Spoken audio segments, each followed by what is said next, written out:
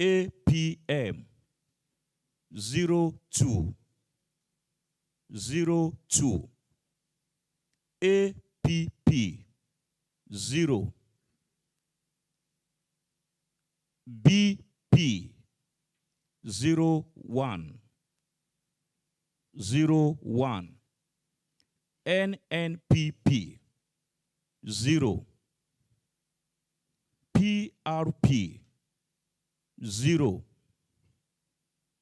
SDP 03,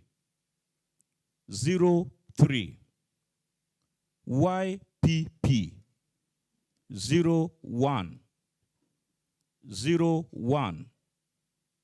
ZLP 20,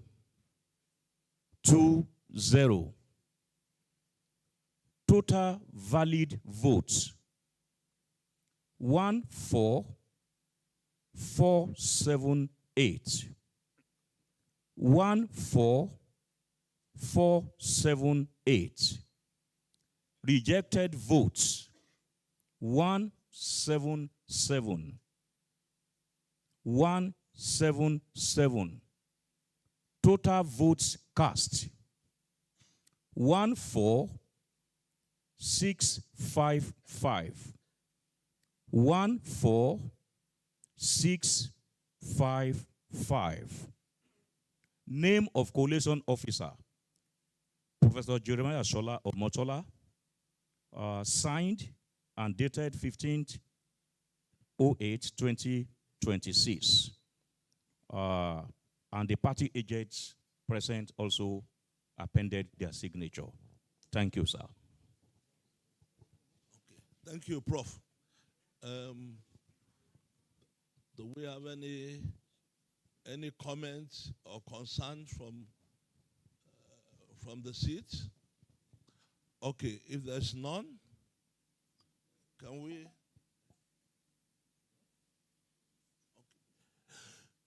Okay. Do you have any record of cancellation? No, sir. No. Okay, thank you. All right. So you may have your seat. Ede South is handing it over. Okay.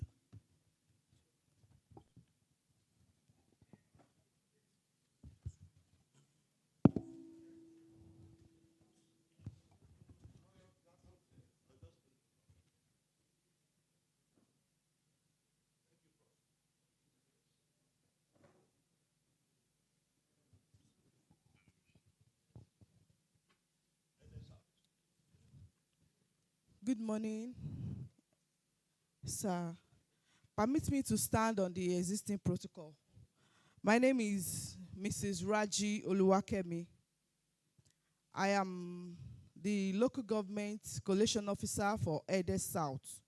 Here with me is my electoral committee. My name is Augustine Asaipe, the electoral officer, Ede South local government. Thank you.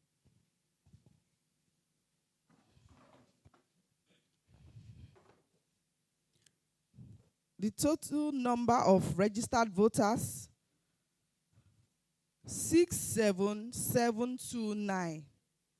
67729. Number of accredited voters, 34011. The parties result. Party A, 26188. 26188. AA 131 131. AAC 41 41. ADC 390 390. ADP 69 69. APC 6219 6219. APGA 27 27. APM 7, APP 5, PBP 3, BP 3, NNPP 3, NNPP 3, PRP 1, PRP 1, SDP 4, SDP 4, YPP 20, YPP 20, ZLP 102, ZLP 102. Total valid vote 33210. Total valid vote 33210. Rejected vote 740. Rejected votes 740. Total votes cast 33950. Total votes cast 33950. Signed by Raji Oluwakemi, that's the collation officer.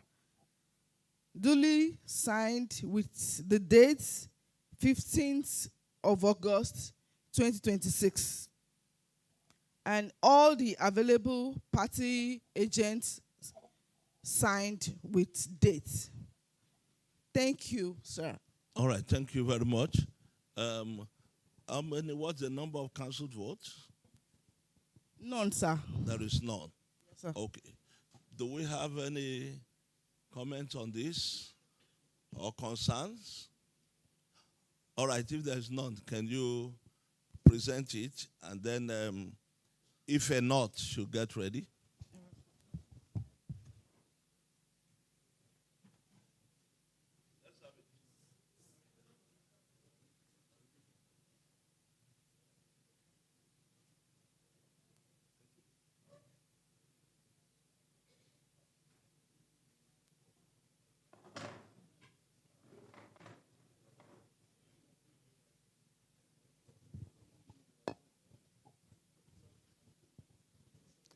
I am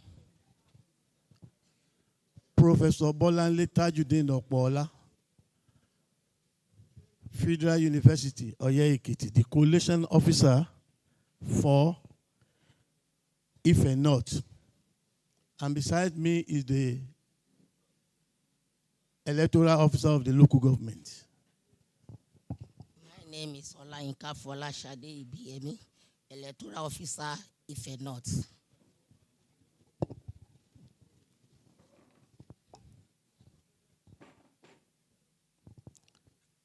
At If and Not local government area, number of registered voters 65718. 65718. Number of accredited voters 24772. 24772. Party A 13879. 13879. AA 87. AAC 40. ADC 333. ADC 333. ADP 80. ADP 80. APC 9613. APC 9613. 13. APGA 45. APGA 45. APM 06. APM 06. APP 01. APP 01. BP 05. BP 05. NNPP 04. NNPP 04. PRP 03. PRP 03. SDP 04. SDP 04. YPP 18. YPP 18. ZLP 98. ZLP 98. Total valid vote 24216. Total valid vote 24216. Rejected votes 488. Rejected vote 488. Total votes cast 24704.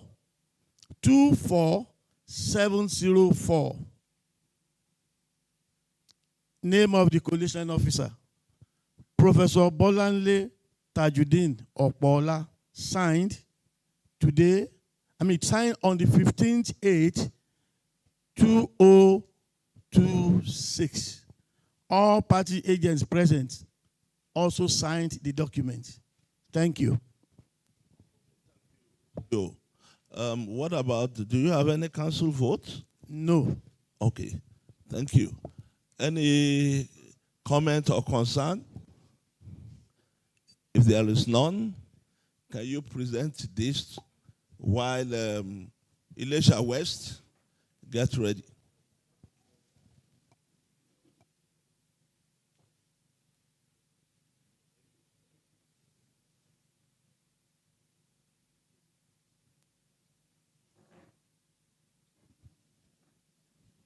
Good morning. With due respect to the protocols, my name is Professor Babatunde Joshua Motosho, Collation Officer for Elisha West. And with me is the... My name is Engineer Famuden Olushola, Electoral Officer, Elisha West Local Government. Thank you.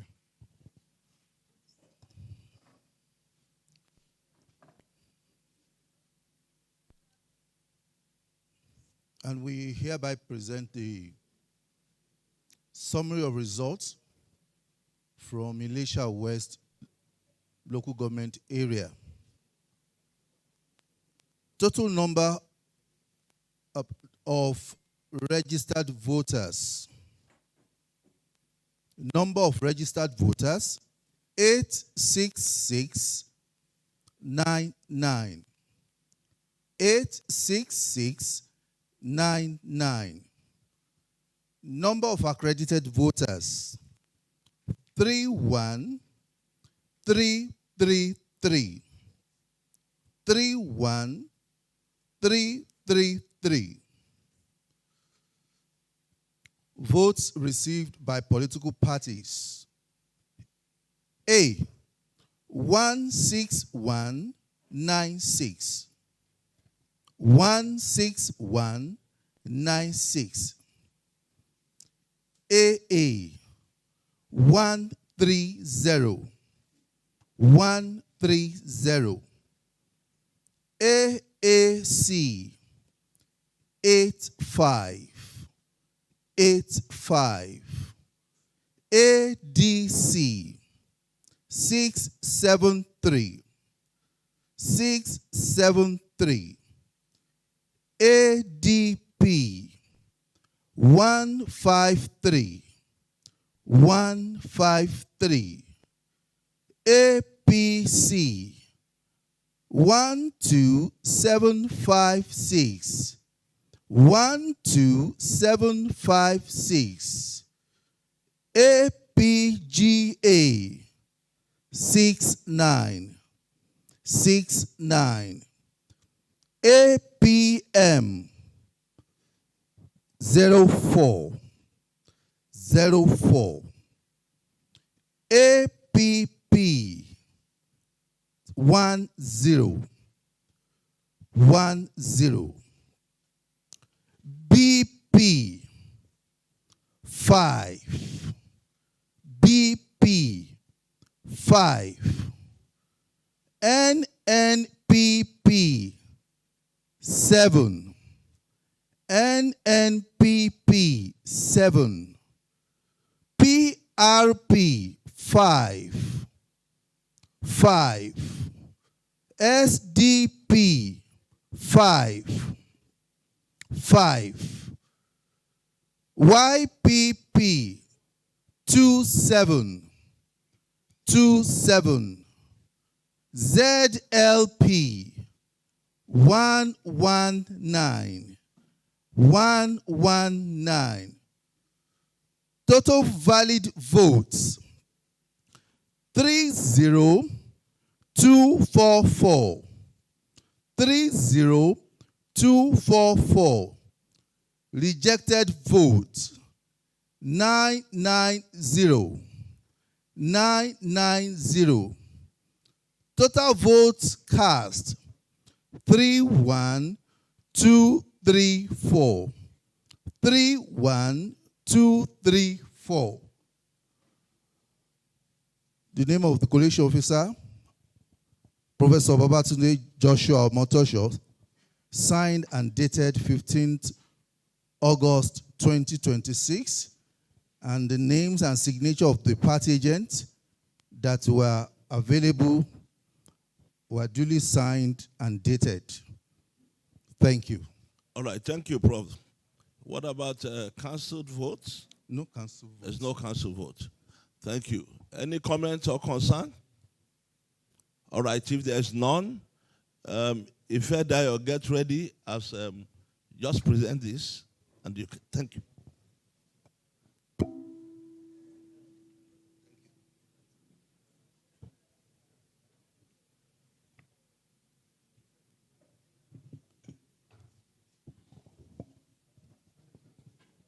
I am Professor Babatope Alabado from Federal University, Oye Ekiti. With me is the Bello Fatai Adeolu, Electoral Officer, Federal Local Government.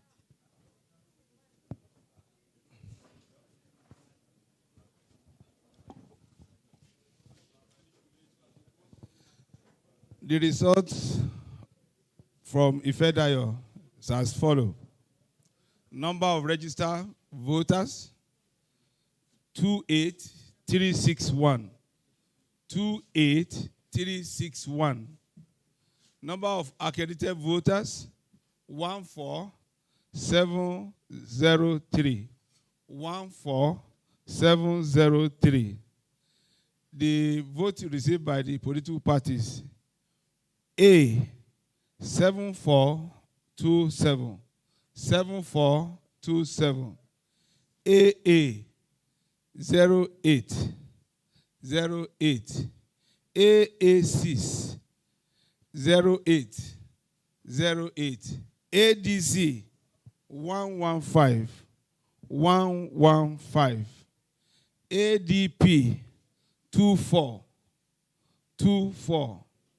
APC 6836. APGA 12. APM 01. APP is 0. BP is 0. NNPP NNPP, APC 6836, 6836, APGA 12, APM 01, APP is 0, BP is 0, NNPP is 0, PRP is 0 and 0, SDP is 0, YPP is 03, ZLP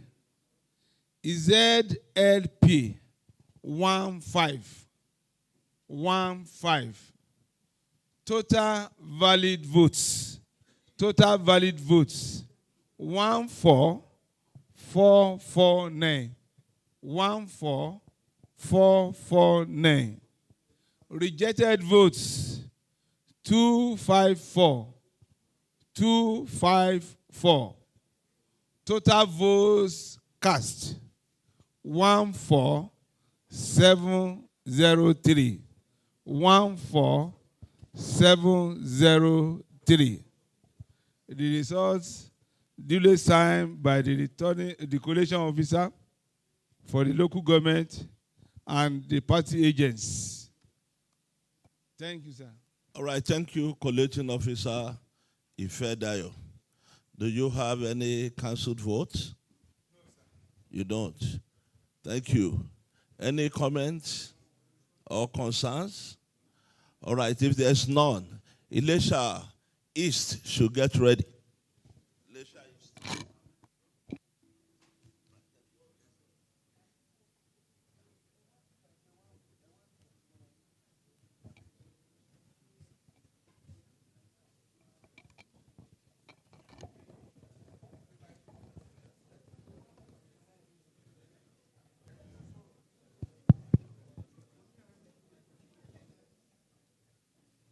Good morning, ladies and gentlemen.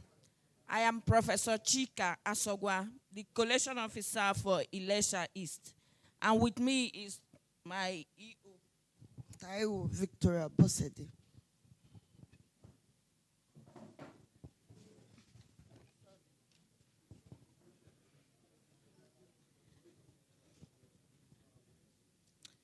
From Ilesha East, the number of registered voters, 89492. 89492. Number of accredited voters, 30371. 30371. Results for the political parties. Party A, 12280. 12280. Party AA, 84. 84. Party AAC, 71. 71. Party ADC, 504. 504. Party ADP, 119. 119. Party APC, 16208. 16208. Party APGA, 68. 68. Party APM, 07. 07. Party APP, 06. 06. Party BP, 05. 05. Party NNPP 05. Party PRP 07. Party SDP 03. Party YPP 18. Party ZLP 75. Total valid votes 29460.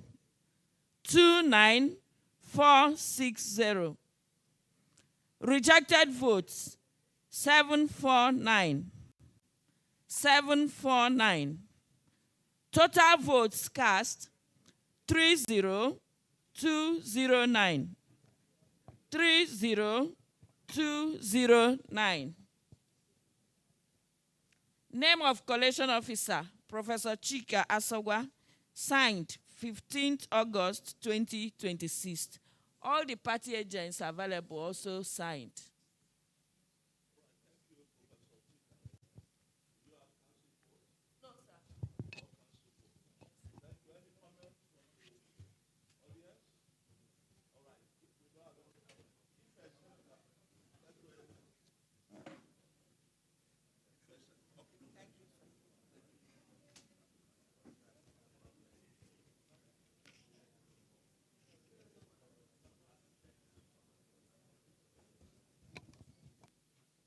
Ife Central. Ife Central.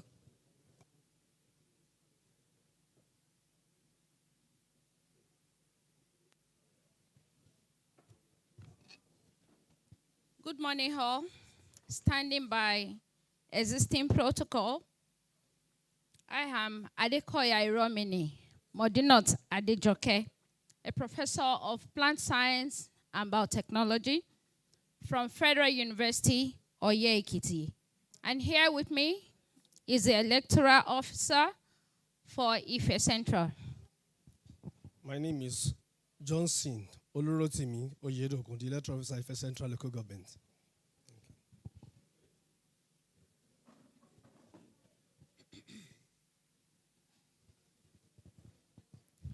Ife Central, code 11.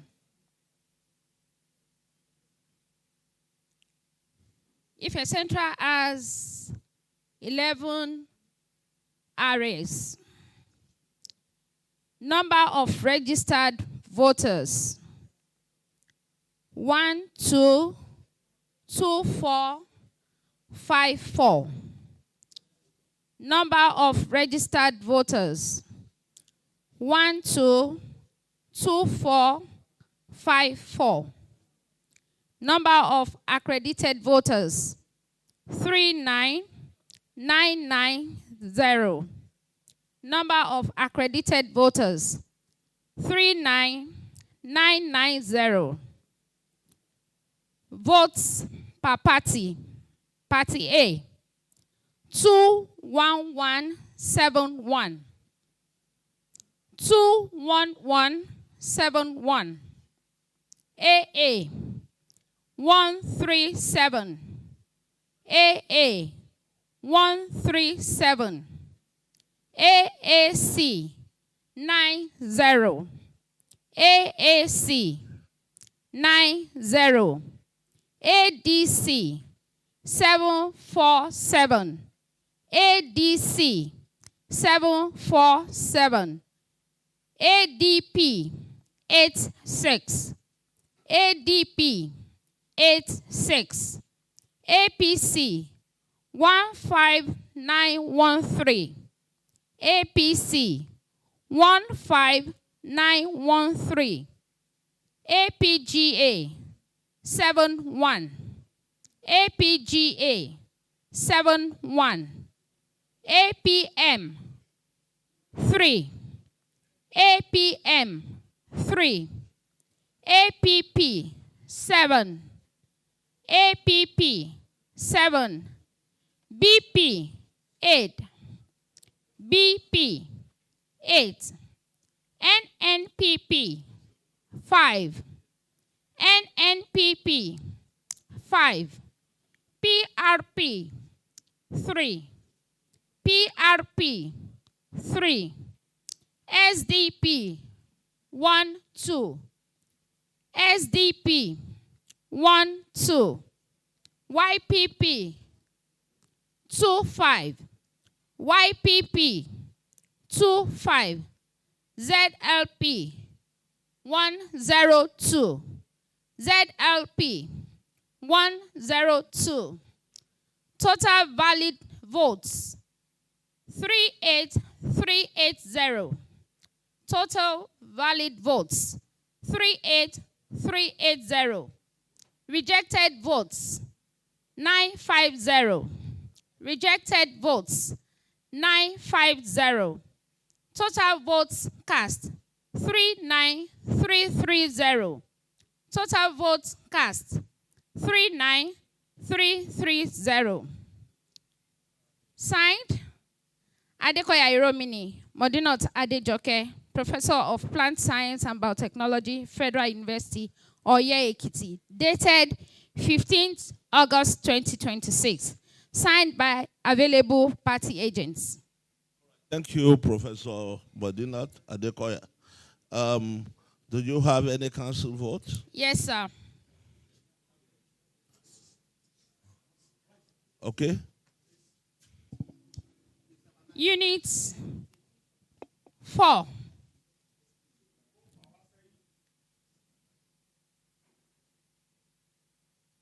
Area 4. Unit 14. That's open space Olumogbe 1. There are 427 registered voters. In this particular area, it was reported that the number of ballot paper received was not up to 427. For these reasons, meanwhile, the number of PVC collected was 332. The number of ballot paper was more than this, but the party agents insisted that if the number of ballot paper is not up to 427, they will not cast votes. The EO and other the supervisory reg went to appeal to them, tried to explain issues with them, but they insisted that they would prefer that a rerun be available to them. Then we also have Unit 17. That was overvoting of just 1 vote. We also appealed to them, but they insisted that they would prefer a cancellation. Then we have Unit 9, right? RA9, Unit 5.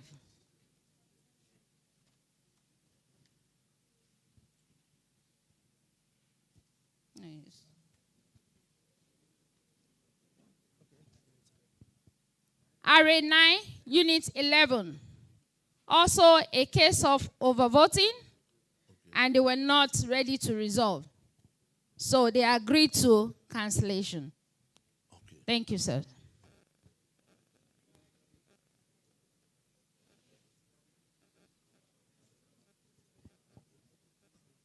So what is the total registered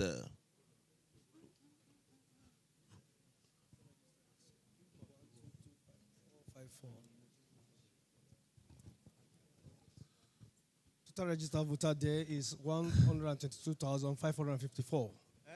One, yeah? 122,454.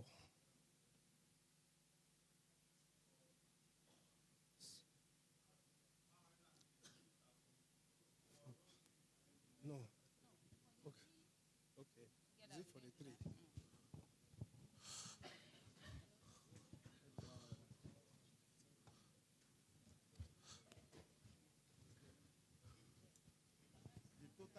Let's get the total register, please. Again.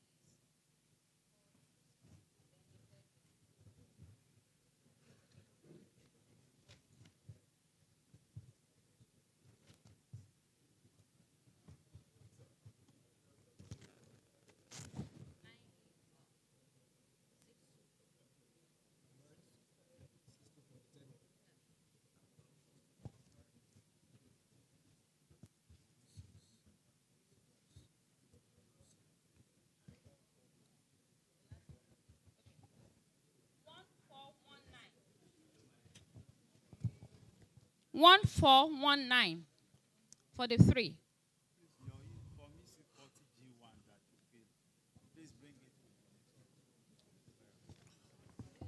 All right. Any comments or concerns from the audience? All right, if there's none, Irepodun should get ready. Irepodun should get ready.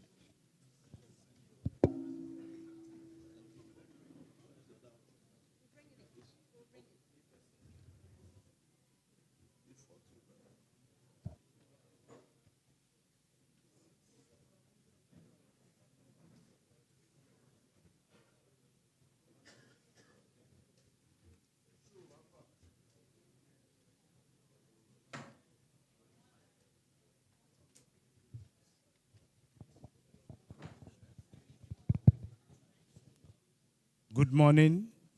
All protocols duly observed.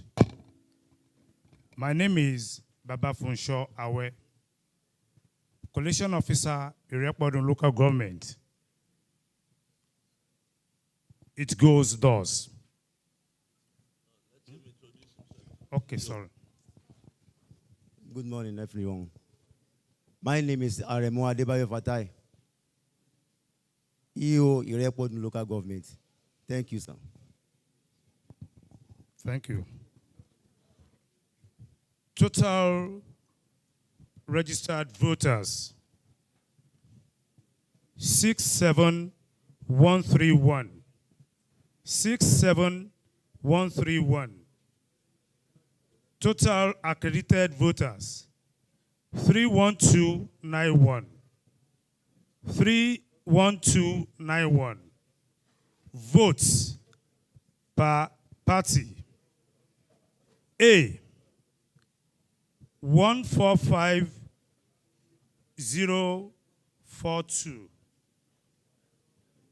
145.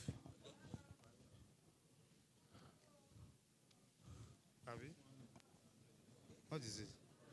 Can you look at it again? Please, let's maintain tranquility.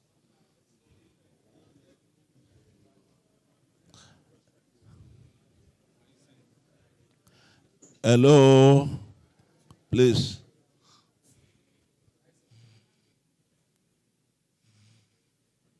No, what is this?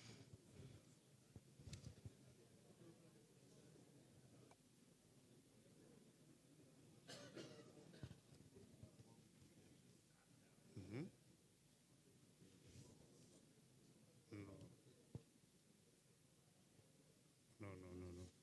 It cannot be.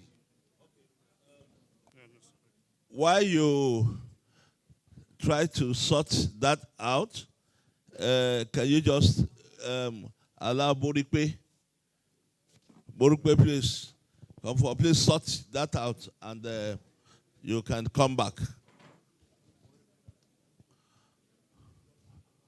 Borikwe, yes.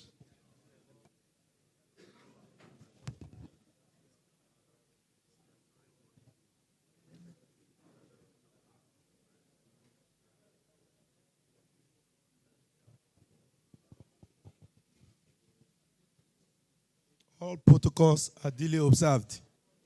I am Ahmed Olaide Shakiru, Professor of Solid Earth and Instrumentation Physics, Federal University, Oye Ekiti. Akonji Olajide Oluwaseyi, Electoral Officer, Boripe Local Government. Thank you.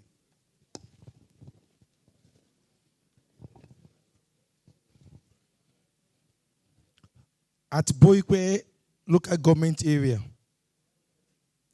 number of registered voters 81067. 81067. Number of accredited voters 33943. Number of accredited voters 33943. Votes received by the parties. Party A 12448. Party A 12448. AA 51. AA 51. AAC 33. AAC 33.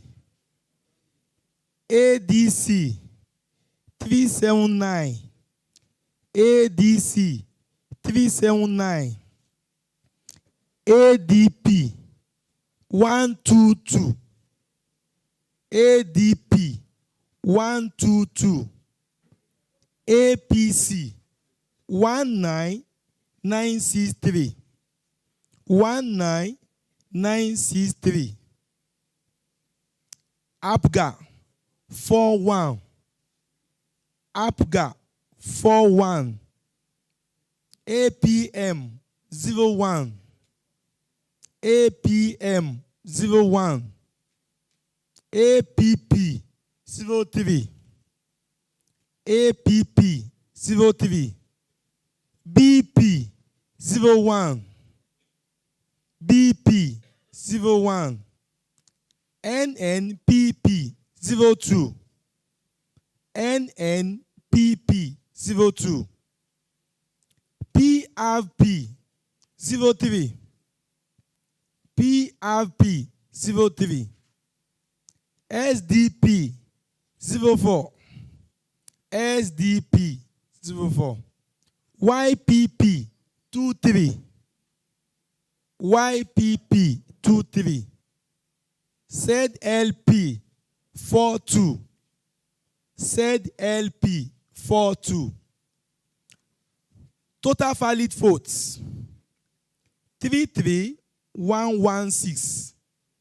Total valid votes 33116. Rejected votes 597. Rejected votes 597. Total votes cast 33713. Total votes cast 33713. Name of collation officer Professor Ahmed Olaide Shakiru. Signed and dated and stamped. All the party agents that were around signed and dated dated. All right, thank you, Professor Thank you, Ahmed. Do you have any cancelled vote? No, sir. Okay. Any comment from the audience? All right. Can you submit this?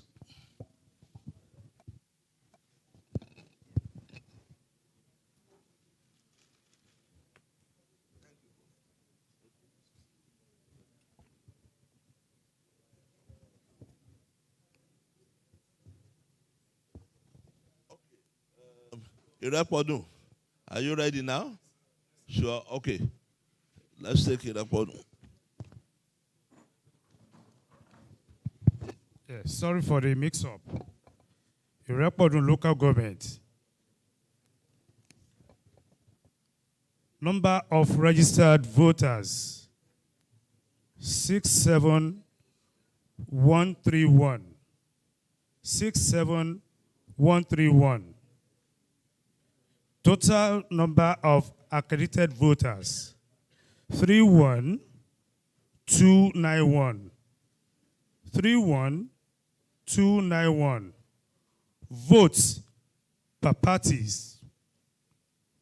A, Party A, 14504. 14504. AA 42. AA 42.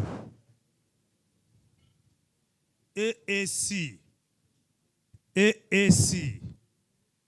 1717. ADC 249.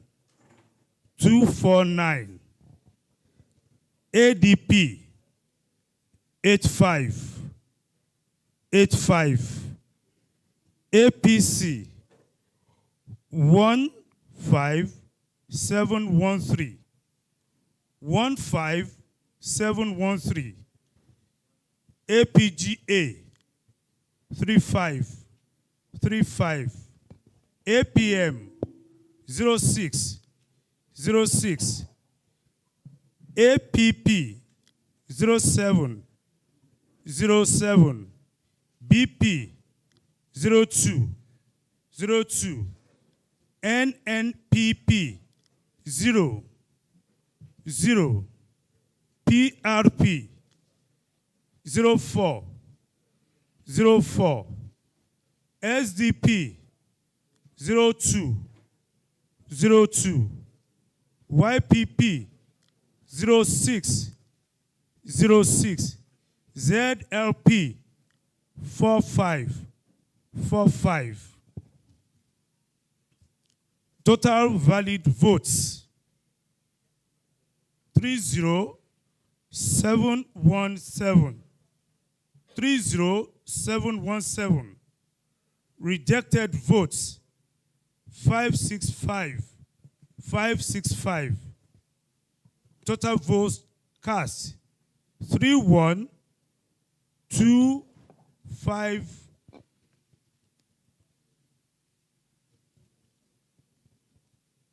31282.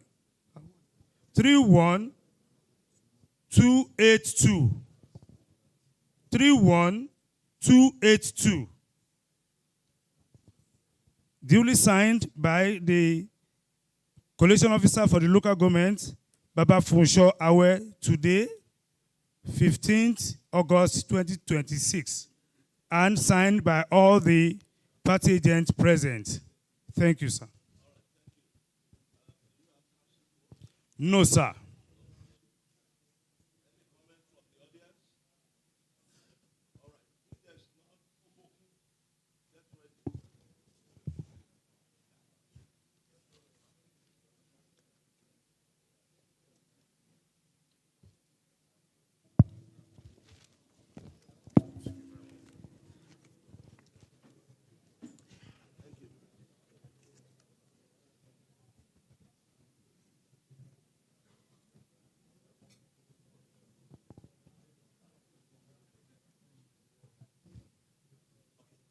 Okay, thank you, sir. Starting on established protocol, Dr. Stephen Ojo. I'm the LG Collation Officer for Obokun Local Government. Fakunyola Jumoke Oluwaseun, Electoral Officer, Obokun Local Government. Thank you.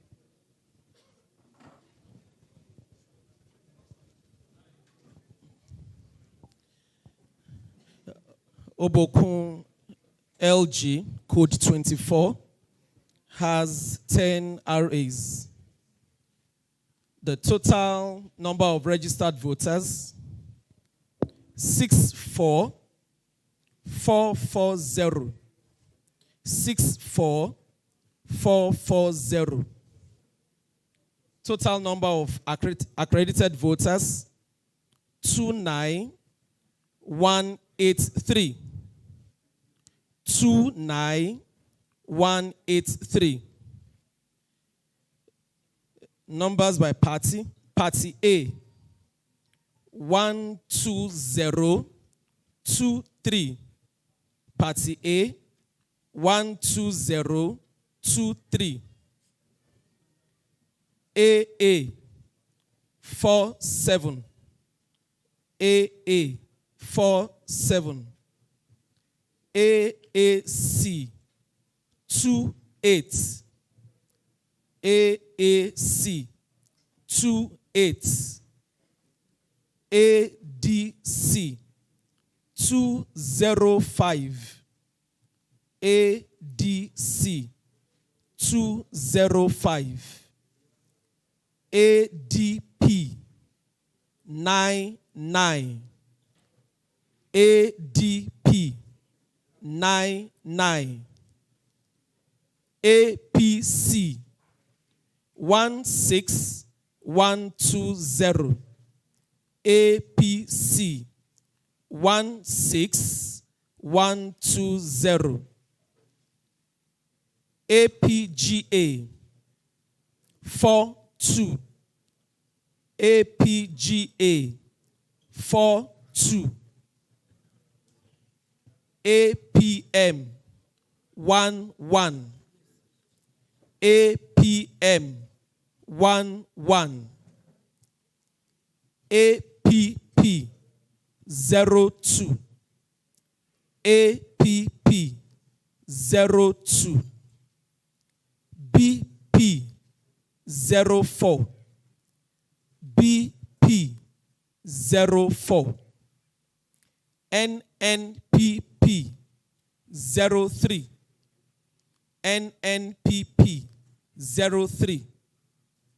PRP, 1. PRP, 1. SDP, 4. SDP, 4. YPP, 14. YPP, 14. ZLP, 84. ZLP, 84. The total valid votes is 28687. Total valid votes 28687. Rejected votes 460. Rejected votes 460. The total votes cast 29147. Total votes cast 29147. This is duly signed by the collation officer for Obokun local government, Dr. Stephen Ojo, on the 15th, 8th, 2026. And it was also signed by the party agents that are present. Thank you, sir. Okay, thank you, Dr. Stephen Ojo. Do you have any cancelled vote? No, sir. You don't? Yes, sir. Thank you. Any comments from the audience or concern? All right, if there's none, Orolu local government, get ready.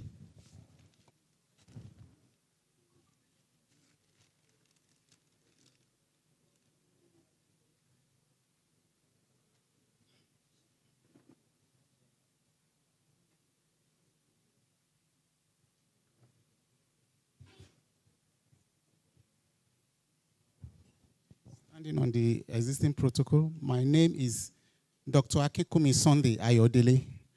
I am the LG Collation Officer for Orolu Local Government Area. With me is the Electoral Officer.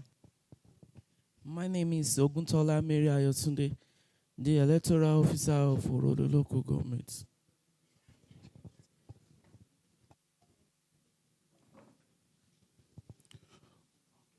Orolu Local Government Area has 10 registration areas.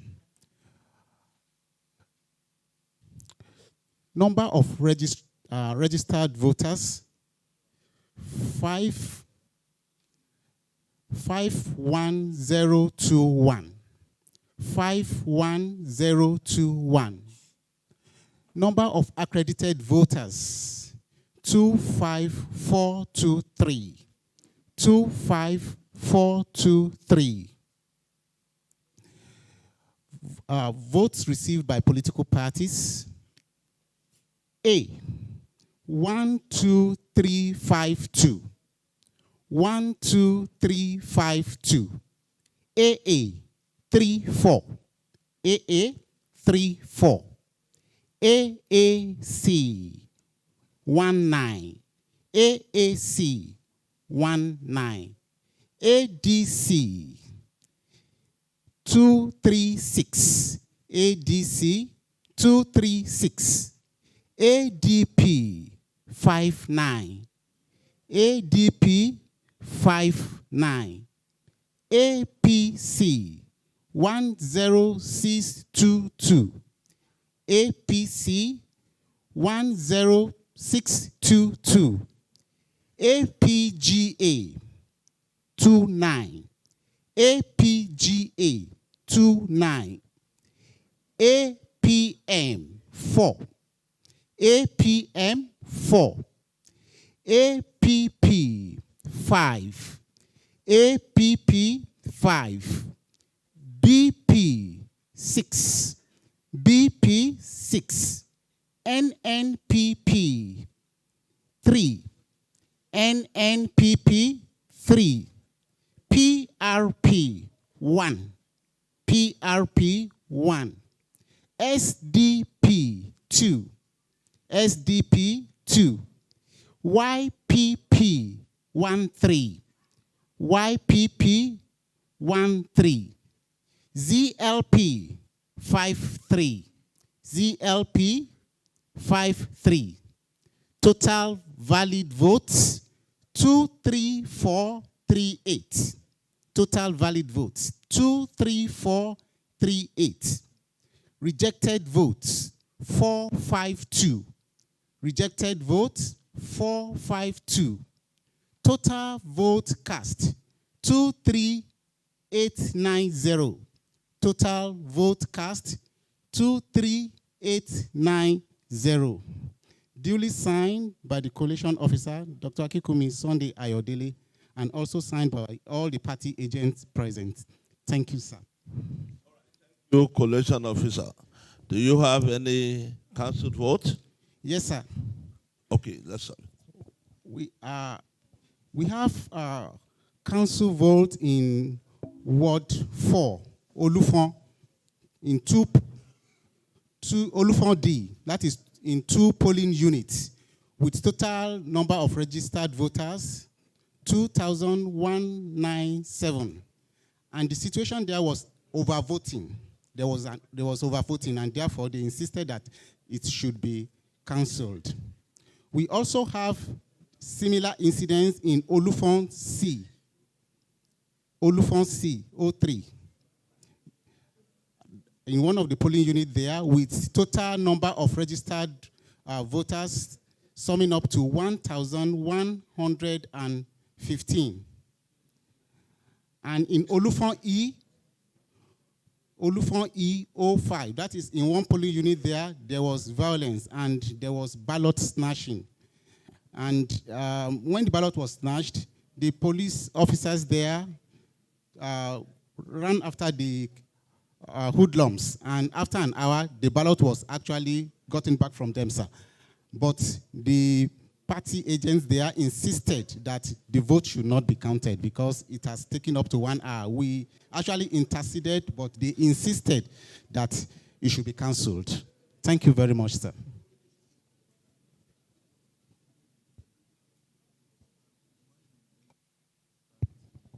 All right.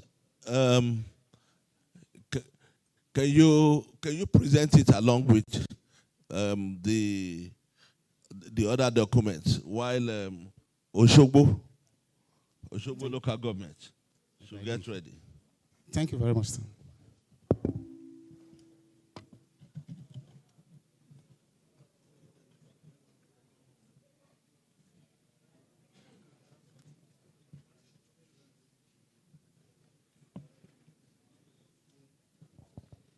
Oshogbo.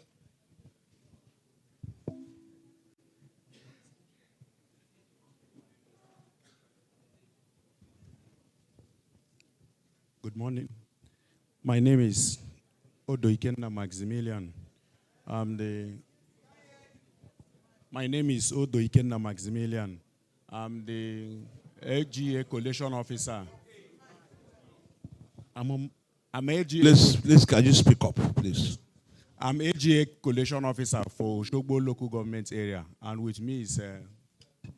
My name is Kadri Adetuji, the electoral officer, Oshogbo local government. Thank you.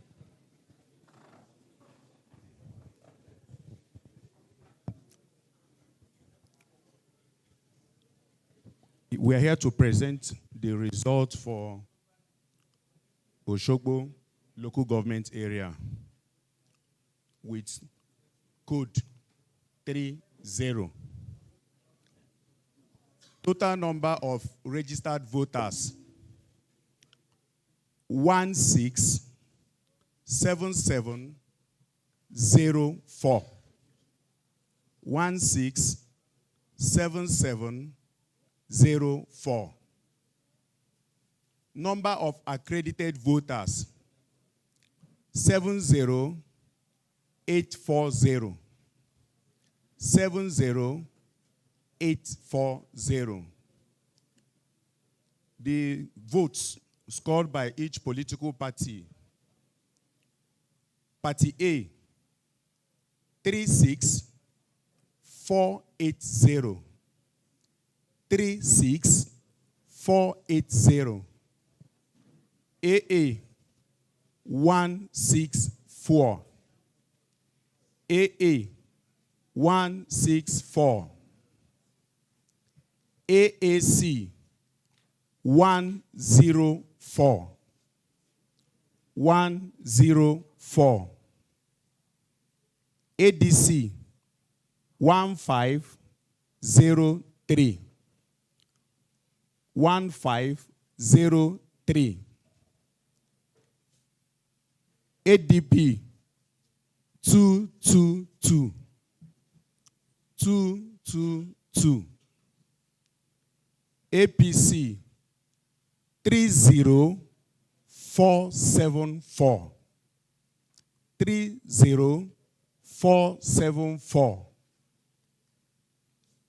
APGA 113. 113. APM 09. 09. APP 09. 09. BP 09. 09. NNPP 11. 11. PRP 01. 01. SDP 15. 15. YPP 34. 34. ZLP 159. 159. Total valid votes cast 69307. 69307. Rejected votes 1478. 1478. Total vote cast 70785. 70785. Signed by the coalition officer, Dr. Odo Ikenna Maximilian. Stamped and signed, dated 15th of August 2026. And the party agents that were available also signed with their names and dates. Thank you very much, sir. All right, thank you, Collation Officer. Do you have any cancelled votes? No. Okay, thank you. Any comments from the audience? Comments? All right. Oriade, let's get ready. Oriade, local government.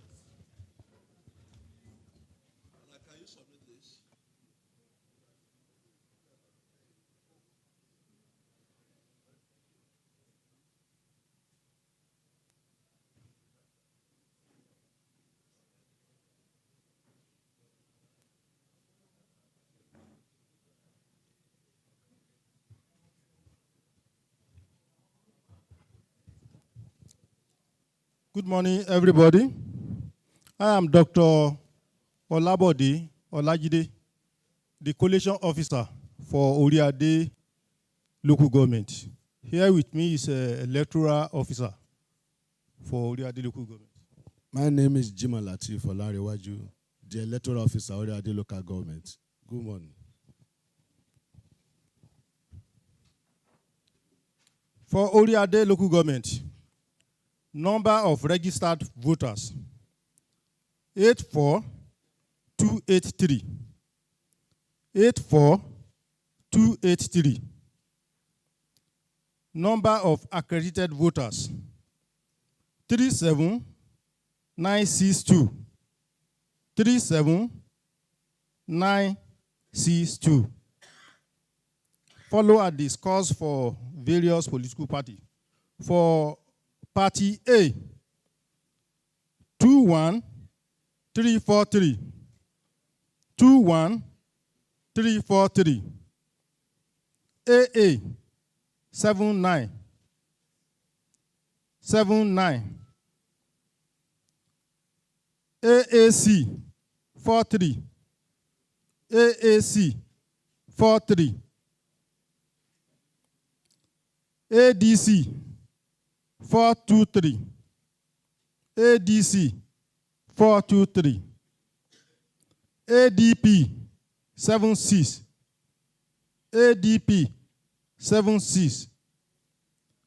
APC, 14863. APC, 14863. ABGA, 52. ABGA, 52. APM, 5. APM, 5. APP, 4. APP, 4. BP, 3. BP, 3. NNPP, 5. NNPP, 5. PRP, 3. PRP, 3. SDP, 7. SDP, 7. YPP, 30. YPP, 30. ZLP, 137. ZLP, 137. Total valid votes, 37073. Total valid vote, 37073. Rejected vote, 860. Rejected vote, 860. Total vote cast, 37933. Total vote cast, 37933. The result was signed by the electoral officer, Dr. Olabode Olajide, and collation officer, Dr. Olabode Olajide, and equally signed by the available party agents. Thank you. All right, thank you, Dr. Olabode. Do you have any cancelled vote? No, sir. No cancelled vote, thank you. Any comments from the audience? All right, if there's none, Oduotin local government. Oduotin local government.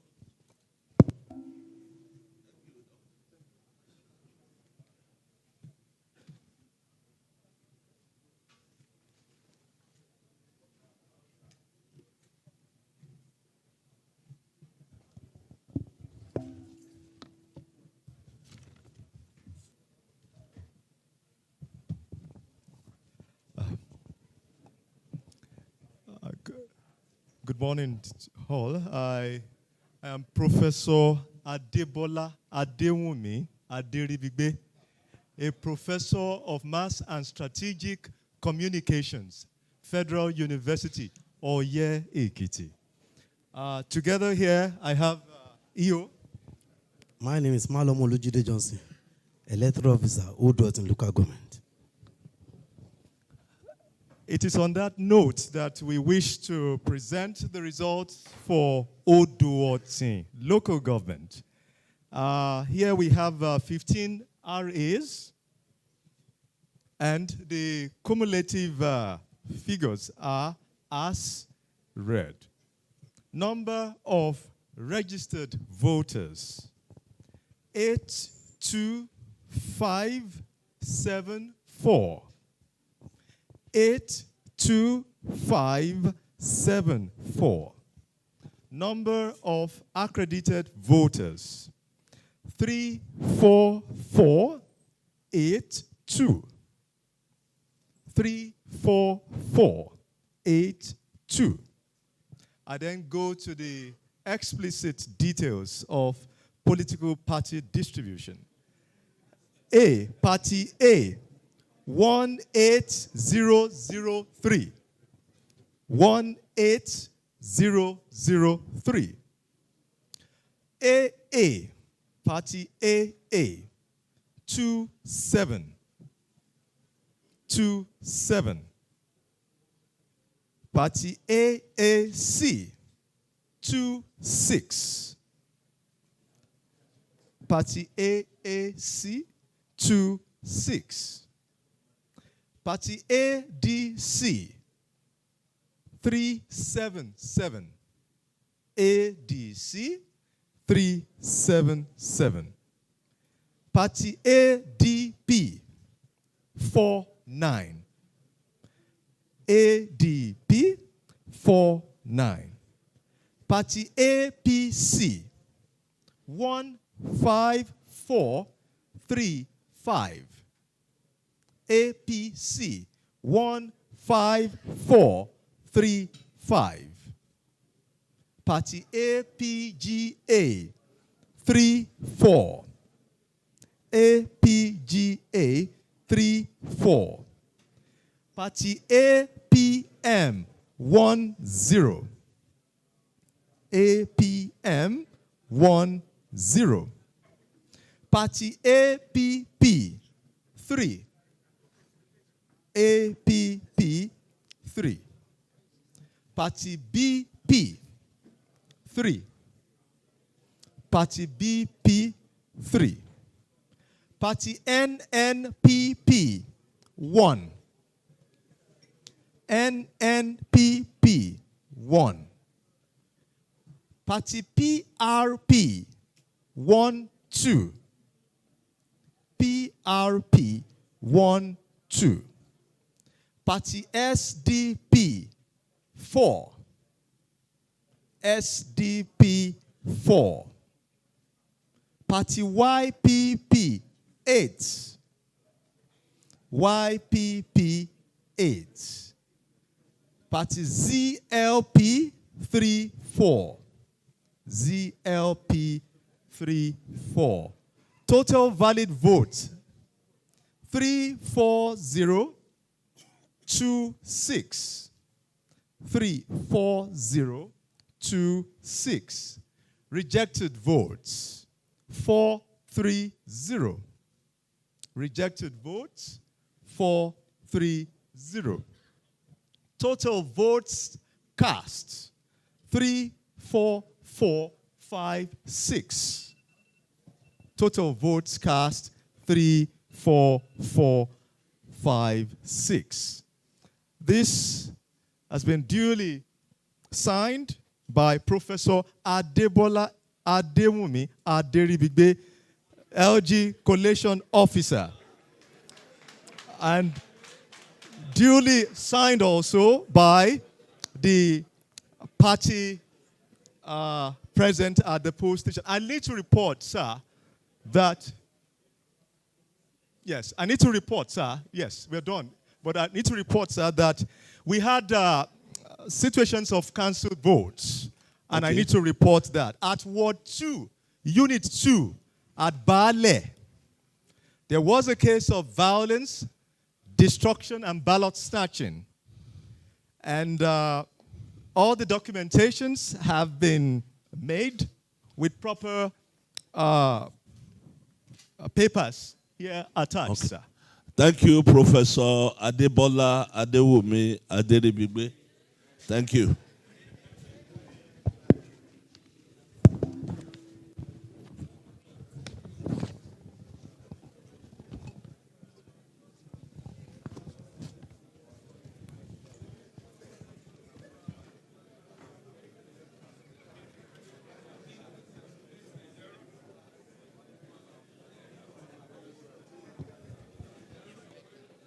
And we have Ife East. Ife East, please. Ife East.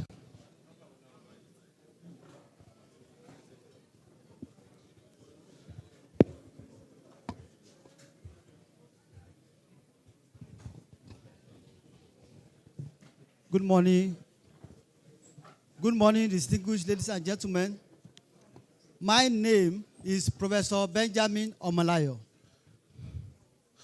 Please, audience, don't make it rowdy, please. My name is Professor Benjamin Omalayo, the Ife East Local Government Coalition Officer.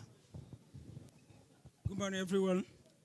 My name is Moses Ajayi, Electoral Officer, Ife East Local Government. Thank you, sir.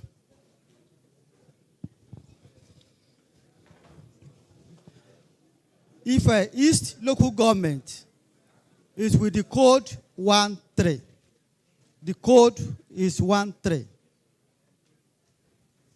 The number of registered voters, 128465. 128465. Number of accredited voters, 49065. 49065. The votes received by the political parties. Party A, 27201. 27201. AA, 204. 204. AAC, 124. 124. ADC, 935. 935. ADP, 121. 121. APC, 18600. 18600. APGA, 93. APGA, 93. APM, 14. 14. APP, 6. 6. BP, 6. 6. NNPP, 10. 10. PRP, 6. 6. SDP, 17. 17. YPP, 37. 37. ZLP, 145. 145. Total valid votes 47519. 47519. Rejected votes 1498. 1498. Total votes cast 49017. 49017. The result was duly signed by Professor Benjamin Omolayo, dated October 15. I'm sorry. The result was duly signed by Professor Benjamin Omolayo, dated 15th of August, 2026. 15th of August, 2026. Hello. No party agent signed the result, sir. All right, Prof. Do you have any cancelled vote? No, sir. You don't have any cancelled Yes, vote? was not reported. Any comment from the audience or concern? Okay, if there's none, we'll take Ifelodun, local government.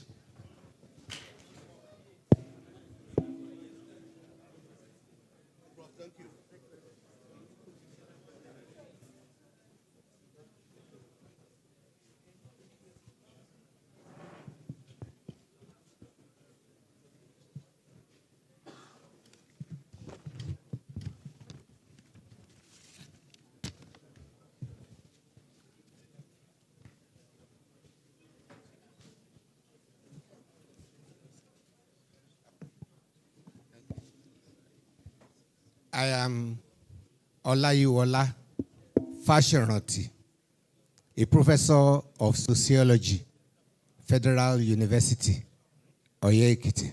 And with me is the electoral officer of Ifelodun. I am Abdulkadir Abdulaziz, the electoral officer, Ifelodun local government.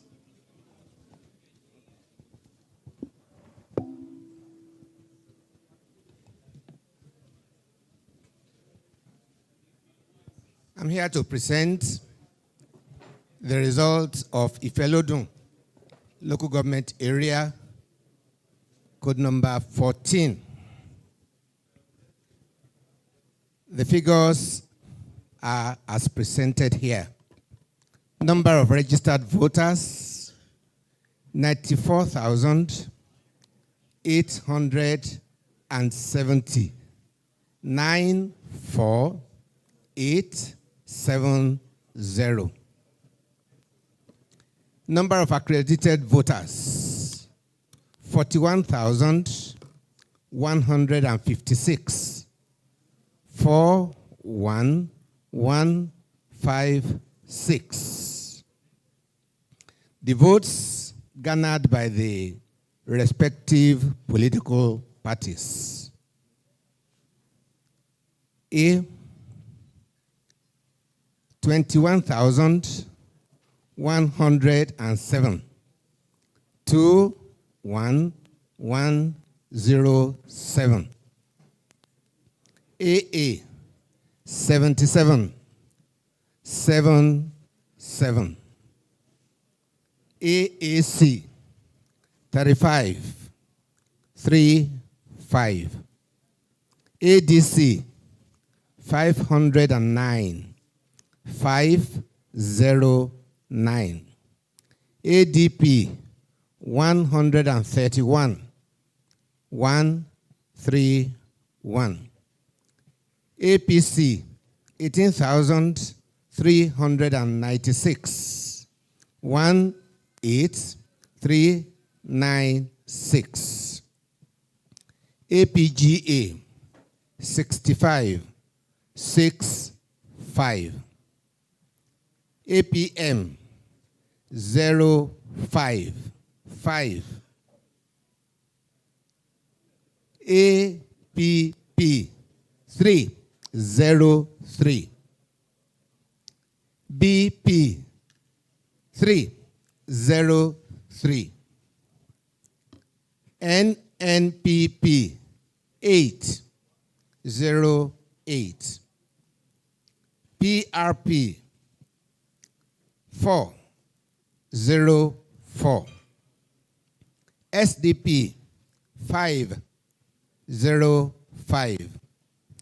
YPP 2929. ZLP 8989. Total valid votes 40,466. 40466.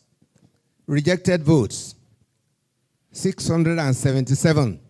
677.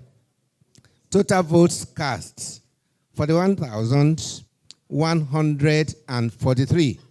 41143. The result was duly signed by Professor Olayiwola Fashoranti on 15/8/2026. It was also endorsed by the available party agents. There was no cancelled result. Thank you, sir. Yes? All right, if not, we will take Atakumasa West.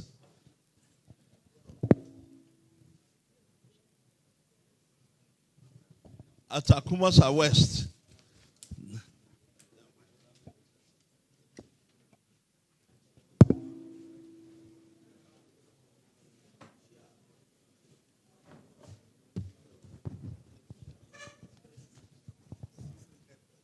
Good morning, everyone. I am Adeniji Olawale Taiwo, Professor of Plant Breeding and Seed Science, Federal University, Oye-Ekiti. I have my EO here with me. My name is Fatimisi Yekin Olagoke, Atakumasa West Local Government Electoral Officer.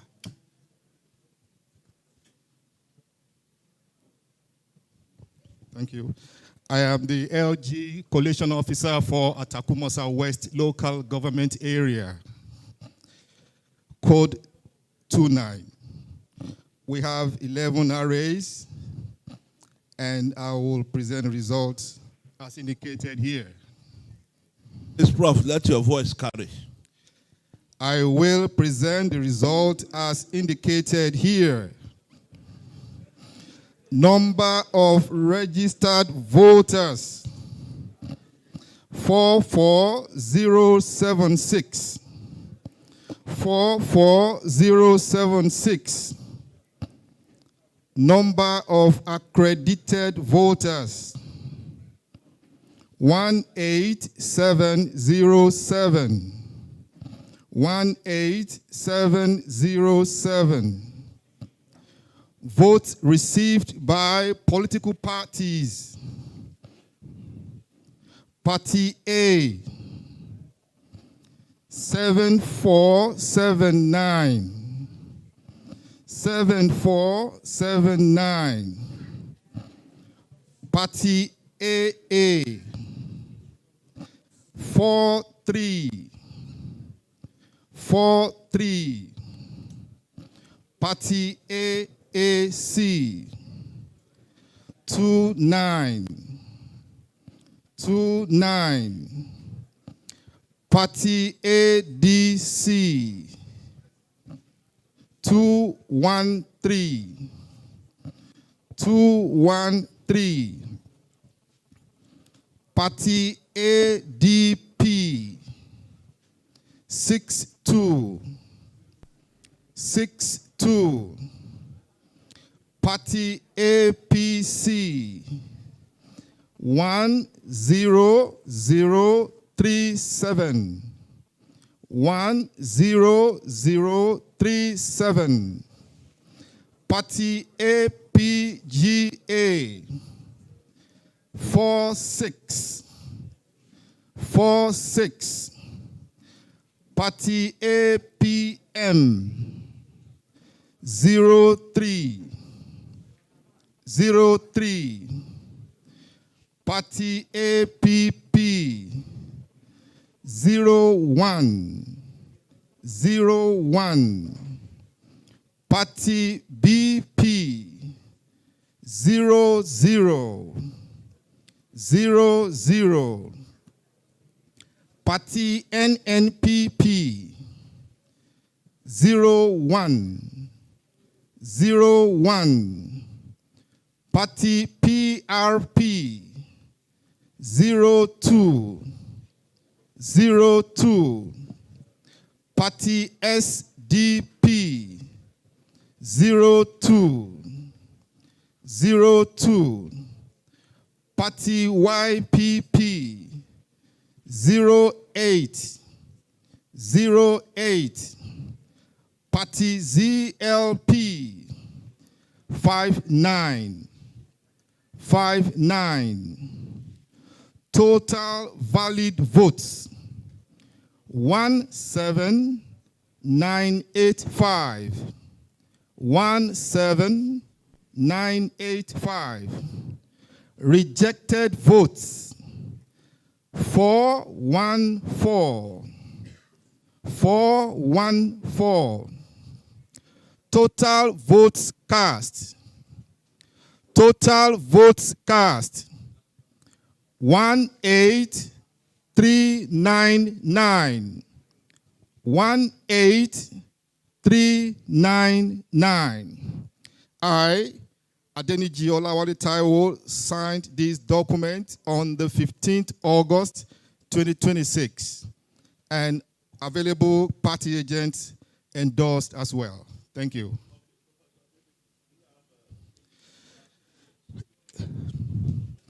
Yes, sir. I have one case here at Okebode, polling unit 001, Ojuoja, with 704 voters. In this case, election was in progress. It was completed. There was inter-party conflicts. The voters made away with the ballot box. Thereafter, they returned the ballot box broken, damaged the voting cubicle, and the polling officer decided that this case is disruption to election, which is in progress. So he canceled the results, and I accepted it. Thank you, sir. We have comments? Any comment or concern? All right, if there's none, we take it along with the documents there. Yes. All right, let's have it. Thank you.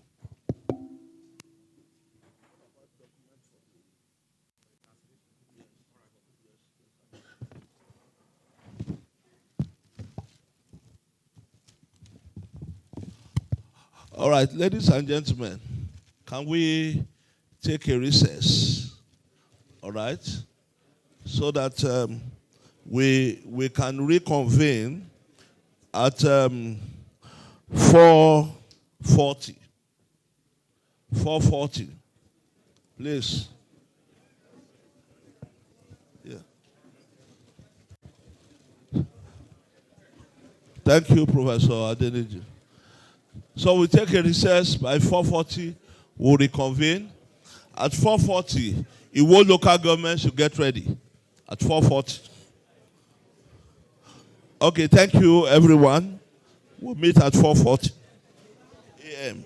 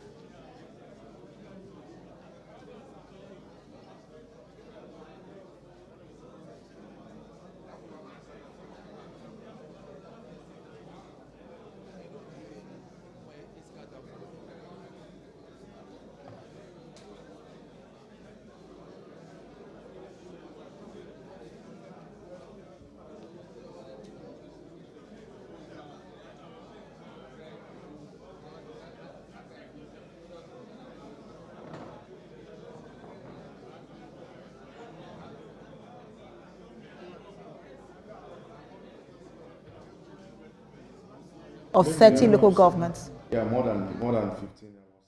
17 local governments. At the moment, from Boluwaduro to Ede South, Ife North, Ilesha West, Ife Dayo, Ilesha East, Ife Central, Irepo Dome, Borikpe, Obokun, Orolu, Oshobo local government, Riade, Odotin, Ife East, Orolu, yeah, Atakumasa, and Ife Lodon local government. All of this, the results are out, and we can see the new development that we're seeing at the moment. Yeah, I was just waiting for that Atakumasa, and it actually got you. Yeah. Some of those names that were quite difficult. Interesting names. Interesting names. But one of the things that we've also found interesting, I don't know if you were, I'm sure you were studying the numbers, the total registered voters and then the total accredited voters. The disparity is just a whole lot. Absolutely. Well, we hope to see at the end of this announcement, we see the total number of registered voters, and that's of those that came out to cast the ballots. Perhaps Biodun Showumi might be right at the end of the day. Might be right at the end of the day. 39 to 42%. But in one of the local governments, we have the returning officer saying there was a case of overvoting in Orolu local government and a case of violence and ballot snatching in that particular local government. Also in Odotin, ballot snatching and violence, that led to the cancellation of votes in that particular local government. So, Emmanuel, a lot of issues to expand on. Let's bring in, well, he's not a guest in his own Absolutely, in-house executive analyst. Editor Kayode Dende. Let's get your thoughts on the 17 local governments so far and some of the figures you're seeing. Any surprise there? Surprise for, how would I explain? Surprise to what we've been seeing in the social media, and that's one of the knowledge we talked about the idea of IREV, that you got a particular polling unit where 60-40 people voted, and you go ahead to say they've won, they've lost, and so some of the things we saw gives credence to the fact that you need to do your calculation, you need to calculate. It's important we exercise some level of patience so that we do not have some confusion. It is about data, it's about figures, and figures are to tally for us to go to the press to say this is the actual result. So for me, I'm seeing some bit of tightness compared to what I thought people have been saying, and I think it's been a close race. One funny thing about election is it is not the total number of local governments you won. It is about the majority in terms of the total number of votes. Because if you put 5 local governments together and it's not up to Osogbo, for example, one wide margin in Osogbo, because in this case it was so close between we need to get used to that, between A and the APC. Supposing there's a wide margin now, what that means is that would have cancelled about 5 local governments. So it's not about the total number of local governments that have been won. So far we've seen that in terms of marginal votes, the one with a higher number of votes, I think the other party had won like 12, the other one had won like 5. But the two things people should watch out for is the total number of votes. So bring out your calculator, calculate how many number of votes, and secondly, this is very clear, the spread in terms of 25% of the total number of votes, the two parties are having it. The third party is a distant third. So probably I wouldn't want to talk about the third party, but for the purpose of conversation, the third party, because it's ADC, they believe they are a major party. The fact that the secretary of ADC is also a former governor of the state. But I think that they do not exist in the scheme of things. For me, they are nowhere to be found on this. Nowhere to be found, that's the right word. In this particular election, but a lot of people... So just to answer our questions, a bit of surprise, that it is quite tight, as thinking that it was much of a wide margin, but I think it's a well fought for election. in the build up to those particular elections, there were some local governments which were called flashpoint areas for violence. But in this one, we're seeing new development from Orolu and Oduoti, where the INEC officials also recorded violence and some cases of violent ballot snatching. Before now, the flashpoint local governments were the Osogbo local government, Ife Central, Ife East, Ife North, Ilesha West, Ilesha East, Ede North, Ede South, Iwo, Ejigbo, and Boripe. Some of them, their results are out, right? Yeah, their results are out, and we didn't see cases of cancellation of results in that particular local government, which used to we used to have elections, cases of violence in that particular local government. But in the build-up to the 2027 election, some have been saying that where is the NDC in this election? I even saw Abga there. Yeah. I even saw Abga. And not having NDC is just to say that NDC needs to understand that national election, you need to build structures. You need to have wings, across different states before you can be taken seriously.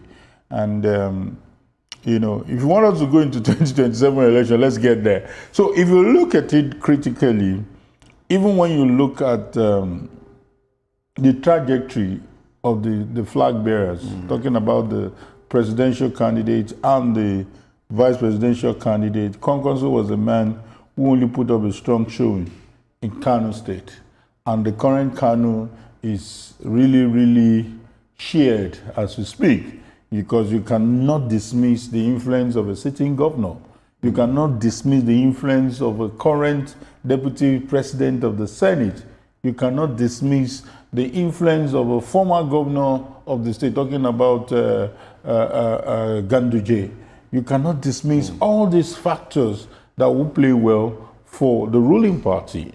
Now, so you have a Kwankwanso who was enjoying all this support before then, and he had a huge number of votes. Now, when you now talk about Mr. Peter Obi, this was a man that, in the build-up to that 2023 election, there were a lot of things that were working for him.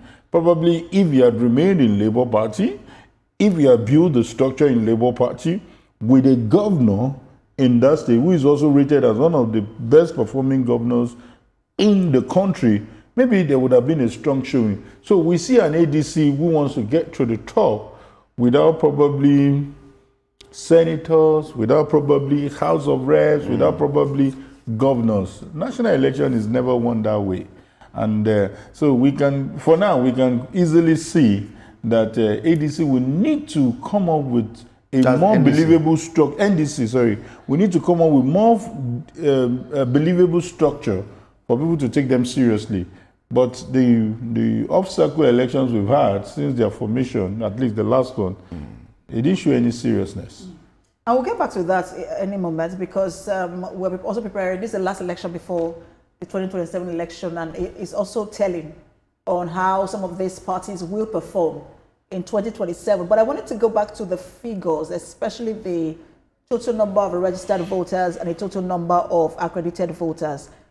For some places, you have as much as 80,000. By the time you look at the registered accredited voters, just about 37,000. And it's that disparity has been so much. It sort of takes off the hope. It's consistent. It sort of takes off the hope that, there's going to be a large voter turnout. I also wanted to speak to that. It's consistent. I think this conversation goes beyond this particular election. The average has always been around 40%, 45%. And so I'm yet to untangle what is responsible for that pattern across the country. Even the well thought out election in 2023, go and check the 2023 figures. I think it's still on the average of less than 40%. So what happens to the 60%? The 60% are less concerned. The 60% to a large extent believe that with or without who is in power, they can always exist and coexist in an entity called the country. You understand? So we need to, apart from making the election much easier, making it more fun-like, there are also need for these people to bear in mind that they need to have a say. I totally agree that we need to make it easier for people. We need to let people know. For example, the journalists are usually barred from voting, not because we are not asked to vote, but because our election is location-based. So if Emmanuel is sent to Enugu, for example, now to go and cover election, he's not likely to vote, and there's nothing stopping him. You know, some will say, hey, but journalists are supposed to be neutral. Excuse me, on the job you're supposed to be neutral, but you have a stake to express your franchise on your preferred candidate. So the journalists shouldn't be taken for granted. The police operatives shouldn't be taken for granted. They vote. I think they vote either a day or 2 days before the main election in Ghana. They are considered. Even in America, they have these mail-in ballots. Exactly. So we need to factor these people into our election. Maybe that's another pointer to Professor Joash Amonkpito. Then let's also look at these people who are showing no concern. We can make it easier for them. We can do a whole lot of mobilization. Remember what happened in America? The election before Trump, you know, people were saying, okay, 60, 70%. But when it was well fought for between Trump and Biden, it flew to almost 80-something%. So we can make it more interesting. We can make the issue of governance all involving. And then I'm looking at, when are we going to reach 50%? When are we going to reach 55%? I'm not very ambitious. But like Showmi said, Showmi, he has studied the whole process, and he has discovered that 40% is a big achievement. And from the way it's looking, we may not get to that 40%. Looking at the electoral process, but INEC cannot make any amendment without going back to the lawmakers to make the change over in the electoral Making it more interesting. More interesting. And you know, when it comes to the election guidelines, INEC is at liberty to come up with guidelines that can make things easier. Especially when the beavers came up, there was no provision for electronic way of verifying. But they look at it that, okay, let's bring in this. So whatever technology they bring, it may not be backed by law, but if it's going to make the process easier, INEC is at liberty to do that. So I'm just saying that let's make it easier for people. Maybe they need to increase the number of polling units. Maybe they need to make it closer to people's bedroom so that they don't need to have any work. And more importantly, they need to demilitarize our election process. All right, let's look at the figures at the moment. Let's start with Ede South. It shows the strength of someone here. Accord Party with 26,188, APC 6,219, ADC with 390. Unfortunately, I don't have the figure of the last election, because I would have said that that looks to me like an improvement on the part of APC. You know, Ede is always a block vote. Ede, you cannot separate the name Adeleke from the people. I hope I will not be committing a blasphemy now. When you hear of Timi of Ede, you know, so you cannot dissociate the name Adeleke with them. But then, like we said, the results are not fully out. Whatever we are having. Apologies for interrupting. You can take it again, and I will just look at the one for 2022. That was which of the Ede? The Ede South. Okay. Take the figure for Accord. Accord Party, 26,188. And APC with 6,219. Okay, so you know in 2022 it was PDP and the APC, which is, PDP was 16,914. No, it was sorry, I missed it. Okay, so PDP was 19,438 and APC was 5,704. So this year they also went up by 1,000 votes. They've never really had stronghold in Ede. Yes, yes. So and so if you look at the margin, I think it has gone a bit higher this time around, which is to say that let's do everything possible to increase the difference is about margin. 20,000 here. And there it is 19 to 5,000. I think to 5,000, which is about the margin would be 14,000. 14,000. So I think this is higher. That's what I mean. Yes. That they perform better this time around. But I sense there's a bit of friendliness, because before then, what we see in our election pattern is they don't allow opposition to even have a breath. They don't even allow their agent to have a say.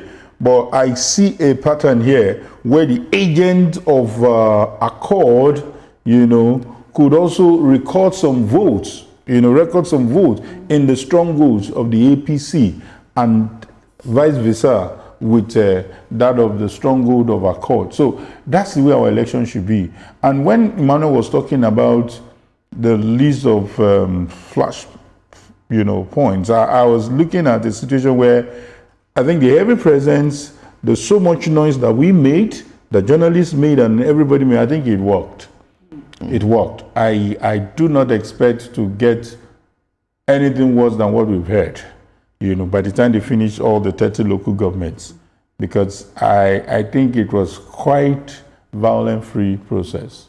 I want to stay on the point that you raised on strongholds for political parties. Because you're right about the fact that now, because before, the person who is a stronghold, party that has that stronghold, has the votes. Absolutely. Sometimes we find it, sometimes maybe just two pity votes. Zero, for the opposition. But what do you think is responsible now, where sometimes, let's use the APC and Accord, Accord can have, for example, 15,000 in their stronghold, and APC is trailing behind with about 7,000. That's a lot. Yes, and I think for Osun, we need to also look at it and probably speak broadly about the point you raised. The two parties are everywhere. The two parties are in all the local governments. I think we need to go back to the Collation Center where we get a result of the other local government in Osun State. I just mentioned that we would like to identify and recognize representatives of the various parties here. And all you will need to do, if I call the name of your party, is either you wave or stand and sit again. Party A. No one. Party A. All right, thank you. Party AA. AA. No one. AAC. Okay, thank you. ADC. ADC. No one in ADC. All right, I can see you behind ADC. ADP. ADP. Anyone there? Okay, I can't see any. APC. APC. APC. Can I see the hand? No one. APGA. All right, thank you. APM. APM. APP. APP. BP. BP. All right, thank you. NNPP. NNPP. No one. PRP. PRP, thank you, I can see you on. SDP. SDP. YPP. All right, thank you. ZLP. ZLP. Anyone? ZLP. All right, thank you. We would like to continue from where we stopped. the collating officer and electoral officer for Iwo local government. Iwo local government. Please step forward.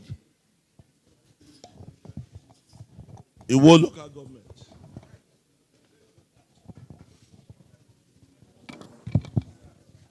You will introduce yourselves before you start sharing the account.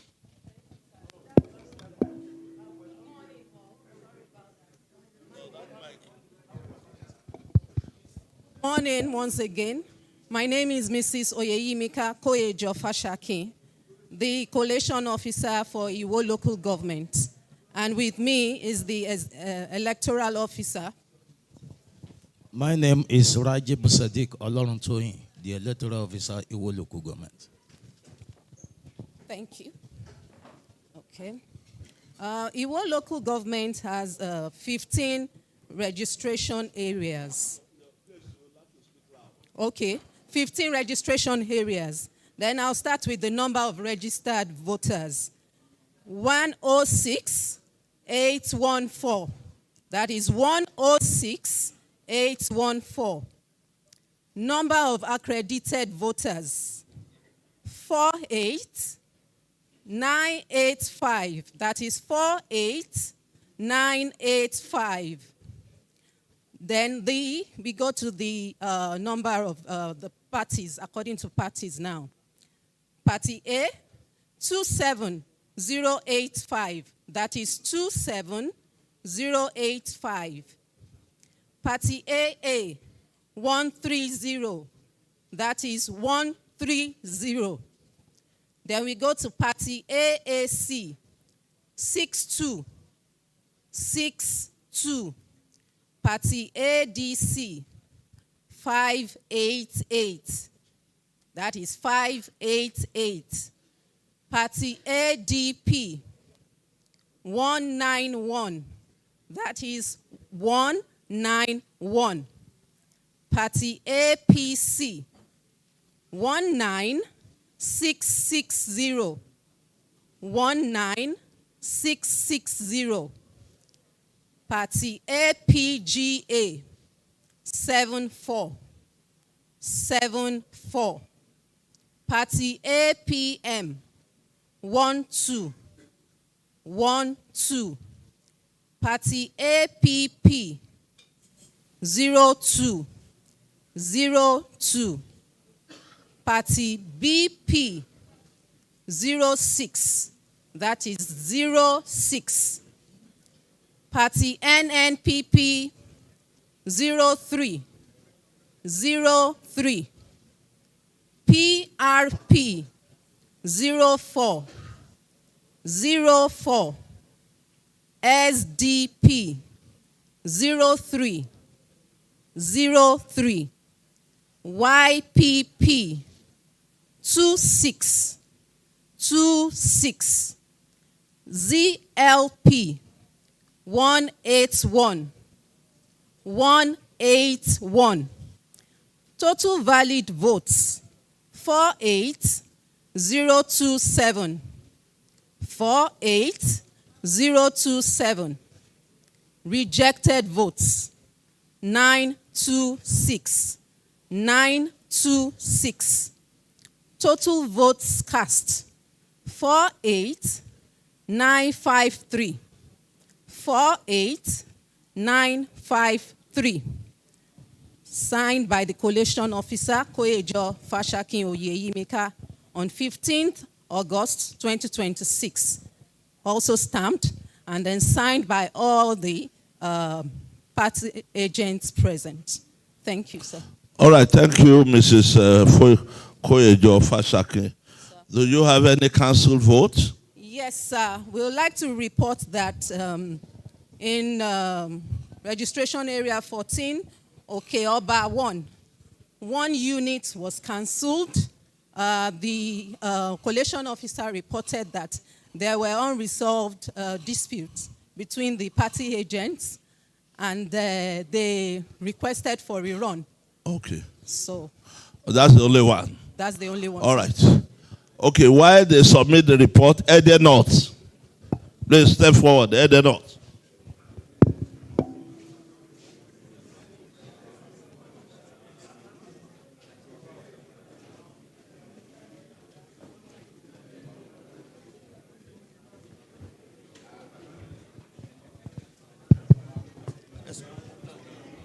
My name is Jacob Okpele, an associate professor of Library and Information Science, Federal University Oye Ekiti. With me is my EO, Dr. Denyola Akinwale Oludare, electoral officer at the North Local Government.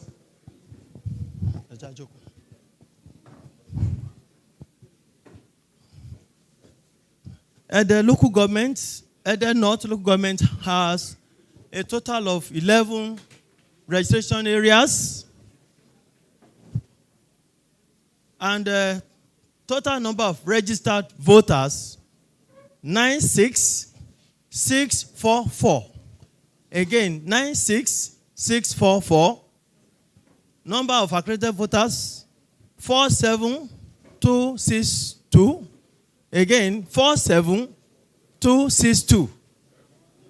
Result for the various parties. Party A, 35,427.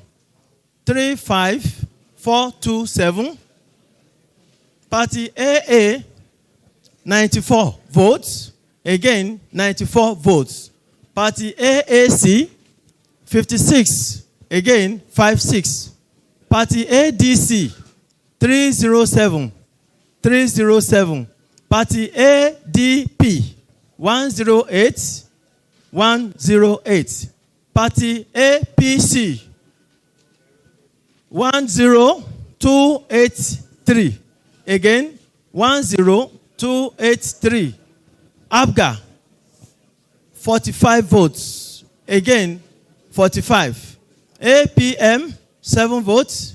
Again, 7 votes. APP, 4. APP, 4.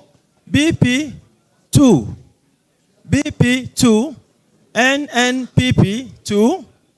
NNPP 2, PRP 3, PRP 3, SDP 2, SDP 2, YPP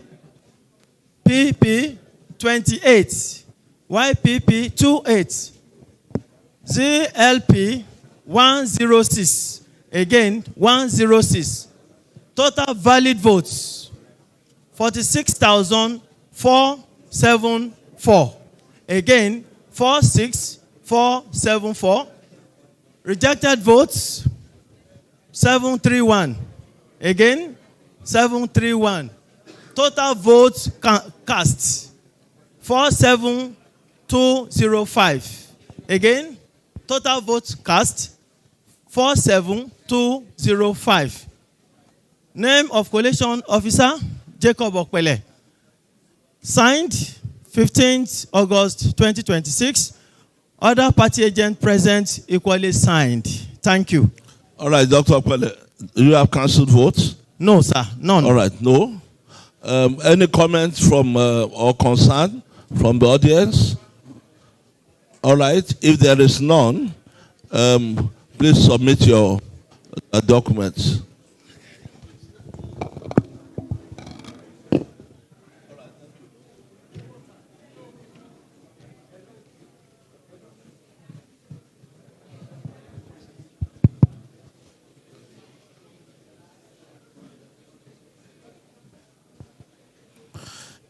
Ila local government. Ila local government.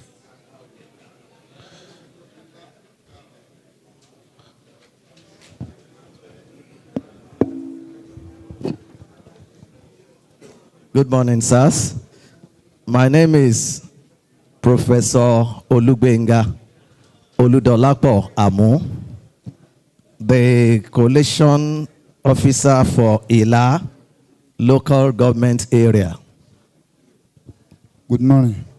My name is Saka Nurain Bolaon, the electoral officer Ila local government. In Ila local government, we have 11 registration areas. and I present. Number of registered voters, 57825. 57825. Number of accredited voters, 30028. 30028. The votes per party. Party A, 16211. 16211.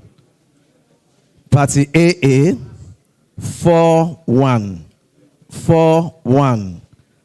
Party AAC, 1111. Party ADC, 259. ADC, 259. Party ADP, 70. 70.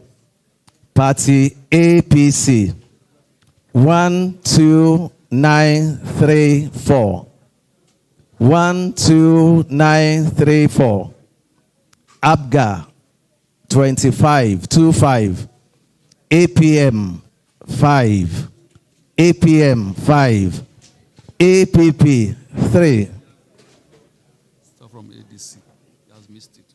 ADC. I should start from ADC again. ADC, 259. ADC, 259. ADP, 70. 70. APC, 12934. APC, 12934. ABGA, 25. ABGA, 25. APM, 5. APM, 5. APP, 3. APP, 3. BP, 1. BP, 1. NNPP, 4. NNPP, 4. PRP, 0. PRP, 0. SDP, 2. SDP, 2. YPP, 4. YPP, 4. ZLP, 35. 3, 5. Total valid votes, 29605. 29605. Rejected votes, 416. 416. Total votes cast, 30021. 30021. Signed by the collation officer, Professor Olugbenga Oludolapo Amu, signed 15th August 2026, and also stamped, and all the party agents present also signed. Thank you, sir. No, sir. All right. Any comments from the audience? Any comments? All right. Thank you, Professor Olugbenga Oludolapo Amu. Thank you. Please submit your report. Well, Irewale, get ready.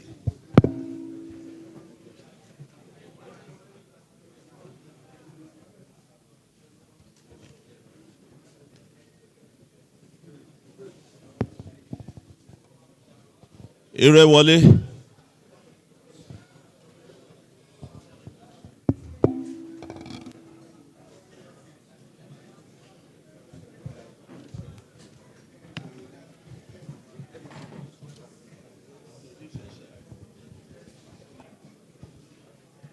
Good morning, sir. My name is Wabji Ragaka Nelmadne. With me is the EO of my local government. I am Olatunju Adeyemi Wole, lecturer officer Ilere-Wole local government. Thank you. Ilere-Wole local government has 11 registration areas.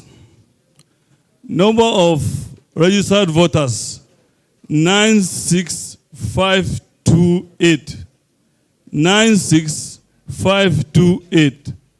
Number of accredited voters 42858. 42858.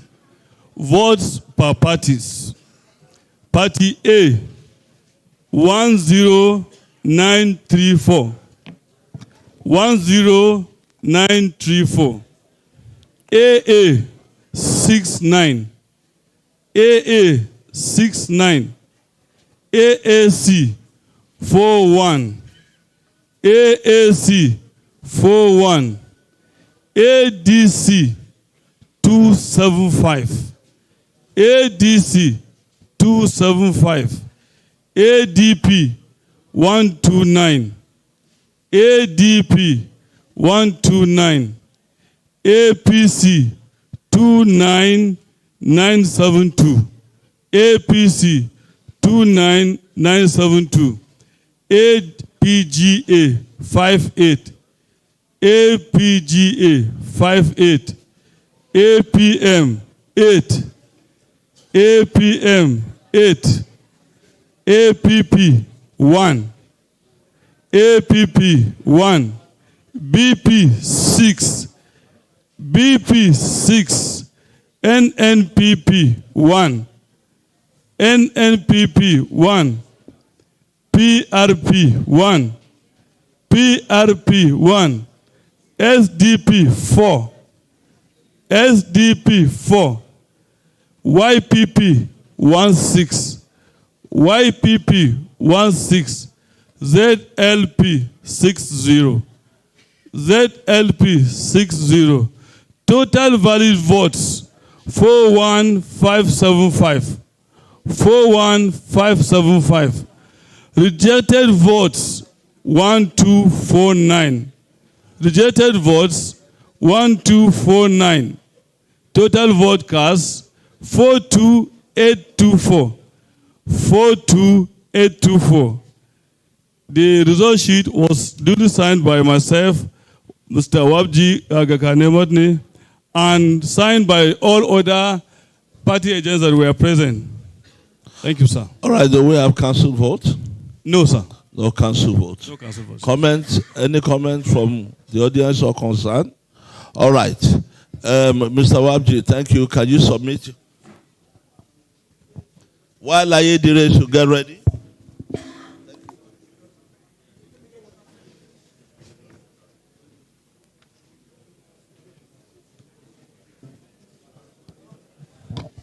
Ayedire. Ayedire.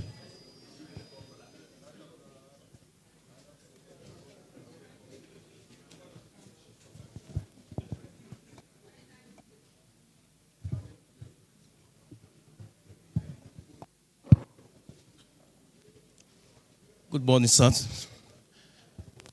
I'm Dr. Osamoka Samuel Sunday, the collation officer of Ayedire local government. Here with me is EO.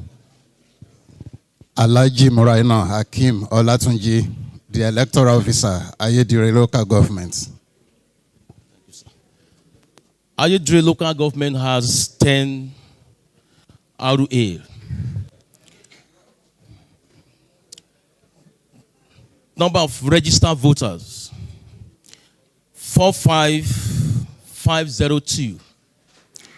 45502. Number of accredited voters, 21419. 21419. Votes called by each political party. Party A, 11073. Party A, 11073. AA, 14. AA, 14. AAC, 11. AAC, 11. ADC, 148. ADC, 148. ADP, 29. ADP, 29. APC, 9910. APC, 9910. ABGA, 13. ABGA, 13. APM, 5. APM, 5. APP, 0. APP, 0. BP, 1. BP, 1. NNPP, 1. NNPP, 1. PRP, 0. PRP, 0. SDP, 0.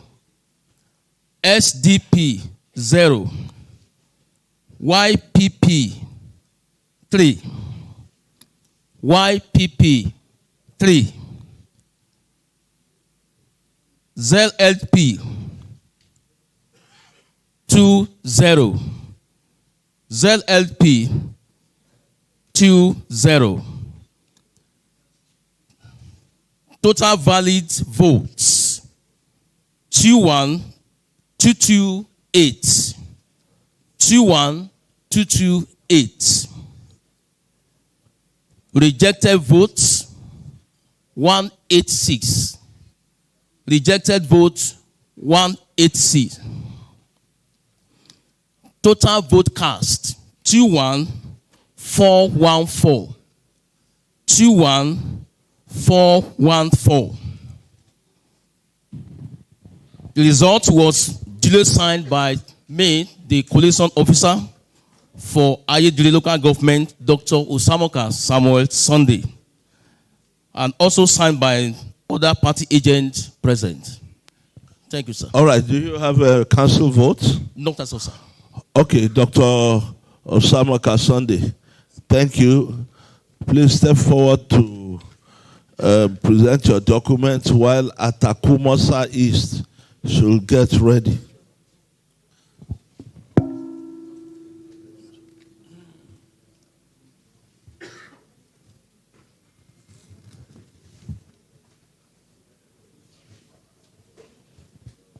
Atakumosa East.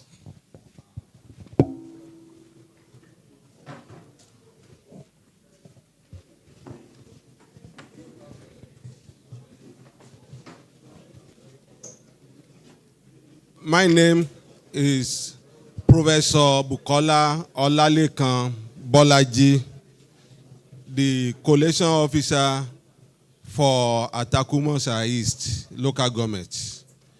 The EO for the local government is here. Good morning, all.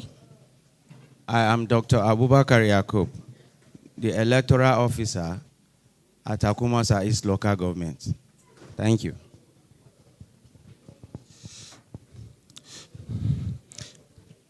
Atakumosa East has 10 ROs.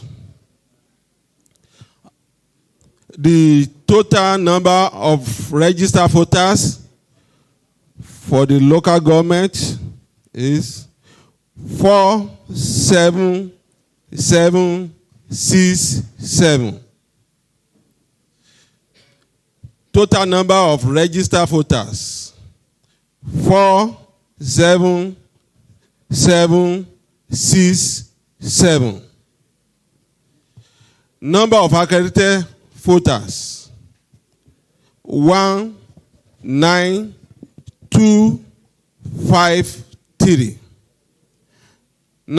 Total number of accredited voters 19253.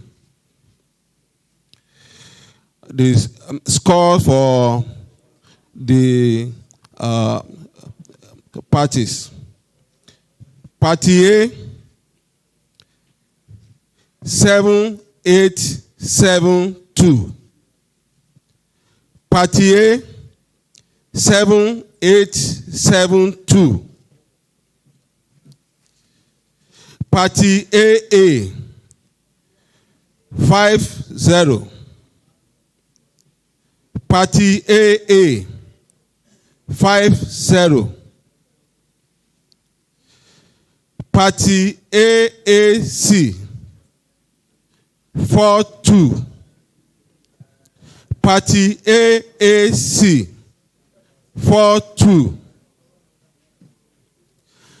Party ADC 333. Party ADC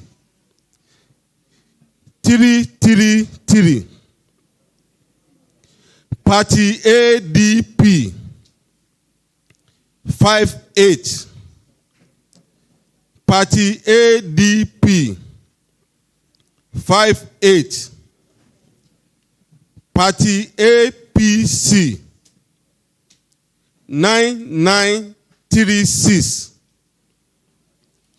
Party APC 9936. Party APGA 34. Party APGA 34. Party APM 6. Party APM 6. Party APP 3. Party APP 3. Party BP 2. Party BP 2. Party NNPP 3. Party NNPP 3. Party PRP 1. Party PRP 1. Party SDP 9. Party SDP 9. Party YPP 18. Party YPP 18. Party ZLP 75. Party ZLP 75. The total valid votes 18442. The total valid votes 18442. Rejected votes 3.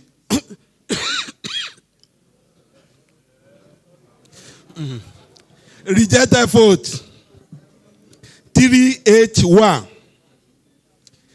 Rejected vote 381. Total votes cast 18823. Total votes cast 18823.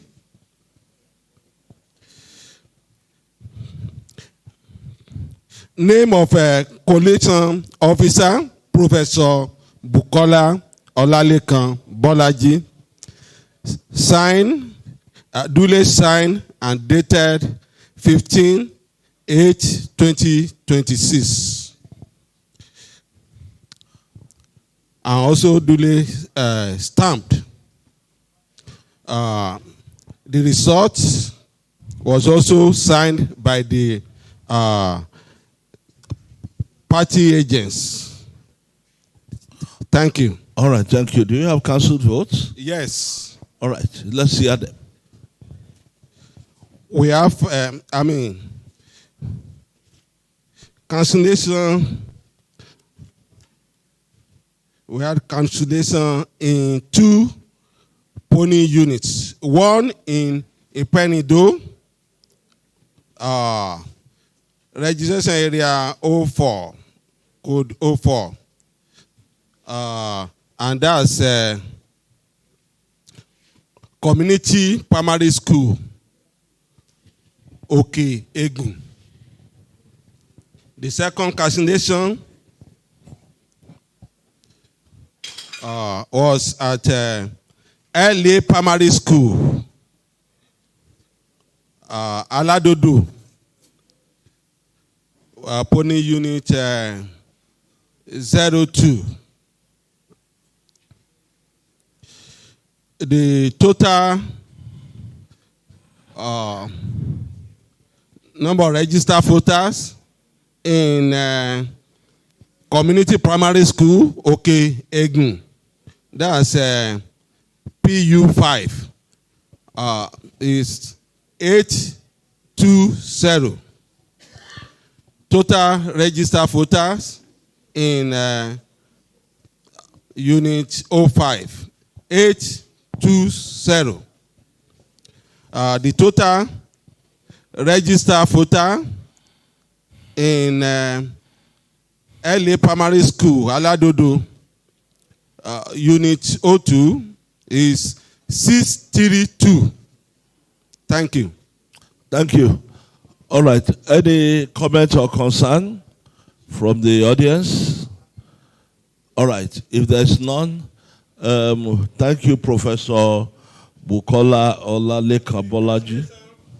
The cancellation was due to violence and a destruction of a polling unit. The polling unit at LA Primary School, Aladodo, was burnt. Okay. All right. Can you submit your report, please?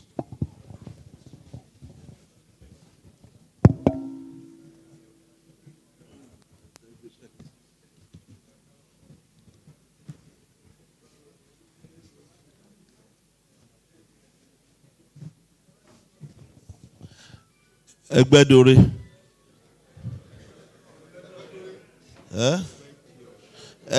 Egbedore. Egbedore local government. Emabinu. I'm sorry. Egbedore, yes.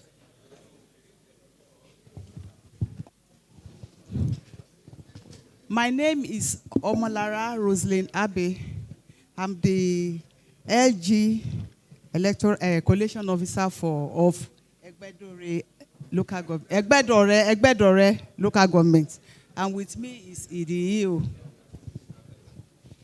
My name is Adedayo Ibukun, the Electoral Officer of Egbedore local government. In Egbedore local government, we have... You can sit down. Okay, sir. We have 10 registration areas, and the result is as I read. For number of registered voters is 440.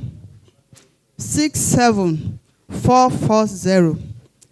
And number of accredited votes 31867. 31867.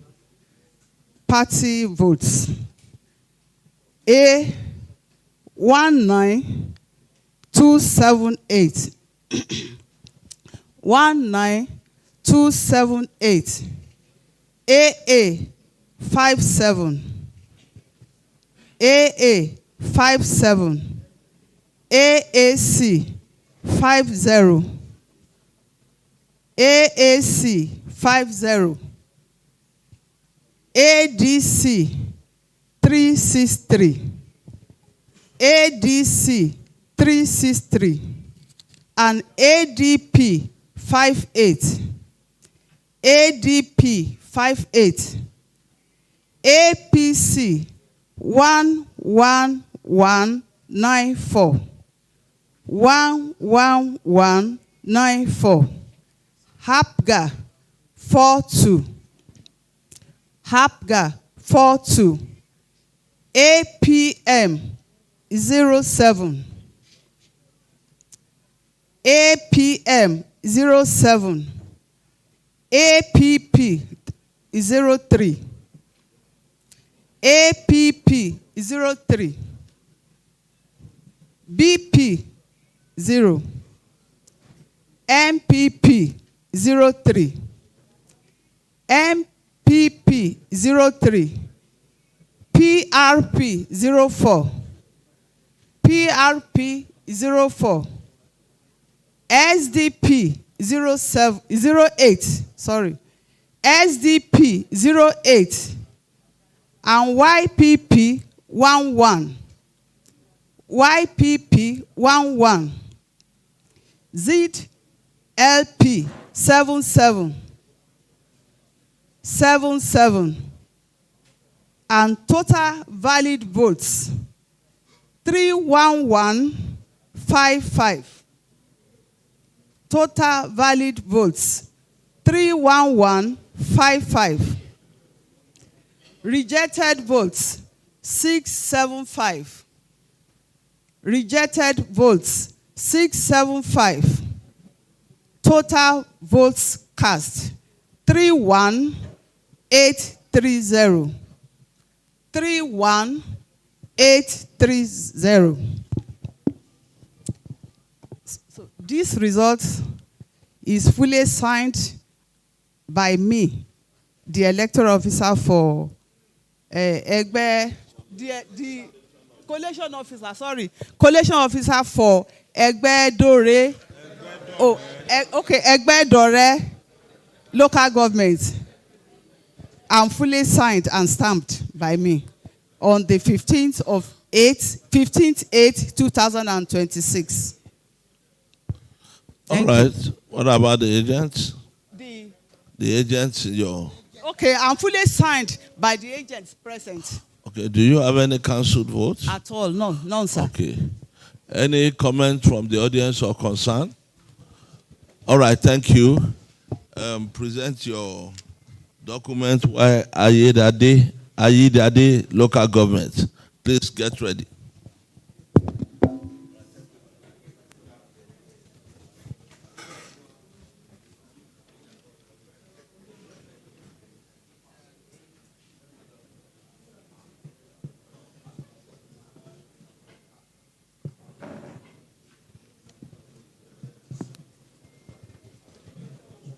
Good morning, Chairman. Good morning, House. I am Segun Bamidele Fakayode, an agric-economist, and beside me, an agric-economist at the Federal University, Oye-Ekiti, where I serve as the Dean of Agriculture.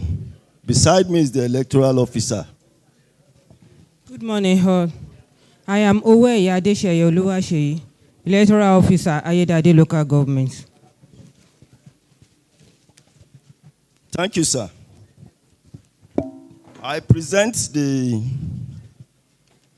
collation results across the areas in Ayedade local government area. The number of registered voters is 77649. 77649. Number of accredited voters is 34232. 34232. Party votes. A 16681. 16681. Party AA 94. AAC 75.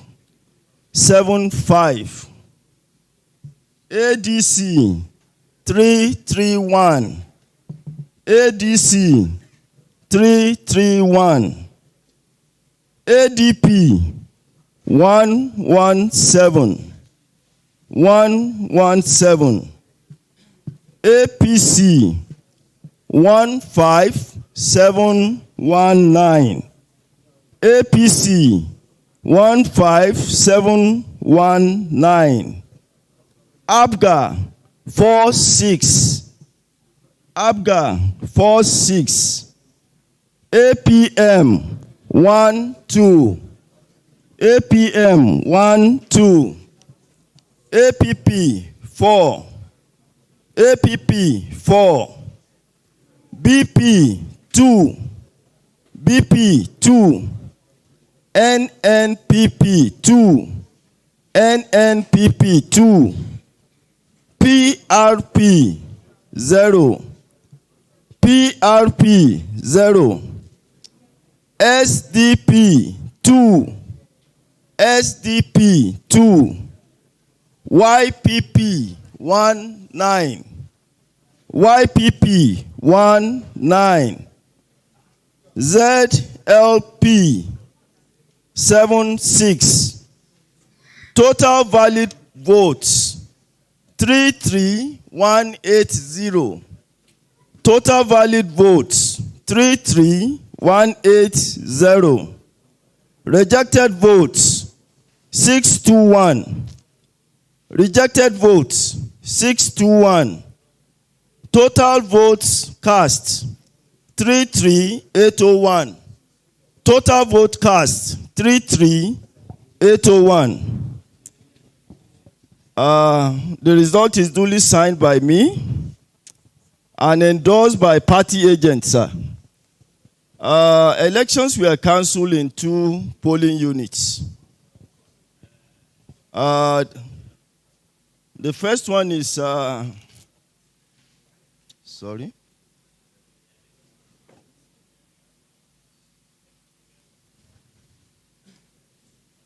Okay. The first one was in registration area Osun Balogun, polling unit 6, Ile Moyegun. It was due to overvoting, sir. Then registration area 10, Alugba, polling unit 3, farm settlement. It was equally cancelled because of overvoting. Thank you, sir. All right, thank you, Professor Fakayode. Please kindly submit your document while the Osun local government get ready. The Osun get ready.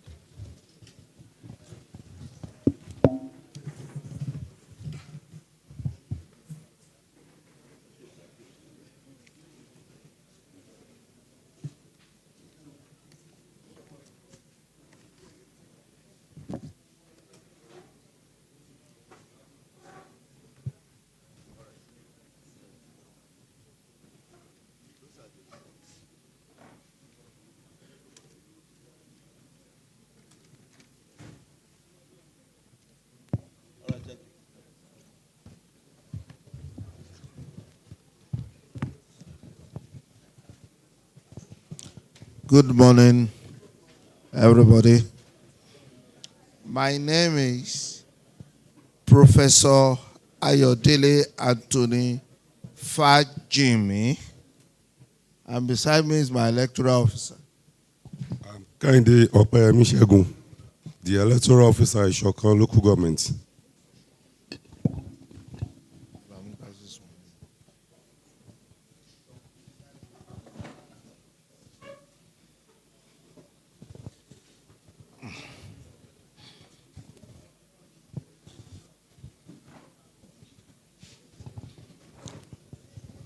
I'm here to present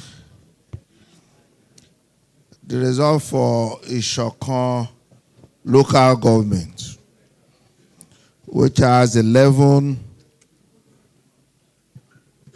RAs, number of registered voters 65739. Number of registered voters 65739. Number of accredited voters 29421. Number of accredited voters 29421.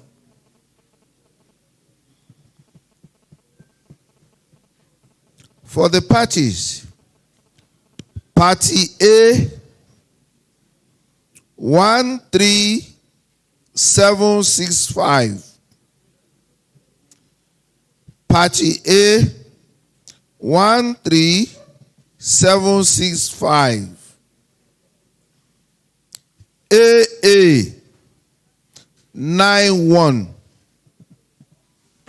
AA 91.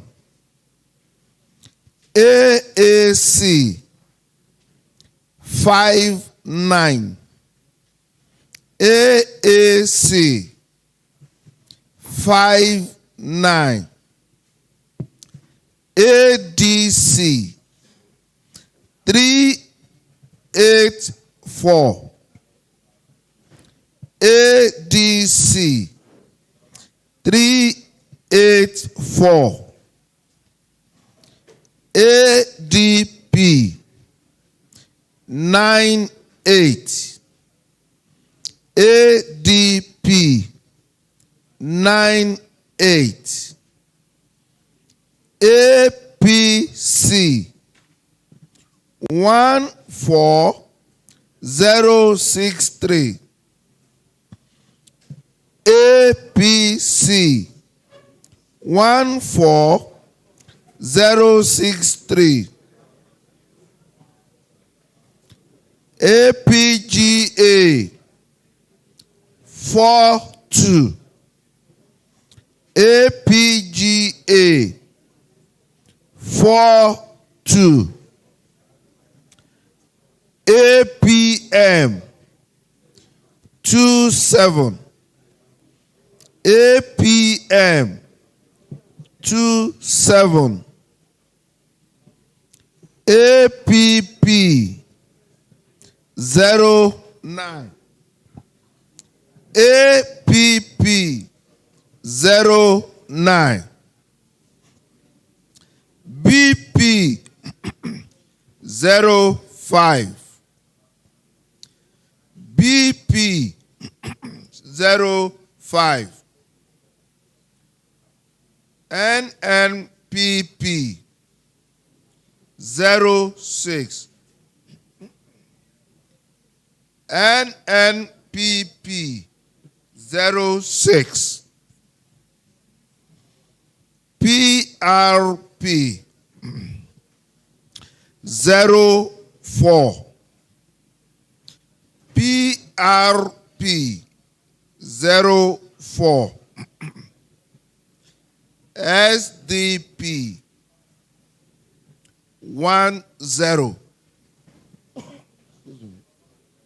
SDP 10. YPP 18. YPP 18, ZLP 135, ZLP 135. Total valid votes 28716. Total valid votes 28716.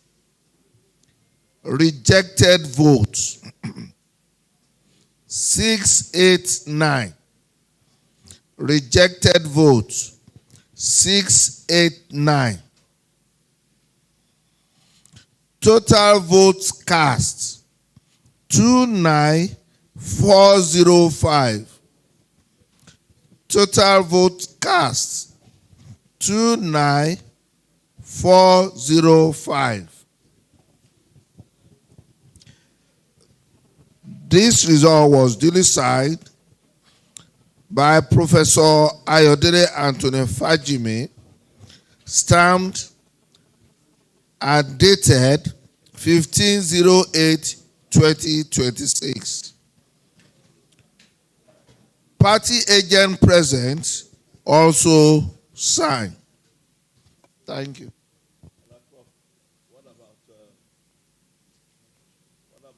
Cancelled votes?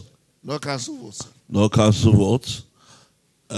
Any sign or comment from the audience? Okay, thank you, Professor Ayodele Anthony Fajimi. Please, can you present to the table your documents? Olaoluwa, get ready. Olaoluwa local government.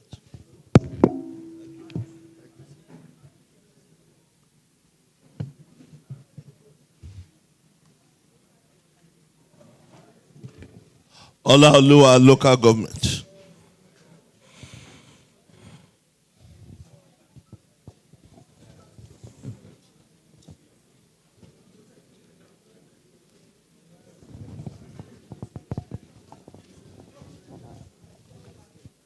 Olaoluwa.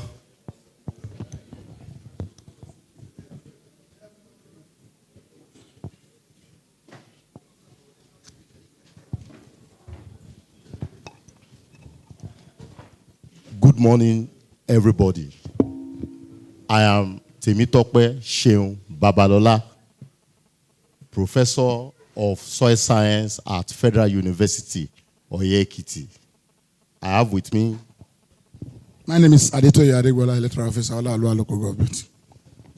We are here to present the result of the election held at Olaoluwa Local Government, where I served as the collation officer. The local government comprises of 10 registration areas.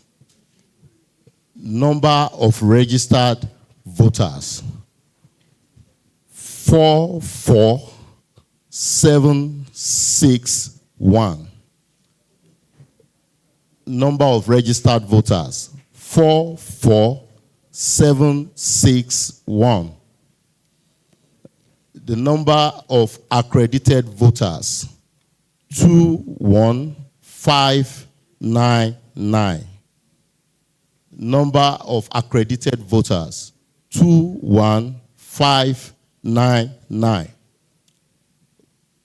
The votes polled by the political parties are as follows. Party A, 10063. Party A, 10063. Party AA, 24. Party AA, 24. Party AAC, 16. Party AAC, 16. Party ADC, 213. Party ADC 213. Party ADP 58. Party ADP 58. Party APC 10782.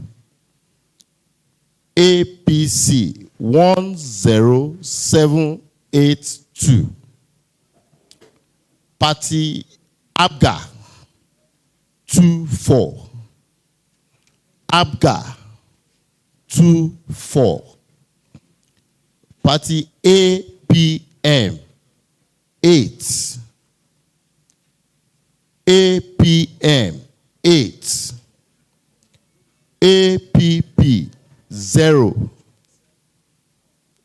BP 1. BP 1. NNPP 1. NNPP 1. PRP 0. PRP 0. SDP 1. SDP 1. YPP 3. YPP 3. ZLP 3 4. ZLP 3 4. The total valid votes 21228. Total valid votes 21228. Rejected votes 367. Rejected votes 367. Total votes cast 21595. Total votes cast 21595. The result sheet has been signed by me, Temitope Sheun Babalola, the collation officer, and all political parties agents present. Thank you. None, sir. There is none. Temitope Sheun Babalola, please, you may present your document here. As Ife South, get ready. Thank you, Prof.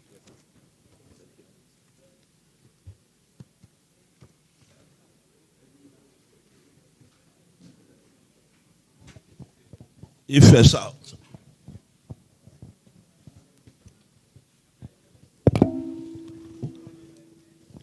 Good morning, everybody.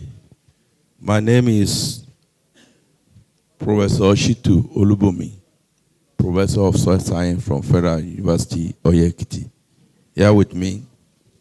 My name is Ilesami Adishola Francis, the Electoral Officer, Ife South Local Government. I'm Collation Officer for Ife South. Ife South has 11 registration areas.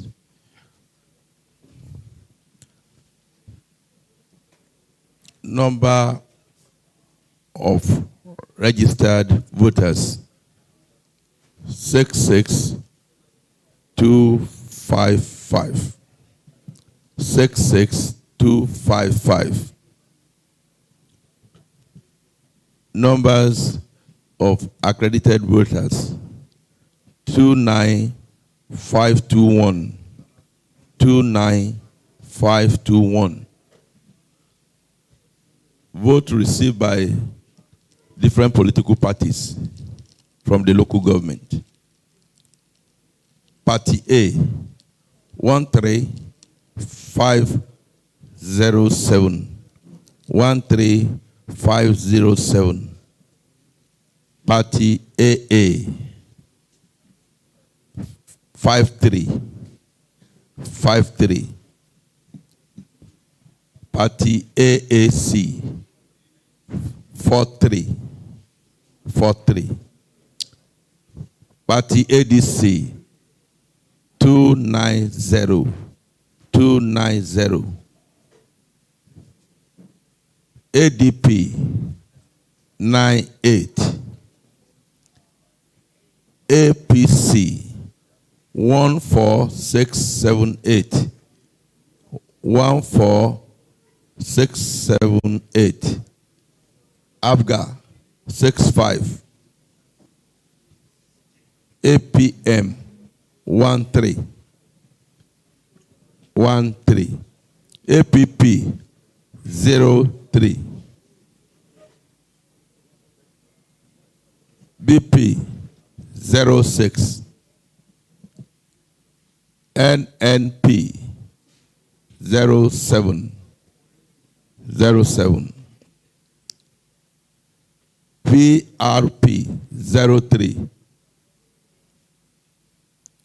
SDP 04. YPP 23. And ZLP 113. Total valid votes recorded 28906. 28906. Rejected votes 555. Total vote cast 29461. 29461.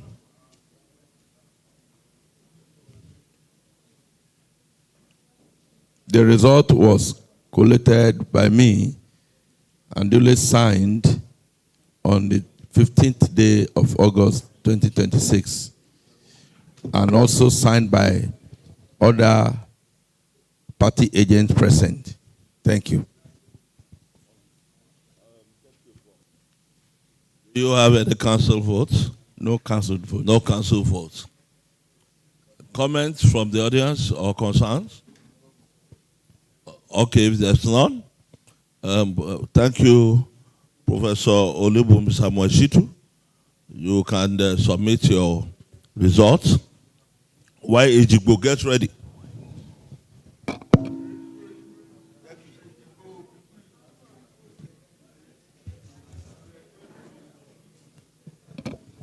Ejigbo.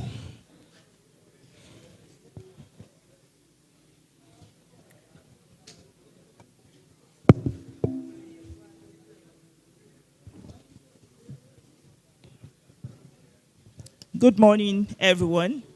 My name is Akintayo Cecilia Olufunke, a professor of industrial chemistry from Federal University, Oye-Ekiti. And my EO is? Ajayi Babalola Ayodeji, electoral officer, Ejigbo local government. Thank you. I have before me the result of Ejigbo local government with... Bro, can you just hold on a little?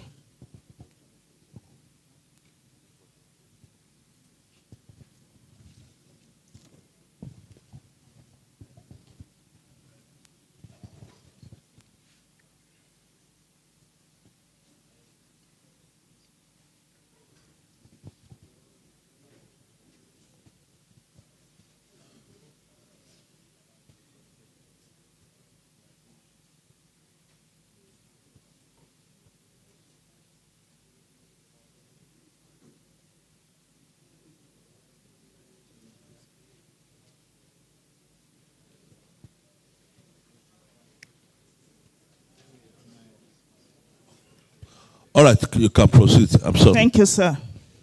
Number of registered voters, 87676. Registered voters, 87676. Number of accredited voters, 41173. 41173. 3. Votes per party. Party A, 18458. Party A, 18458. Party AA, 84. Party AA, 84. Party AAC, 97. Party AAC, 97. Party ADC, 5053. Party ADC, 5053. Party ADP, 162. Party ADP, 162. Party APC, 16195. Party APC, 16195. Party APGA, 72. Party APGA, 72. APM, 18. APM, 18. APP is 06. APP is 06. BP is 09. BP is 09. NNPP is 07. NNBPP is 07. PRP is 06. PRP is 06. SDP is 08. SDP is 08. YPP 33. YPP 33. ZLP 106. ZLP 106. Total valid votes 40314. Total valid votes 40314. Rejected votes 811. 811. Total votes cast 41125. Total votes cast 41125. The result was compiled by me, Akintayo Cecilia Olufunke, the CEO of Ejigbo local government, and signed by all the party agents present. Thank you, sir. Yes, sir. We have 3. We have Ejigbo B, Obelawo PU, Ejigbo D, Ìròyìn Ayọ̀ PU, Ejigbo Ayegbogbo CAC Primary School, with a total number of registered voters of 2340. 2340. Thank you, sir. Reason for cancellation? It's for violence and over voting. Thank you, sir. Any comment or concern from the audience? All right, if there is none, would you step forward to present your document?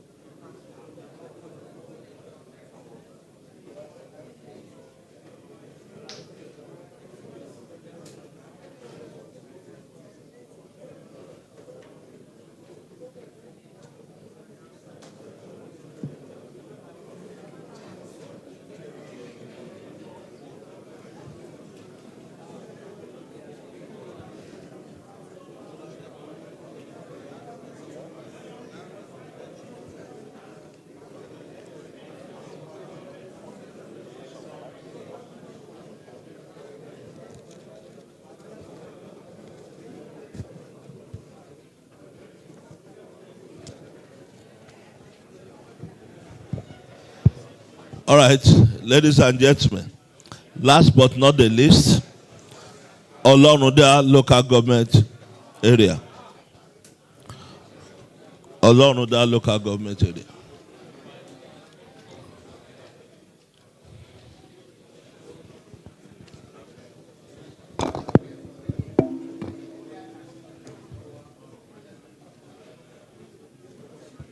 Good morning, sirs. Good morning, everyone.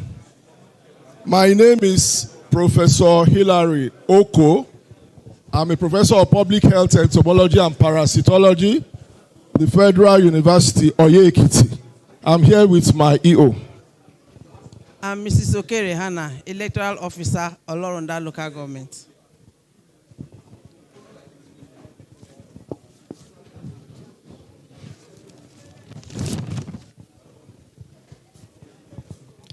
I served as LG Collation officer for Oloruda local government.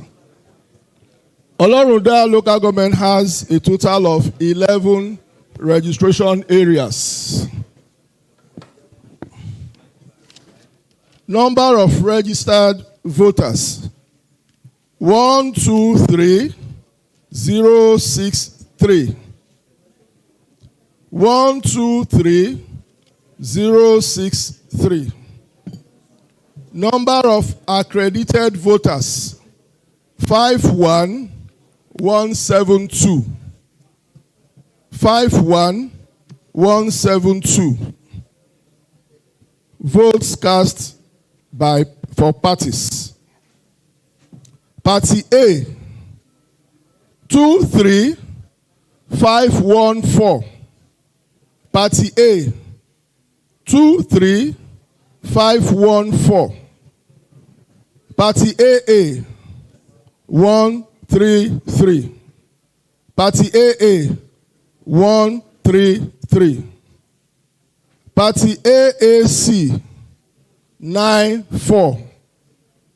Party AAC, 94. Party ADC, 666. Party ADC, 666. Party ADP, 167. Party ADP, 167. Party APC, 24671. Party APC, 24671. Party APGA, 71. Party APGA, 71. Party APM, 08. Party APM, 08. Party APP, 04. Party APP, 04. Party BP, 06. Party BP, 06. Party NNPP, 10. Party NNPP, 10. Party PRP, 01. Party PRP, 01. Party SDP, 09. Party SDP, 09. Party YPP, 18. Party YPP, 18. Party ZLP, 86. Party ZLP, 86. Total valid votes, 49458. Total valid votes, 49458. Rejected votes, 1335. Rejected votes, 1335. Total votes cast, 50793. Total votes cast, 50793. This result was collated by me, Professor Hilary Oko, signed and stamped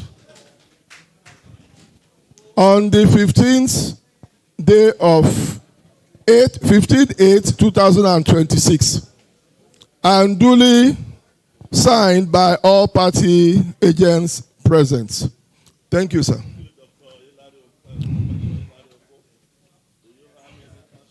Yes, there were cancellations in 2 RAs, registration areas, and 2 PU were involved. In RA 5, that is Owokpe, polling unit 005 was cancelled due to overvoting. Number of registered voters in that polling unit is 692. In RA 3, Akogun, polling unit 006 was also cancelled due to overvoting, and the total number of registered voters in that polling unit 756. Thank you, sir.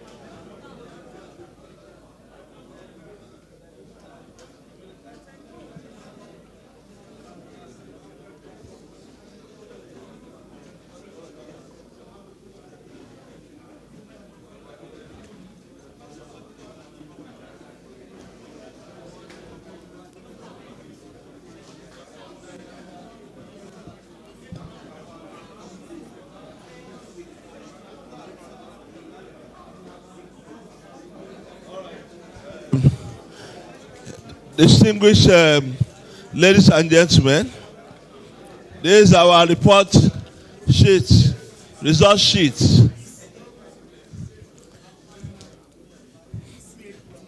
EC8D, from EC8D. You can see we are opening it now. We'll be opening it now.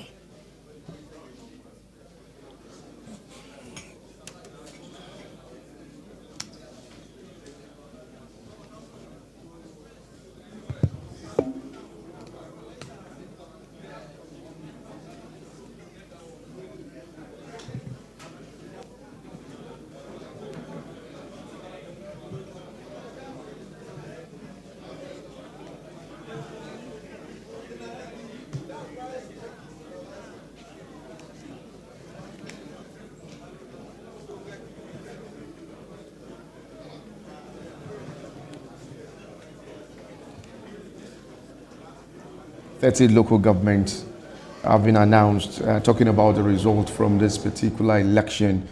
And at the moment, we're waiting to see the final collation of results. Emmanuel, let's say that, or let's let viewer that this process is now at a very critical point. Absolutely. In this election, waiting for all of the results to now be collated.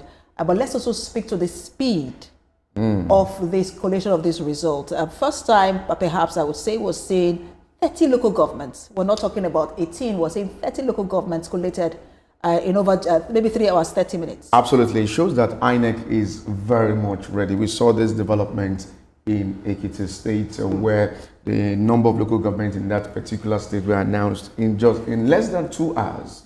And now we're seeing this in about 3 to 3 hours, 30 minutes. The 30 local governments have been announced by INEC. This shows that there's no time to delay at the moment. So all local governments came in time. Speedily. It does also seem like we're moving away from the 2 days, 3 days of collation of results as we've always had. And then let's also commend, let's be honest, the party agents so far have not raised, there's no rancor, like we usually have, people being dramatic, most of them calm, waiting. Even the main parties, you find that whether it's going their way or not, they've also been very calm. And maybe it signals a shift in our election. Absolutely. I thought we'll see another Rubebe in this particular election, but that is not the case at the moment. We now you just have to go there. Absolutely. We now take you back to the collation. Okay, we can continue. What I said earlier, that I thought we'll see another Rubebe. You just have to go Dino Melai. Yeah, but this is a bit different that we're seeing at the moment. Seems all the party agents, after that break, the returning officer said, let's do a roll count. And he called out all the agents, and they were present at this particular event. It shows that we hope that after this announcement, we will not be seeing people saying we are going to court. It's within their rights if they want to go to court. The court is open. It's open for this reason. I'm sure the Supreme Court and the tribunals and all of the this appeal court, they're all waiting for this. Now part of our process. Should it be part of our process? That's a debate that people are still talking about. But the truth is we have to find a way to resolve electoral offenses, electoral challenges, people who feel aggrieved. We have to. It's the only way to lay it to rest. If not, to keep going on and on and on. But let's bring in our in-house analyst, executive editor Kayode Ladende. Yeah, so it's like you said, it's quite important that we state it as it is. Election in Nigeria is quite interesting and very, very intriguing. For example, we have seen all the results in 30 local governments.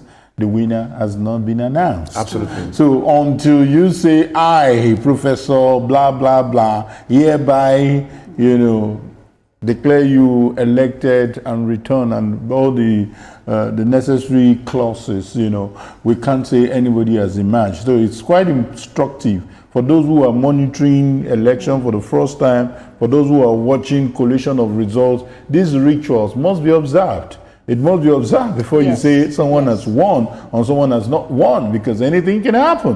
When we say anything can happen, I've been in an election like this. We were doing our calculation. We were expecting the winner to be announced. And when they did their own calculation, they said the election is hereby declared inconclusive. I haven't said that. I'm just saying that you must wait for the chief returning officer. They must have crossed their T's, dot their I's and cross their T's before they can say this is the winner. So let's be patient, For those of you who are going to church, maybe you wait for this result to be announced before you go. And it looks like it's going to be announced anytime soon. But just to what you were speaking about, I think this also, sort of ties to what we were talking about earlier. Adopting our own system or style of election. If right now, social media is agog with different. Some are even sending congratulations messages. Different figures. You've seen some of the figures that do not even tally with what INEC has read now. Isn't that instructive? That let's stick with what we have now and just better the process so that we are not putting ourselves in a place where people are protesting because they saw the wrong figures. Yeah, very important. And like you said, we must exercise that patience. I expect, and I must always remind us that a lot has improved about our processes. And let's also be very, very magnanimous, in the decision of INEC at the end of the day. I was asking a question in the newsroom yesterday, and the response was quite funny. I said, is it possible for any INEC official to satisfy all parties at the end of the day? And the recent election has proven to be that you can hardly, satisfy everybody. I remember the kind of names Professor Jega was called when Buhari emerged as winner. And I remember the kind of names Professor Mahmoud was called when President Tinubu emerged as winner. And even Peter has not even conducted the general election. He's been given all kinds of names. So, and it reminds me the way we also look at football, when the referee, gives you penalty, this referee is doing the right thing. When the referee, declares penalty against you, this referee is biased and all kinds of things. So I think think there's a lot. Emotions usually, overwhelm us when we're reacting to anything. This is a game, and it must be seen as one. My sympathy and my pain goes to those who have been killed in the course of this election, those who have wasted themselves, who have been wasted, because these guys are likely to congratulate one another or each other, whichever way the pendulum swings. And these people are likely to work together. If you see an Oyinlola working for APC today, aren't you surprised? If you see an Omishore, if you know the history of Omishore, worked for Tinubu, worked for APC, aren't you surprised? If you see a time when Oyinlola and Aregbesola worked in the same party, and you remember those who fought and were killed, I think it's high time we keep talking to the voters, we keep talking to Nigerians, that it's not worth it. It's not worth it. These guys have a way of protecting their children, protecting their loved ones. Absolutely. Even some of these people who have told you, do everything, defend your votes, are not even in town, so to say, to even participate in the process. So I'm just saying that it's high time we place values on our lives and let no politician push us to kill ourselves. The numbers are quite huge, and it's a sad one. Irrespective of who emerges as a winner, it's a sad commentary that we are counting human beings in 30s. They died. I just want to quickly say this. They've died in the course of this election, only for the election to be peaceful. Absolutely, and that's why, let me quote the INEC chairman. He said something in the build-up to this particular election, that election cannot be credible if citizens feel unsafe to participate, when he was talking on the issue of security. And looking at the statement you made earlier about Omishore supporting the APC at the moment, even the incumbent governor of Osun State has promised to work for the president of Nigeria in 2027 elections. So these are some of these things that we're seeing at the moment. Realize the spirit of sportsmanship. Very, very instructive. Very instructive there, that after the declaration of this result, we should be saying those who feel that they did not win the election to congratulate the winner. Very important, and very important. I have a good sense that from the reports from our reporters now, because that's where my confidence is, that this look like a reflection of what transpired there. Like she said, they are open to tribunal, they are open to the necessary thing. But more importantly is that how do we, disabuse people's mind that election is not a war? How do we push this narrative to let people know that these guys have a way of connecting with one another? They can call themselves political foes, but they are not real foes in the real sense of the word. So I am worried, and I think Osun needs to rewrite their story. They need to rewrite their history, probably in the coming election, to say that Osun should not be synonymous to war. It shouldn't be synonymous to bickering and bitterness, all kinds of, even the words being used are quite, and sometimes when they come on TVC and you see the arguments, they ended up smiling, they ended up laughing, and I'm some of them attend that children's wedding ceremony. It's quite sad. But having said that, these results also send a very strong message that the two parties gave a good account of themselves. And it also sent a message that even if your party has not been popular, if you were popular, you could also make, because these two parties have good spread across the 30 local governments, which tells us that human factor plays a role. How popular you are plays a role. So as you go to another party, it is important that you must also build a structure. You must carry people along. Because in the build-up to this election, for example now, APC has the chairman under them. Someone will say that's the grassroots. In the build-up to this election, the NURTW, the faction who are going to be distributing electoral materials, were also under APC.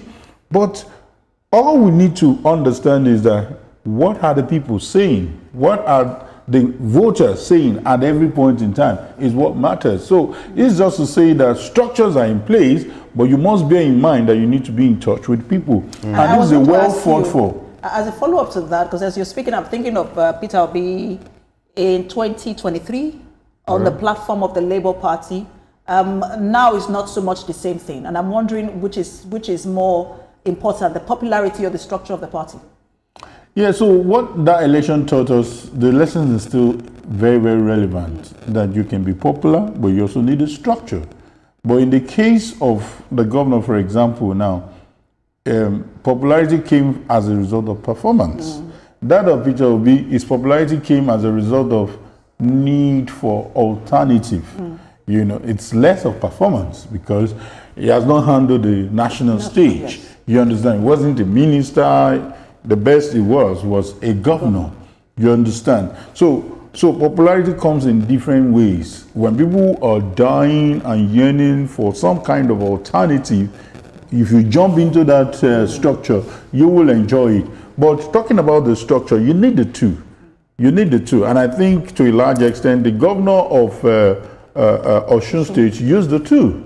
You know, I listened to some of our reporters, especially our resident reporter, who explained to us that, give or take, I think it's not just a man in Ede. He seems to it's not just the dancing governor. We're seeing, okay, looking at the results so far, are you surprised with some of these things you were seeing at the moment, the figures coming from each of these local governments? Yes, I must admit that a lot of questions were asked, and I remember what the director of news also said.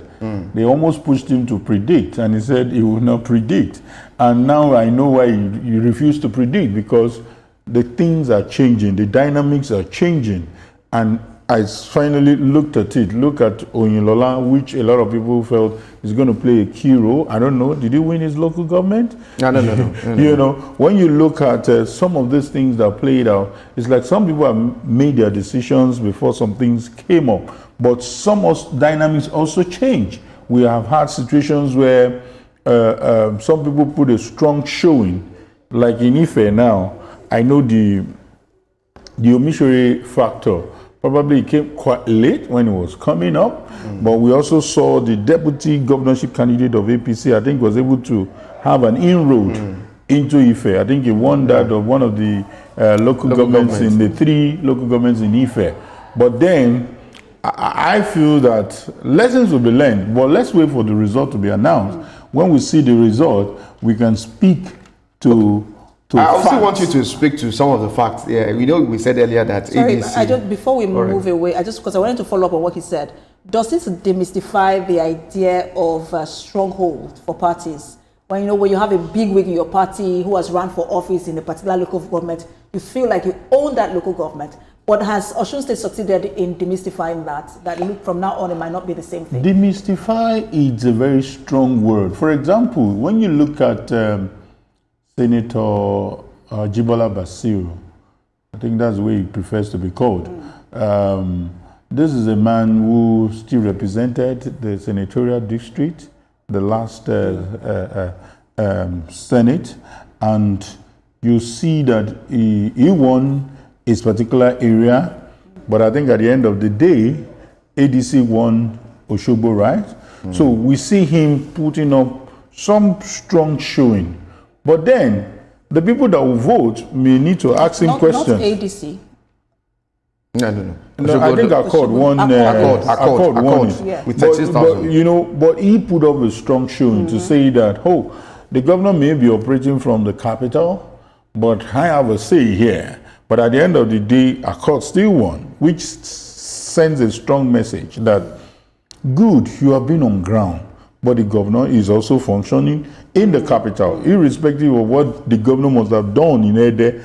You understand? You can't take away the fact that he must also have a strong base in Osogbo. And politicians have a way of going into the enemy's camp to score a point. And trust me, journalists are also waiting to say, this man lost in his word. I remember one of these elections in Ondo where Akeredolu, the first time he contested, he lost on the street.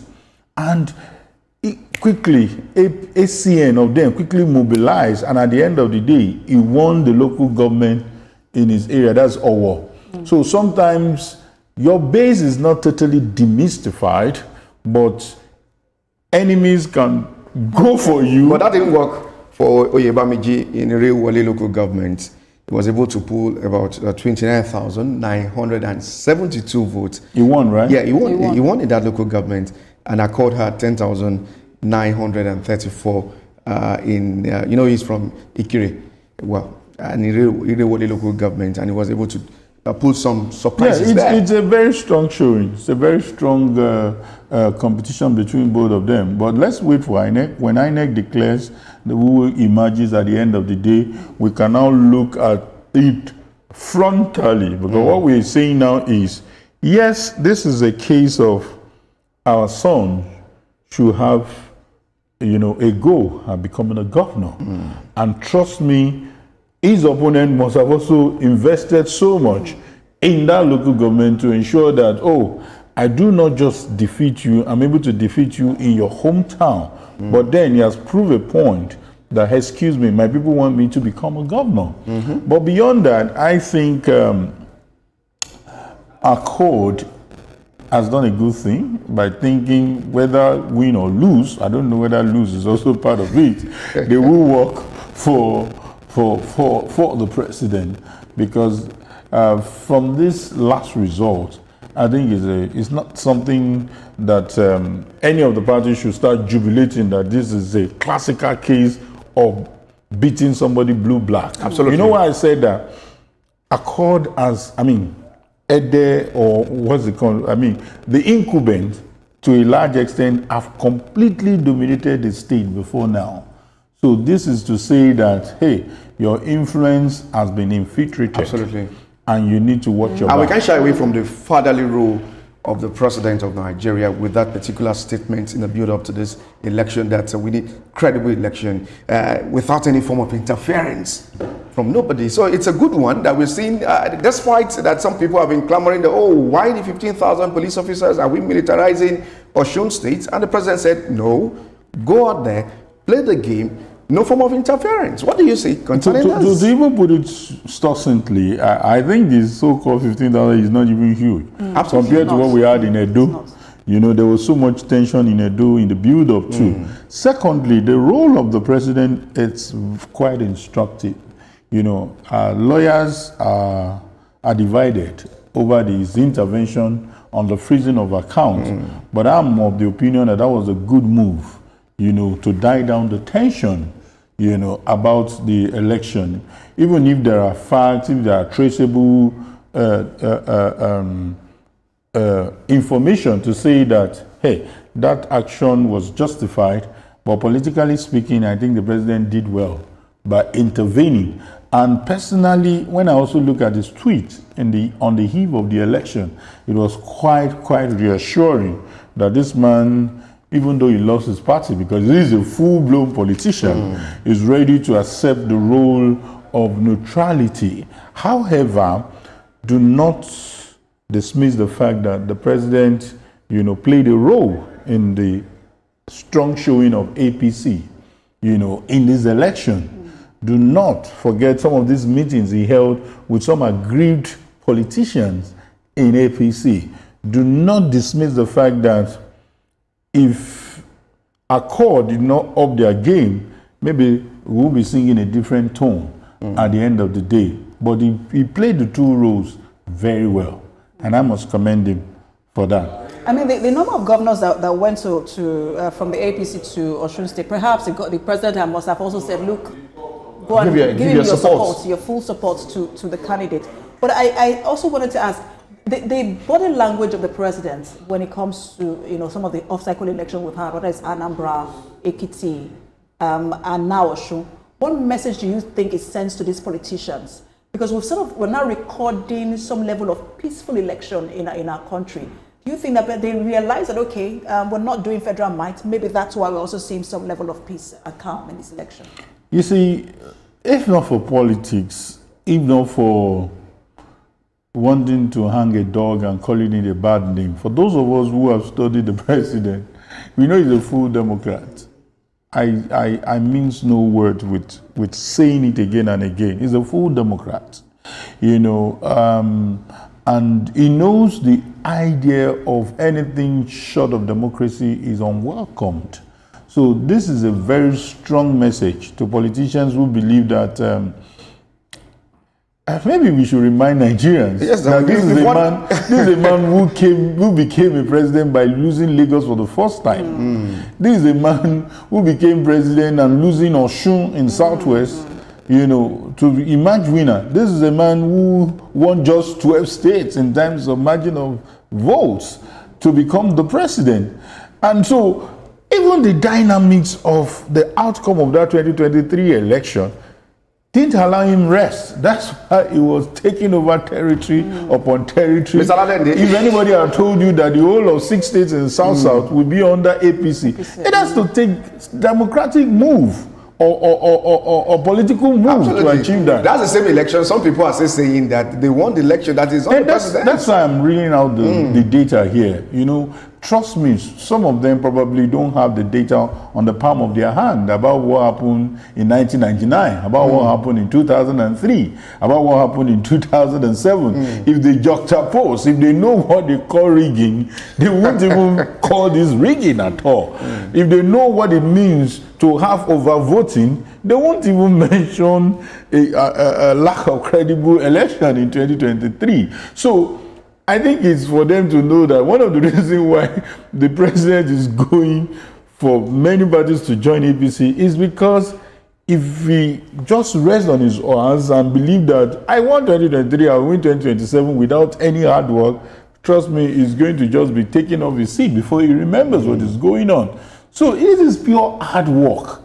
And that's why I don't know why people play politics with what he said. When he said, I'm not going to roll a red carpet for my enemies to come into my house. It's politics. And it is politics, for God's sake. I'm just saying that maybe because I've done politics in school too. You know, after the politics, we can go and have dinner together. But beyond not resting on his oars, does he also speak to his body language? Say, look, we're not doing it through... It's not a do or die affair. We're not going to do. It's not vote buying. It's not rigging. It is doing the hard work now so that we can win that election. If it's up for anybody to win, but doing the hard work as against.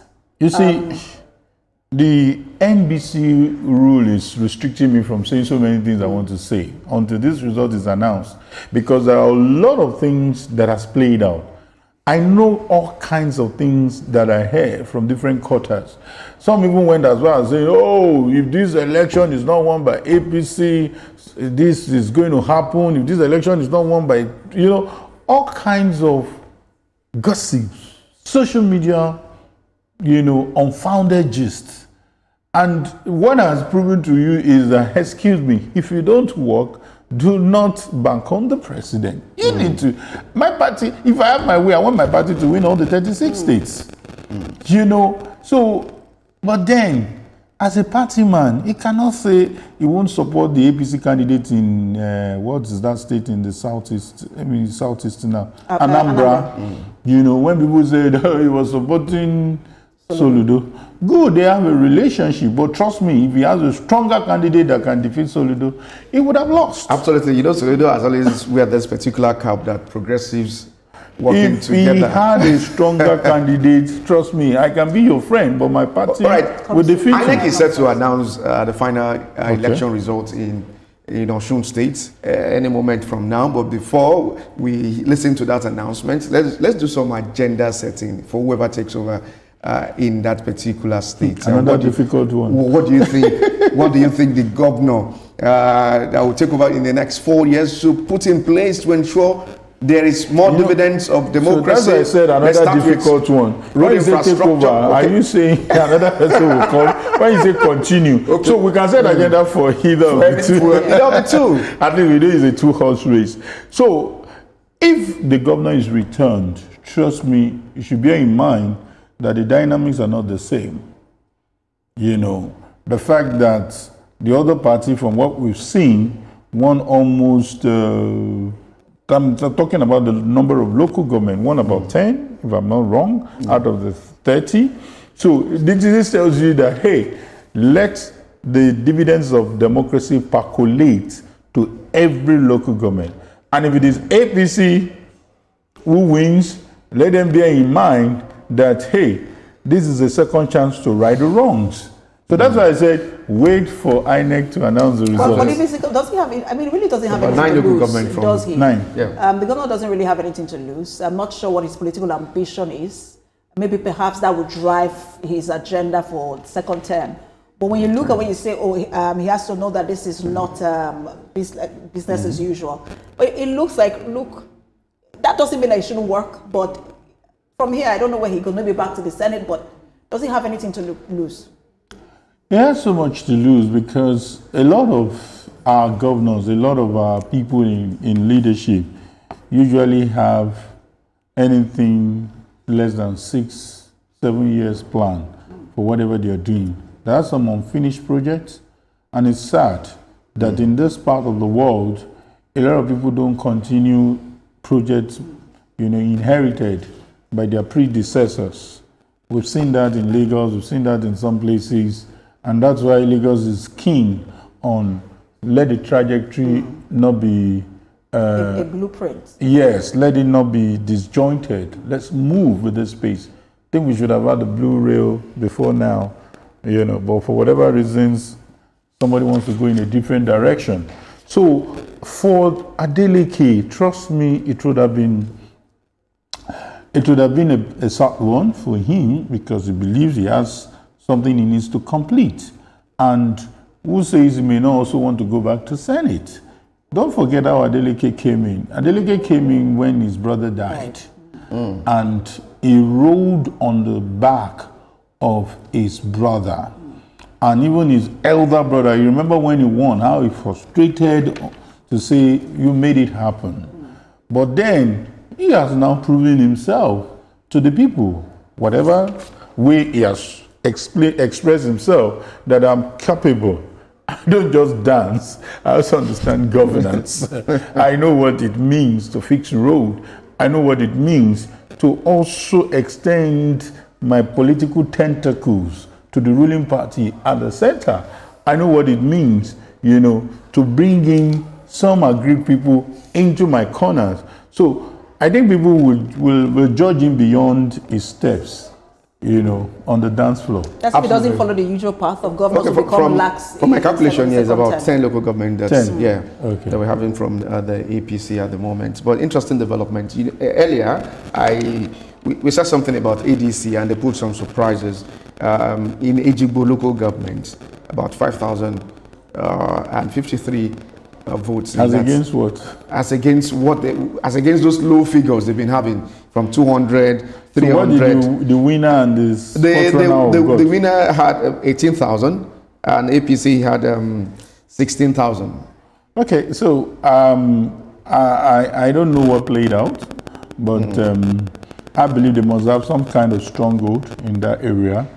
And whatever it is, I think it's also sending a message that there is a third in this race. There is a third. When we're drawing the parties, somebody mistakenly had PDP. I said PDP is not on this race. And I think that is even a bigger story. That PDP is not on the ballots.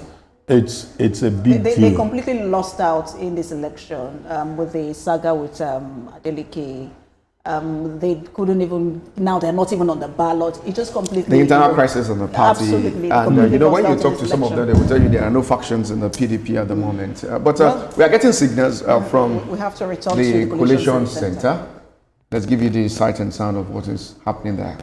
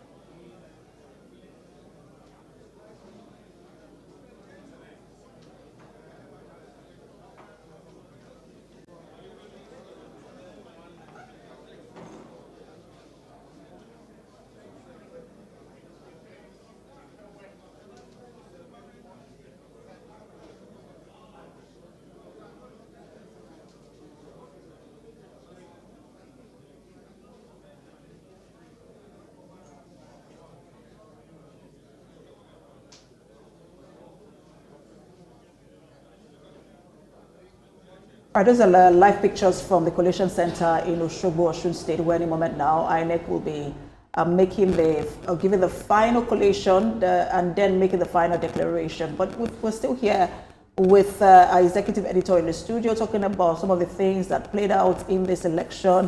One of the things that, as we look at the figures, I know we were talking about that at backstage, is the number of invalid votes, the rejected votes. I mean, some of them are quite high, as much as 1,000 and something, over 1,000 in some polling units. I want to sort of speak to that as well. Is it a lack of voter education? One interesting thing for me, I'm looking at it relatively. I think the number has dropped, drastically in terms of votes that are not valid. If you remember, in most local governments, the chief returning officer will ask, is there, cancelled votes and the rest, or rejected votes? You hardly see. Back in the days, there's hardly any local government where you won't have such. So there's a whole lot that has changed in political sensitization. And probably one of the things we need to tell voters is, if you think your finger is big and you're not meticulous in putting it within the circle, why don't you just do it the dot and just put it there? It makes it valid so that it doesn't spread into the second party, close to the one you want to vote for. So these are some of the things we will continue. We can have a 0 percentage, but I think relatively the number is not that bad. But I know you're a stickler for perfection. But don't you so why waste that vote? This brings to question our National Orientation Agency, where they need to sensitize Nigerians on key development like this. They've been doing a lot of that. But it's compared to what we had. Yes, it's not bad. Okay. To remind them to bring it up. That it's not only general election, bring it up again. I think NOA has been more concerned about our values, about our perception, which is more of a bigger work. But then when election comes too, let them just do a bit of detour to tell people about how things should be done. But largely, I don't want to start castigating NOA because they've been doing a lot, especially on different stations, including TVC, about how to behave. But it's a big work because a good number of people are yet to come to terms that things are changing for good in Nigeria. They still want to hold on to what they believe, that things are just got to get from bad to worse. But unfortunately, we don't believe that. And the political party is not even much of the bigger stakeholders here, where by now we would imagine that the political parties should have a voter education unit where they are training, because they have now, again, we've now moved to the digital registration of members, so you know your members. You can do some sort of, yes. I support INEC in educating your members. You are the one who makes the votes. Yes. I mean, so shouldn't they be the ones who should be indicted here much more than? Yes, not indicted, but where NOA should always come in is that your party members are different from the general populace when it's time to vote. And there's no how you can have one-on-one with everybody as a political party.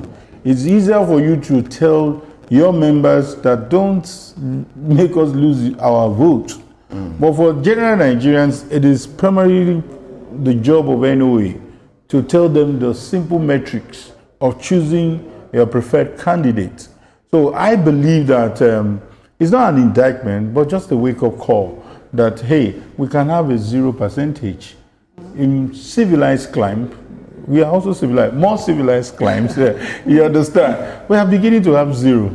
And some are even more complex than our own process. If you see the ballot in United States, you will almost wonder, that if I didn't go to school, how am I going to do this?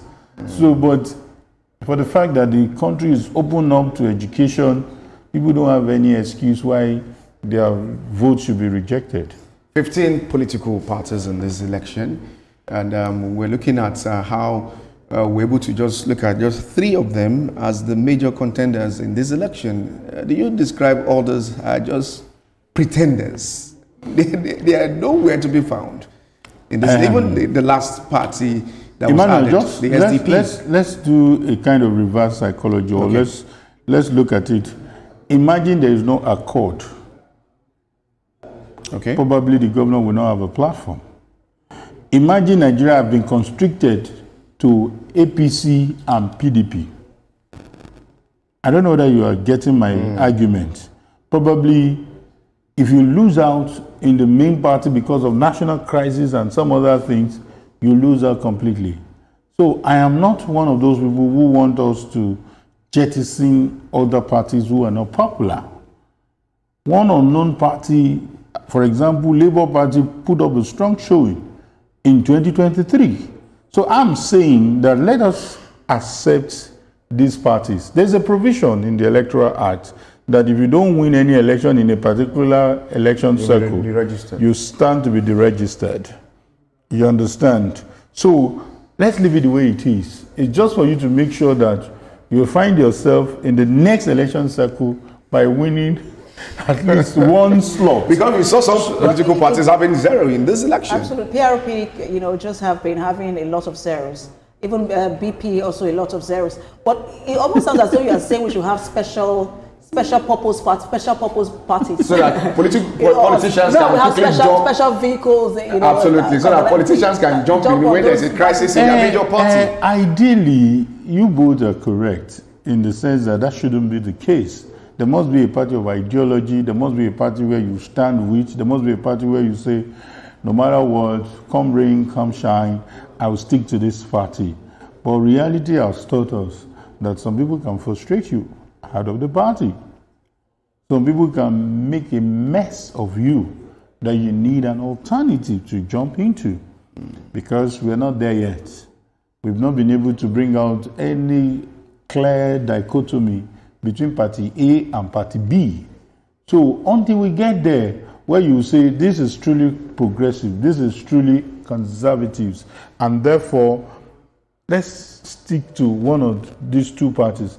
But when we have parties that can be scattered with litigations, party that can fail to exist in the next 1 week, parties where some people will say, I know what to do. Let me plant one of my guys into this party to scatter them.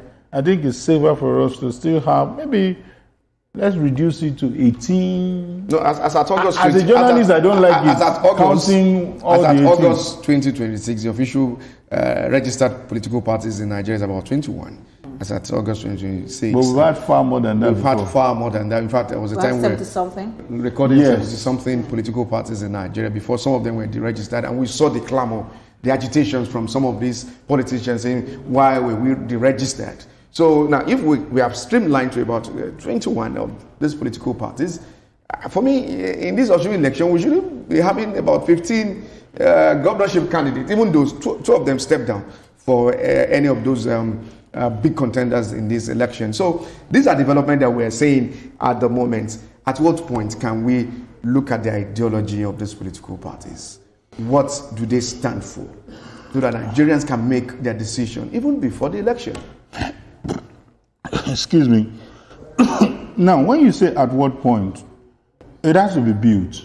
You need scholars, you need academicians to be entrenched into these political parties to build the ideology that when you are moving to join a party, you can quickly guess, this is the party that suits my philosophy, my principle.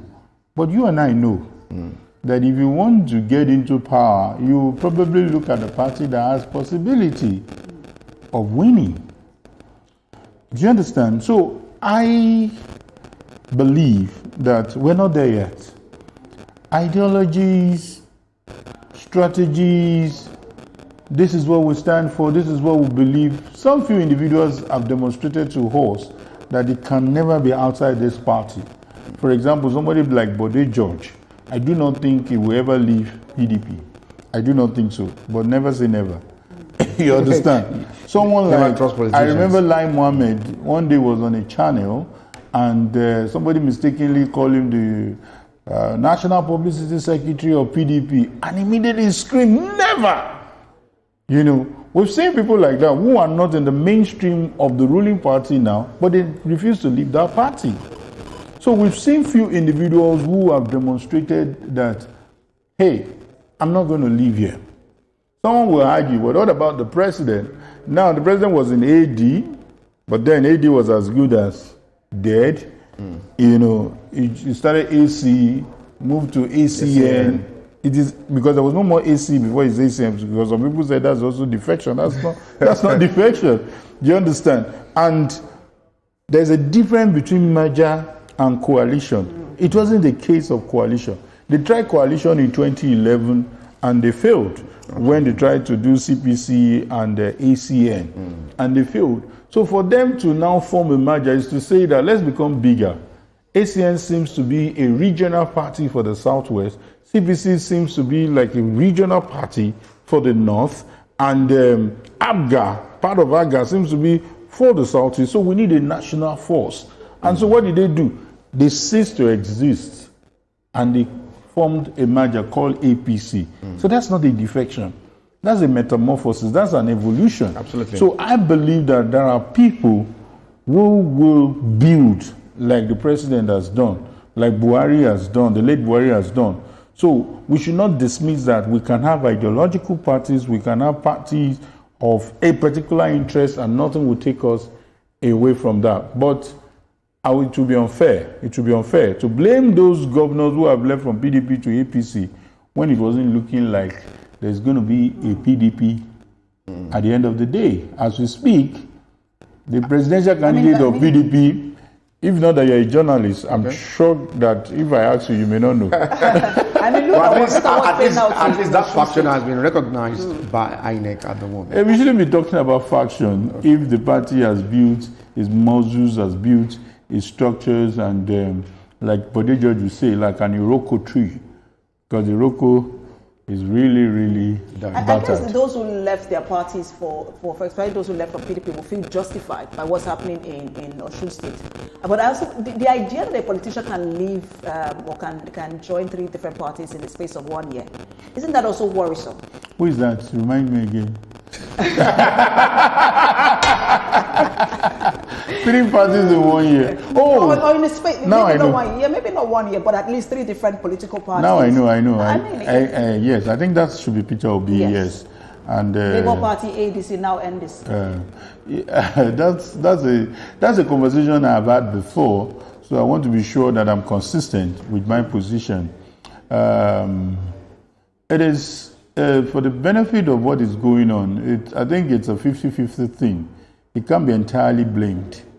You understand? Because the level of litigations, the level of issues that were going to court, that man may not be on the ballot if he had stayed in Labour Party. Even as we speak, there are still some forces in Labour Party who are still going for his jugular. Do you understand what I'm saying? So sometimes I think he missed it at the beginning, because if he had been a father figure, if he had built all the different interests into one, maybe it will not be where he is today. But we saw him taking side. We saw him, siding with the Labour Congress and ignoring those people he met there, the Abure and co. So this is a different issue.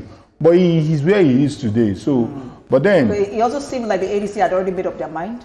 ADC? It felt like he left the ADC because they had already made up their mind. They wanted to. Exactly. ADC. I remember I was listening to Baba Chilawa, who was trying to explain how miraculously Atiku got the ticket. Because for him, he thought Amici was going to get the ticket because he felt Amici probably has deeper pockets. Amici was coming, just as the Minister of Transportation, so therefore he still has some stuff. But he doesn't understand that the man Atiku championed the whole idea of let's go to ADC, and like BKO will say, he bought the party, and so you expect him to come and, like some expected him, come and just be a father and let Kwankwanso and Obi get the ticket. But the same man in question, that's Peter Obi, has been accused severally by some of his opponents, saying that he doesn't have that fatherly role to settle rancor or to settle crisis. I mentioned that. In the party, and that's why he's moving from one political party to another, because this is someone that is claiming that he wants to take charge of the country, wants to rule Nigeria. That if you cannot settle the internal crisis of your own political party, how can you take it to the next level, especially at the federal level? Yeah, the obvious is there, but then we'll leave this conversation to presidential election when it's coming up, because there are some who even believe that it may not be on the ballot. I'm sure you did the interview. The interview with Senator Rufai Anga. You know, that some Central. people who believe that because there are cases in court, so probably I may want to, you know, avoid talking about it for now. But then, looking at what happened then, very valid points. It didn't show enough metal. It didn't show enough fatherly figure. It didn't show that, hey, let me build my house. It's not about me getting the ticket. You know, that's what this president did that I quite appreciate. Absolutely. I remember that 2013 or 2014 when they were going to have the primaries, the convention in Lagos then. It galvanized every resources he has to support Buhari, to defeat Atiku, to defeat Kwankwanso and the rest. So such a man is saying, I'm building. When it's time for me, let me occupy. And that's why he said, Emilio Con, you remember the mantra. So it's something we can learn from. It's something many politicians can learn from. Because you will be smarter when you can learn from your enemies. But if you continue to say, Emilio Con, what is he talking about? He knows what he's talking about. And it's an institution on its own. I have studied him as a political journalist, and I'm like, wow, is this what is going on? I remember having somebody inviting me to have that discussion in 2010, that this man wants to be the president. 2010, 13 years after he became the president. Talk about I didn't see it then. Playing the long game. But you mentioned something I found interesting, which is the idea that some of these political parties have cases in court. Some of them also have factions, even though it looks like they are stable, but they are factions. For example, Accord has his own issues. Let's not also rule that out. And I wanted to speak to that because that's also an issue for Adeleke, isn't it? So that's why Adeleke seems to have. The guy is smart. That's why he has gone ahead of them. That's it. You guys can continue your game. I'm adopting the APC candidate as a presidential candidate. Trust me, that also played a role in what might come out in a few minutes' time. You know, so it's a matter of because look at the presidential candidate who is not recognized by INEC. He came to the convention and endorsed somebody else when you don't have another governorship candidate that you can say is your candidate. I think that was irresponsible on my part. And what levels do you have to even say because you have endorsed an APC candidate, therefore your candidate is going to lose? I don't like that kind of politics. The endorsement came even saying that it is the NWC coming to give their full support to. Because they believe he's the presidential candidate, but we know that according to INEC, it's not on the register of INEC. I mean, it's not on the details that INEC submitted. So, for me, is he Omolume or what's his name again? So that we speak to who he is. So I'm sorry, you may not like what I'm saying, but then I don't think what he did has any political impact on the equation in Osun State. But having said that, beyond 2027, we need to find a way of removing preponderance of litigations. It's really, really messing up our political parties.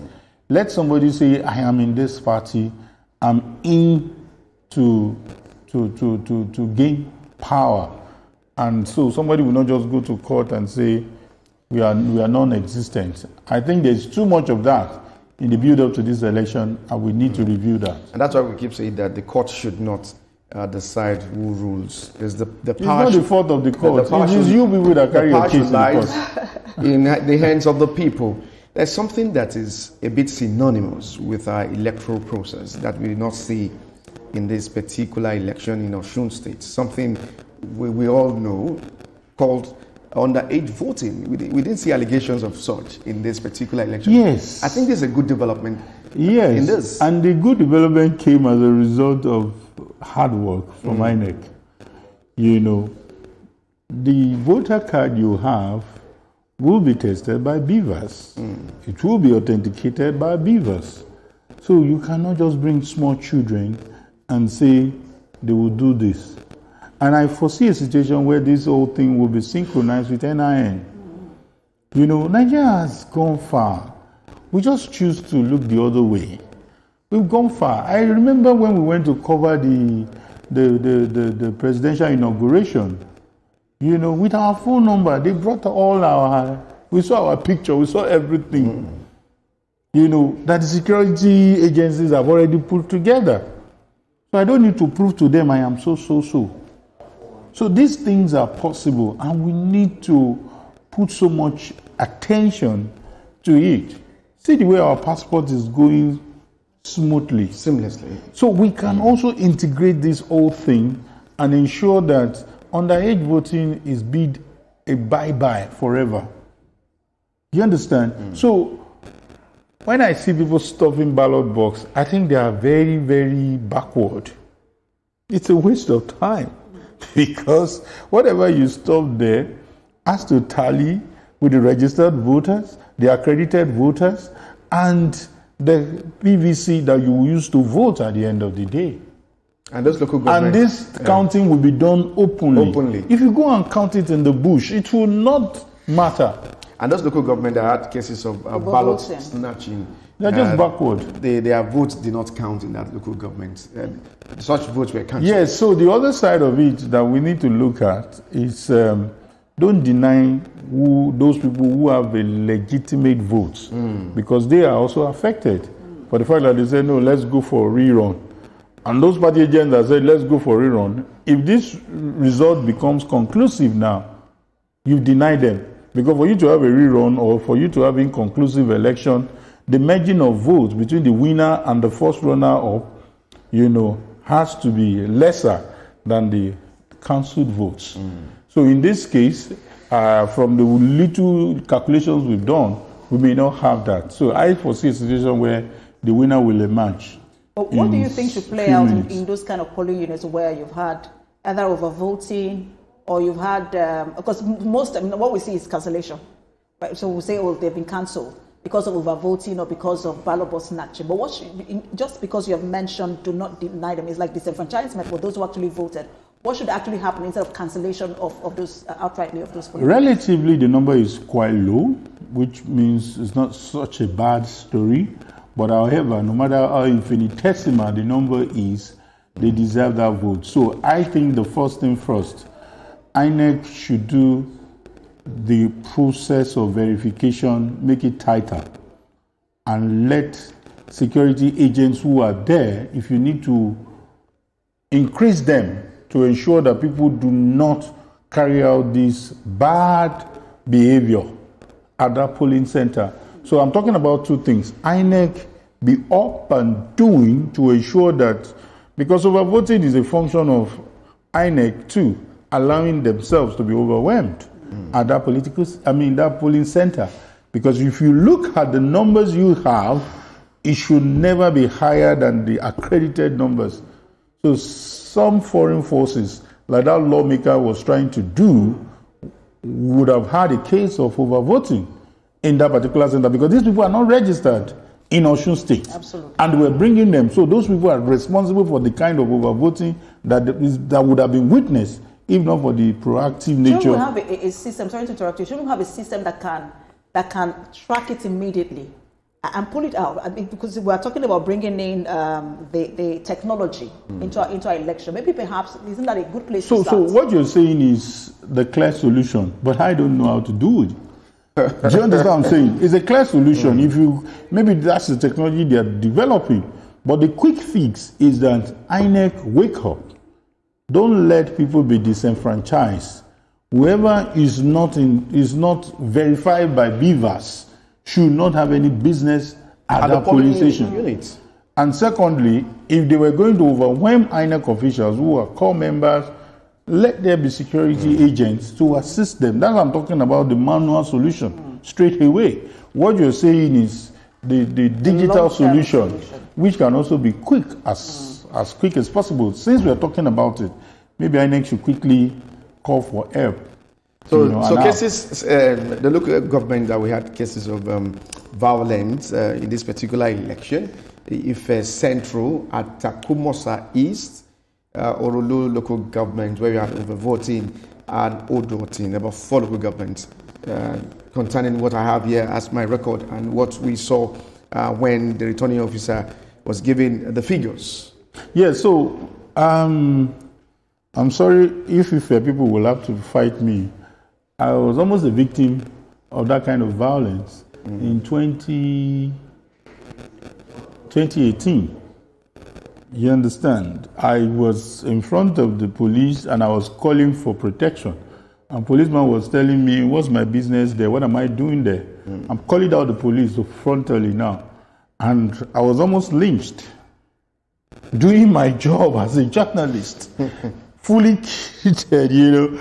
And the policeman was on the side of there's no better word, the thugs, who asked me, what am I doing there? Because of some nefarious activities they wanted to carry out in that period. So I'm not surprised that they're on the list again. But just to say that we need to rise above them. We need to develop more political will. Whatever connivance, whatever form of conspiracy that is going on, if that is the case again, this has got to stop. I did the needful. I called the headquarters. I told them, hey, I'm being threatened here. And your men are looking at me. They are looking at thugs, threatening me. And they told me, oh, you can go back. But then, my life was in danger. So these are not best of times for the local government that have been mentioned, for the areas that have been mentioned. You need to do the needful. Let us have a free and fair election. Let the people, let the will of the people count. Absolutely. You have a responsibility. It's not just the police. Right. You know, we are looking at the situation.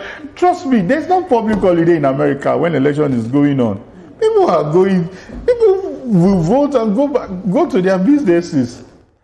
Money. But here in Nigeria, we have that perchance of declaring public holiday day to the election. Because we are wicked to one another. We don't subscribe to violent-free process. We don't subscribe to, excuse me, 3 of us don't have to vote for the same candidate. That's the way it should be. But you know, you said that, but not everyone is tolerant. When you say to someone now, this is who I'm voting for. I mean, that's the point we've come to in our election cycle, where you can no longer say this is who I am voting for. Because if 2 of you share the same sentiment as to who you want to vote for, and I am different, I'm likely to be attacked, if not physically, at least verbally. And so you find that people are now really quiet about who they support. It takes a lot of boldness now to say, no, that's the person I'm supporting. Boldness, and we need to keep talking about it. I'm serious about this. This is something that is very passionate. I don't know why I should be demonized. I don't know why I should be attacked for supporting a different candidate. When you drop a comment that this is who you're supporting, some people will call you names. Some people will curse your parents. Absolutely. Some people will curse your tribe. Excuse me. It makes no sense. It just tells me that you are either a fool, pardon my language, or something is wrong with your brain, that because I have a different opinion from yours, and the same country, we carry the same green passport everywhere we go. Like somebody said that he's so pained now that Nigeria is not going to World Cup because football has a way of uniting us. Do you understand? We don't care who scores the ball, who puts the ball behind the net, whether it's Yoruba, whether it is Igbo. Why can't we come back to that? Why can't we go there? Why can't I support somebody from another tribe? What's the big deal? It's about who can do the job. And we need to mouth it. We need to scream it. Absolutely. That we should not get to this level.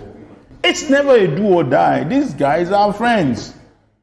These guys are friends. I worked in a company where the person who owns the company is a Yoruba man. The man who is paying the salary is an Igbo man and is dealing out the checks every month. These guys have a lot of businesses together. I mean, the political class. Well, so why are we doing this to ourselves? Nigerians should also believe you because you rule with some of these big people. That's why you can say that they are friends. And okay, you don't know. Yeah, well. I don't know why you're putting him on the spot. I don't know why you... See, it's not because I know them, but because I can't be covering election for almost 2 decades now and not know what happens among these people. Excuse me, are you aware Ajimobi's is his son now is married to Ganduje's daughter? Do you get? Are you not aware that Buba Maruha is married to Buhari's child? So I'm just saying that, hey, can we stop? Absolutely. And that's why in politics, there's no permanent friend.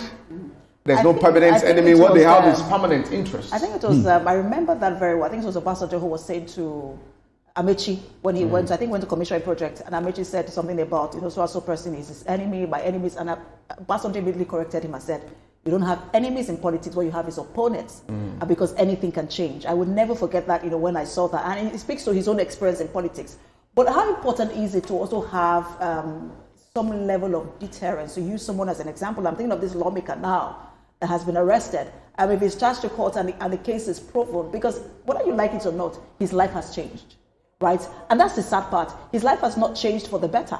Which of the lawmaker? The lawmaker in Osun State. Okay. His life has not changed for the better.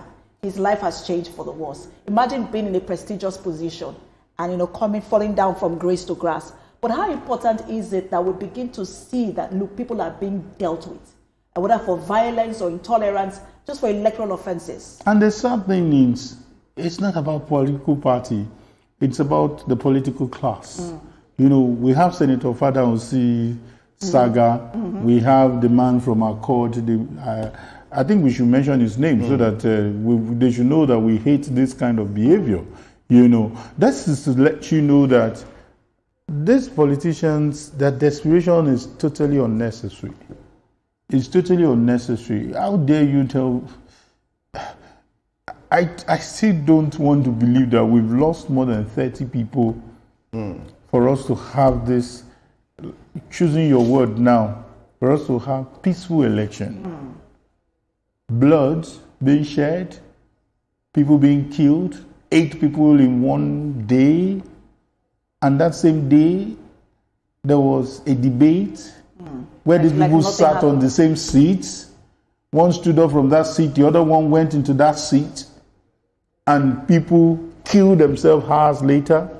Not injured themselves, killed. They are no more.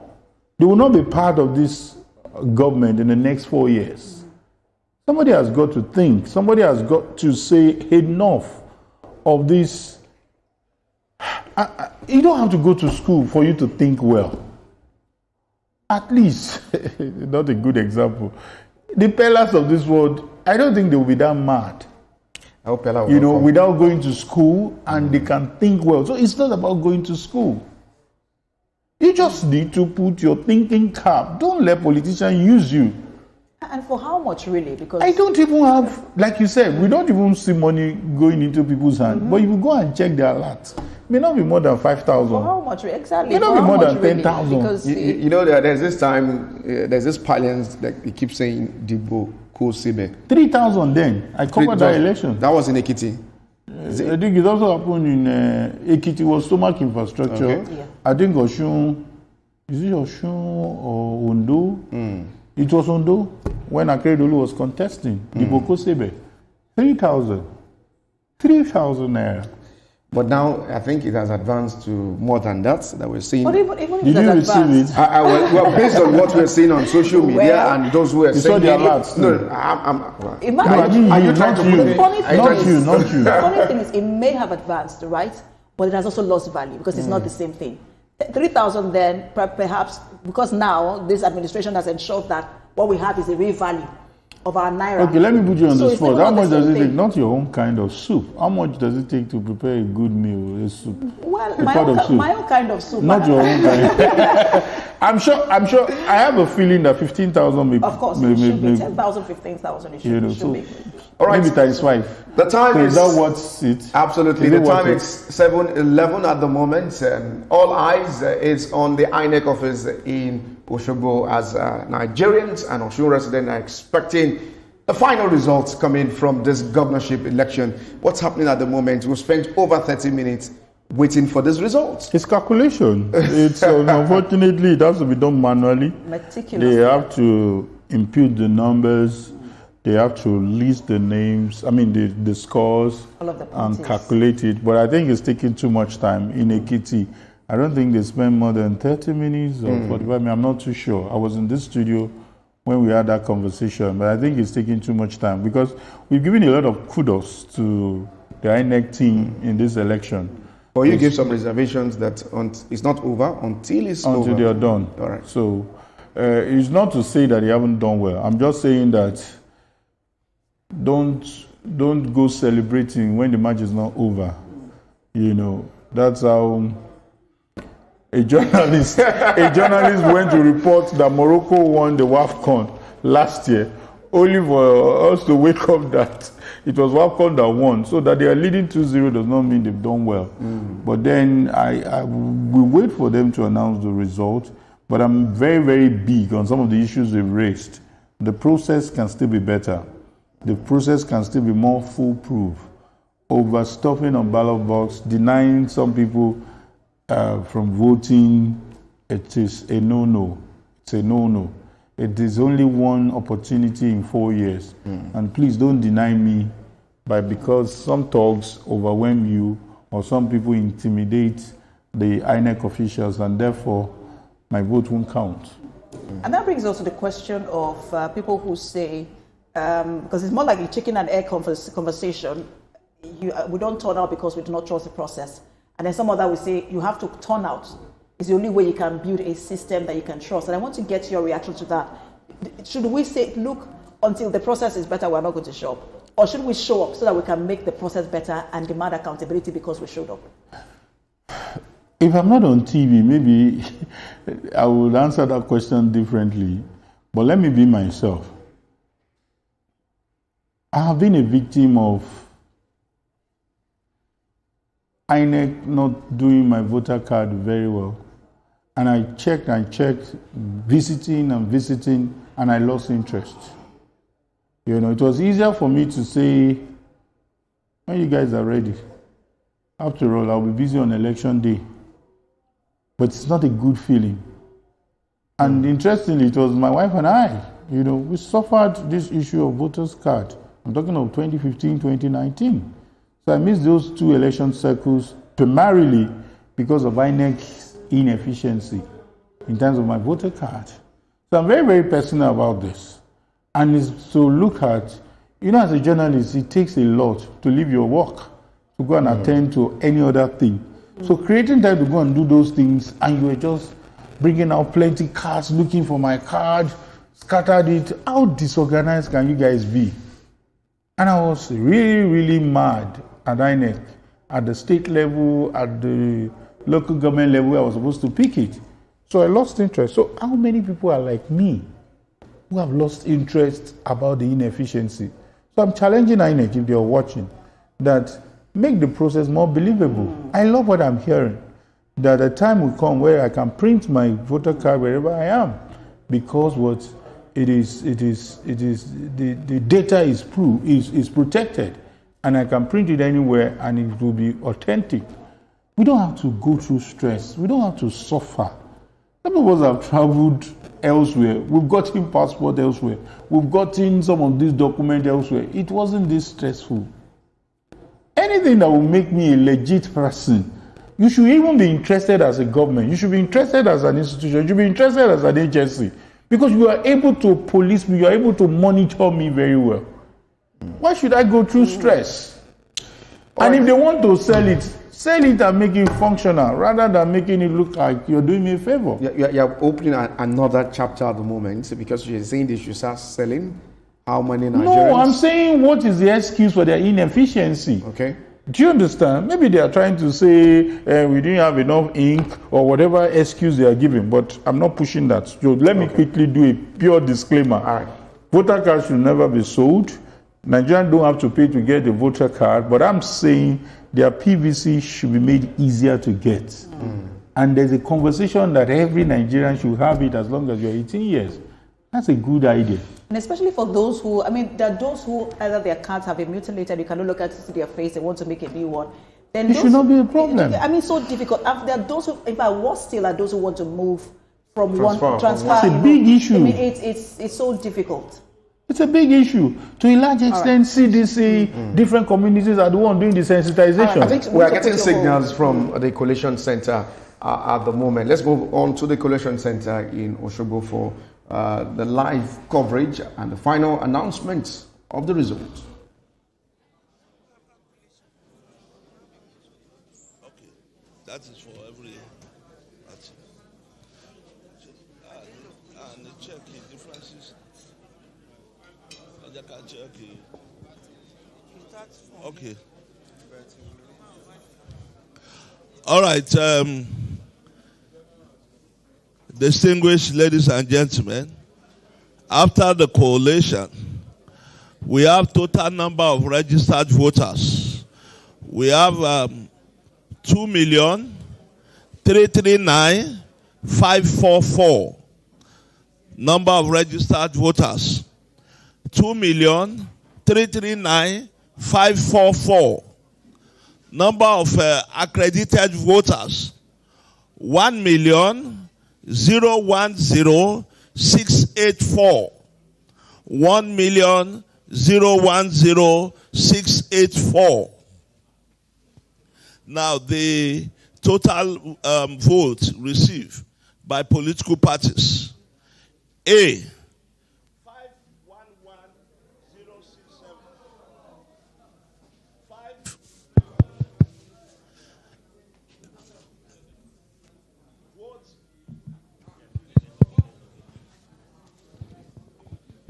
Votes received by political parties. A. 511,067. AA. 2308. 2308. AAC. 1458. AAC. 1458. ADC. 17180. ADC 17180. ADP 2946. ADP 2946. APC 444815. APC 444815. APGA 1474. APGA 1474. APM 234. APM 234. APP 114. APP 114. BP 111. BP 111. NNPP 118. NNPP 118. PRP 83. PRP 83. SDP 155. SDP 155. YPP 534.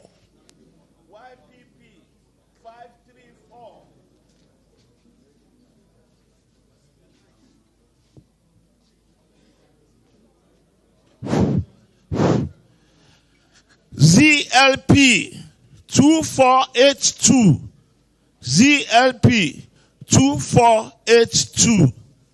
Total valid votes 985079. Total valid votes 985079. Rejected votes 207.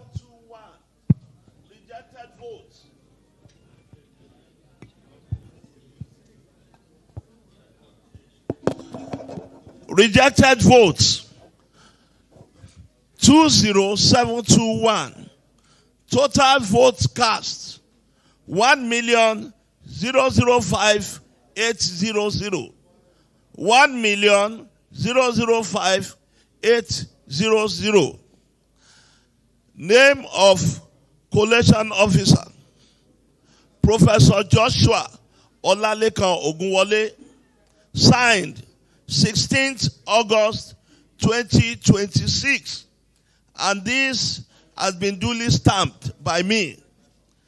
I will invite party agents to step forward as we call the name of the various parties to step forward and append their signature. Name and signature, please. So we do it downstairs. Okay.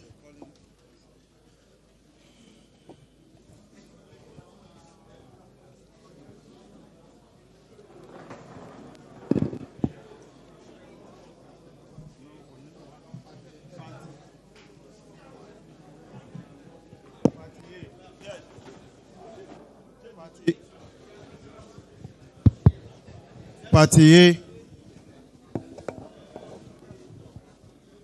Party AA should follow.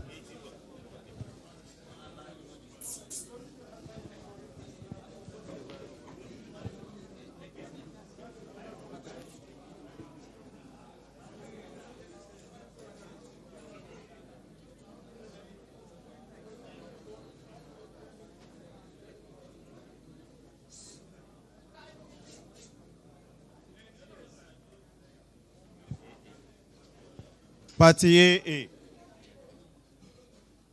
Party AAC.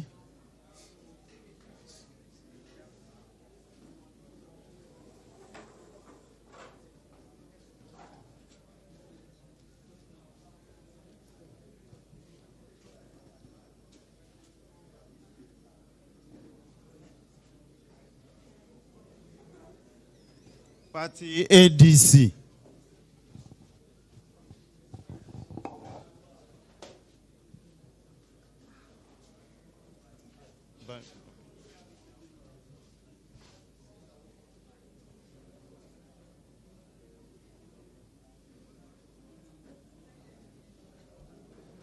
Party ADP, Party APC, Party APGA,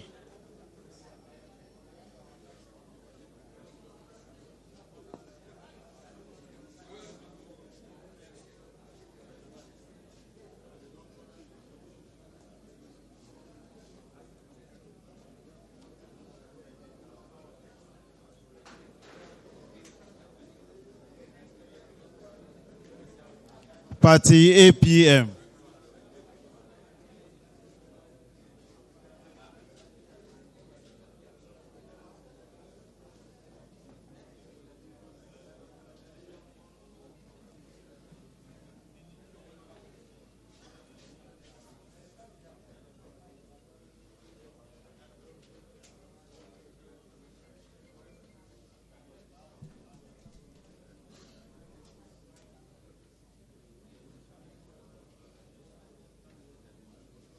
Party APP.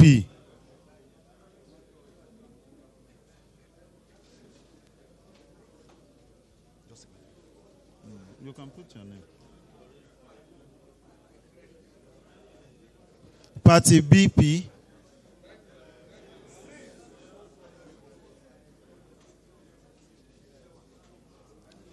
Party NNPP should get set.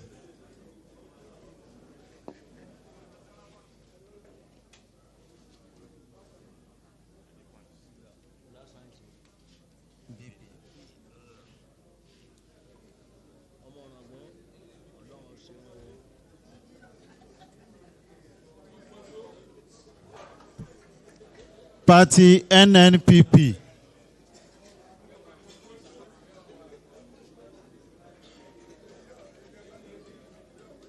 Party PRP should get set.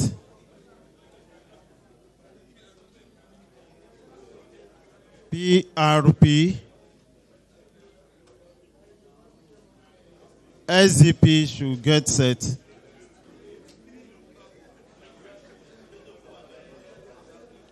Party SDP, Party YPP, Party YPP, then Party ZLP should follow.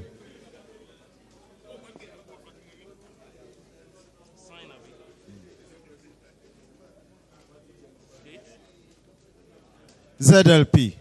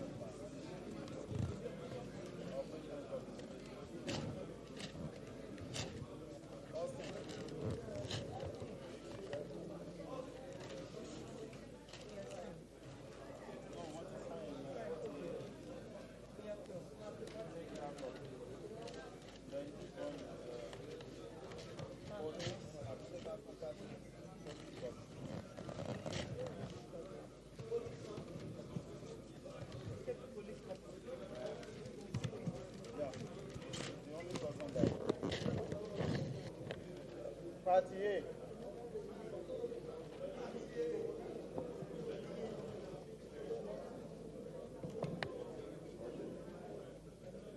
And Party ADC. Party A. Then Party ADC.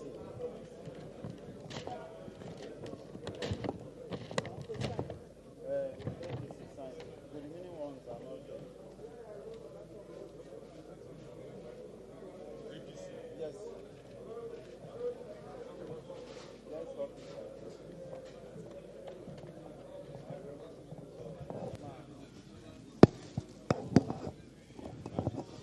All right, ladies and gentlemen.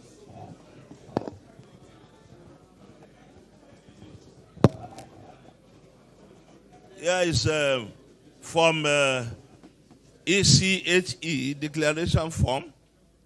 It has not been opened. We will open it now.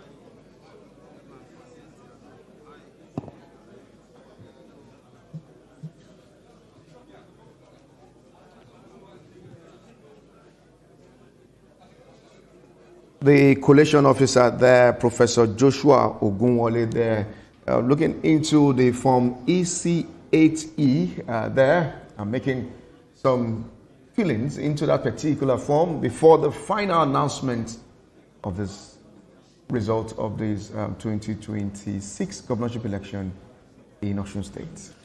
So many phases, Emmanuel, of this collation. Just when you think that, it is over, you remember that, there is still this phase where you have to enter some of the details. I mean, we were talking earlier about the sensitive materials now being displayed, so that most times he had to open it for everyone to see that, look, this is the first time we're opening this. We haven't even seen this. Nothing has been entered.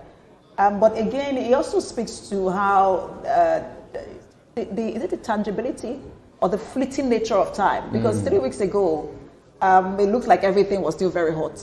No one thought that we were going to get here. It still looked like a do or die affair. But now, in another 10, 15 minutes, you see, let me tell you the beauty of what is going on.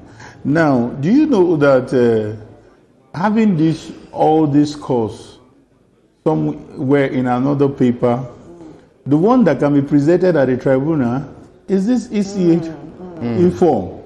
That's what the Constitution recognizes. So until this result gets to that paper, whatever we've done is just a mere exercise. So this will be entered into the paper, it will be read, and the winner will be declared. So there's something about declaration. You remember the challenge of MK Abiola in 1993? We saw the result. We saw that he has won, but he was not declared a winner. That's why the man went to Ekpetedo and declared himself a winner. And that's why they still use the word acclaimed. But now they've removed the word self-acclaimed because the federal government has acknowledged that is a winner. They have to give it that legitimacy. So it's very, very important that this ritual has to be done. Yes, you're feeling so impatient about it. So the ritual at the moment is taking a longer time, and we hope that it will grab your cup of coffee. Well, it's the beauty of our election. Absolutely. It's the beauty of our election. I like that. As much as we say that it's taking time, and I'm sure Nigerians are just waiting to say it. Anxiously. They anxiously say it. But it's the beauty of our election. I think what we should just add to it is a drum roll. I think you guys should even be happy. He's doing 15 parties, so he's not doing 76. So it shouldn't take him much time to do party A. Well, you should get used to that word. Yeah. Party A, 551. So I think it's going to be quite easy. And I sense the man is also in a hurry to. He took that quite quickly. Let's wrap this up. But I agree with you that perhaps that's why it was also fast. The number of political parties were not as much as we would, That's true. A lot of them have been deregistered compared to when you have to read as much as 40-something. Some of them just, fielding candidates just for the sake of it, just for the sake of a bargaining chip.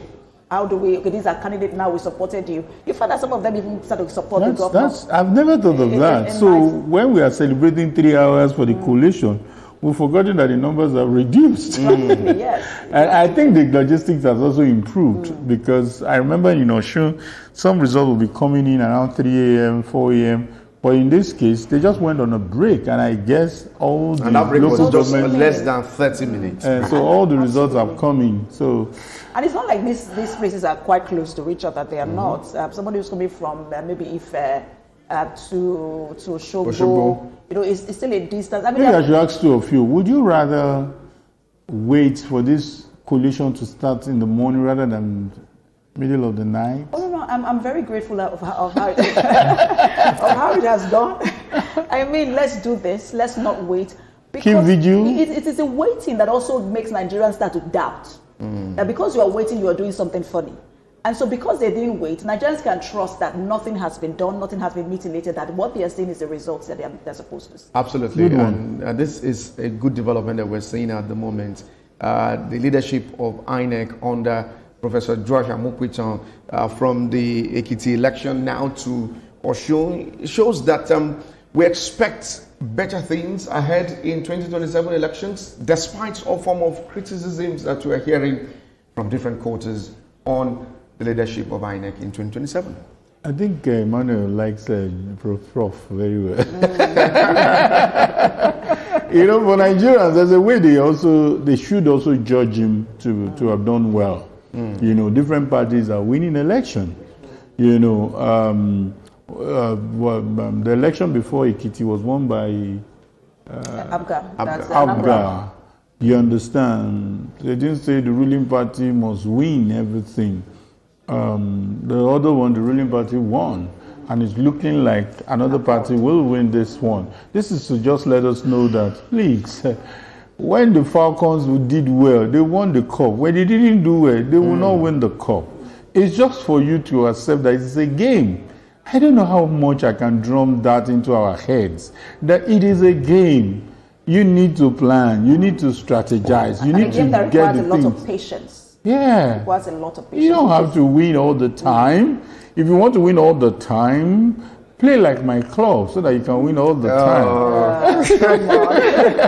Which of and when we lose, the Super Eagles of Nigeria, is that what you're saying? And if you don't win, I think the other challenge is when you don't win, don't now look for unnecessary excuses to demonize the process.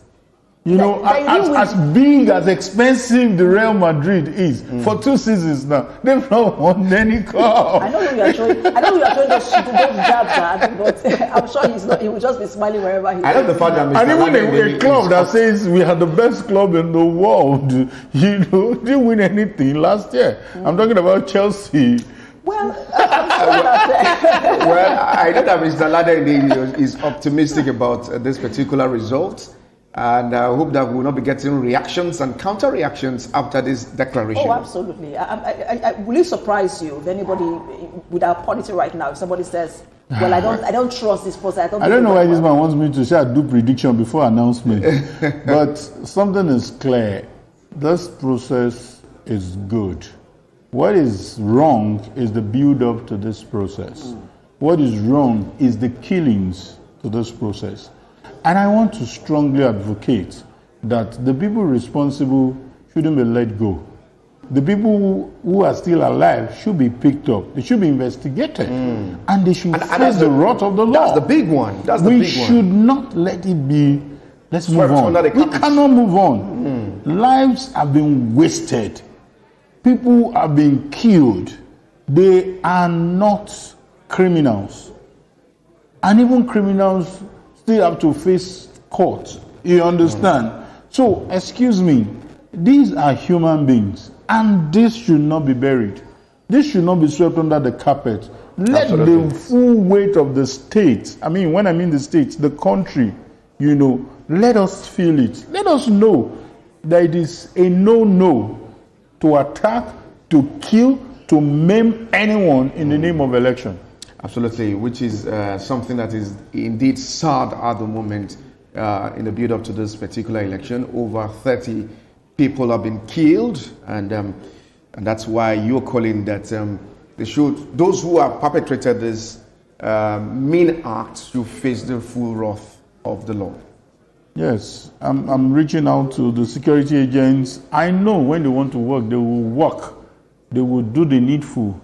And those who are also careless with their statements, they should be made to write statements that they won't do that again. That is, if life was not taken in their careless statements, because we don't have proof that when they made the statement, lives were taken. So, but beyond that, beyond the public shame that a lot of people have given them, let us have a situation where we don't allow this thing to just be normal. We shouldn't be known with this. We shouldn't be identified with this kind of nomenclature. We are not criminals. We are not street urchins. We are not destitute. We should be treated with some modicum of respect. And I think that's where we should be headed going forward. And we saw the sting operation where the lawmaker who is representing Irewole Shokon State House of Assembly constituency, Mr. Abiola Ibrahim, was arrested with that number of PVCs in his apartment. I describe that operation as a sting operation. If the police, the Nigerian police can do that, the security operators can do that, they should fish out all those perpetrators of those act that led to the killings of over 30 persons in Osun State? Absolutely, absolutely. And may I say this? I say this behind, and I will say it openly. Our security agents are super smart. They are not inferior in any shape or form to any security agents across the world. They can fish out these people. They can get to them. And politicians have also helped in calling out these names on national TV, on different fora. So why don't we go for them? Let us be taught some lessons. Let us know that this is a country where law, the rule of law reigns supreme. It is the supremacy of the rule of law, and that should be taken seriously. I am all for this. I am all for this. We are not a jungle. We are not a place where people can do things anyhow. I have been told by thugs that, do you want to be another Deligiwa? Do you want to be another journalist that would just be wasted? And I was like, God, doing my job? I'm staying on this matter. I want to report that arrest has been made. I want to report that these people have been put behind bars. I want to report that they've been taken to court and justice take its course. They exist. And those that have been killed back in retaliation, maybe those ones are gone. But those that are still working on this land should not be let go. Also speak to the conduct, because we've spoken so much about INEC. The conduct of its security agencies, agents over the years, how it has evolved. Are they doing better now? What have they done, what have they improved on that you feel that, because again, I think that they have also helped improve the process. We know that INEC is doing well, but just also speak to the conduct of the Because it's an off-cycle election, so they don't have a choice, than to do the basic that they've done. How can you conduct an election in one state and there will still be lawlessness? That is not given. But we're looking at election in, is it 28 states now at a time? That's what we're looking at. Do we have that capacity? Do you get good? A lot of things have changed. This current administration has increased the number of police officers. All right, The soldiers are better treated. They're waiting for that announcement that we are all waiting for. Perhaps it is the time to get that announcement. All right. Ladies and gentlemen, this is the declaration of results. I, Professor Joshua Olaleka Ogunwole, hereby certify that 1, I am the returning officer for the 2026 Osun State Governorship election.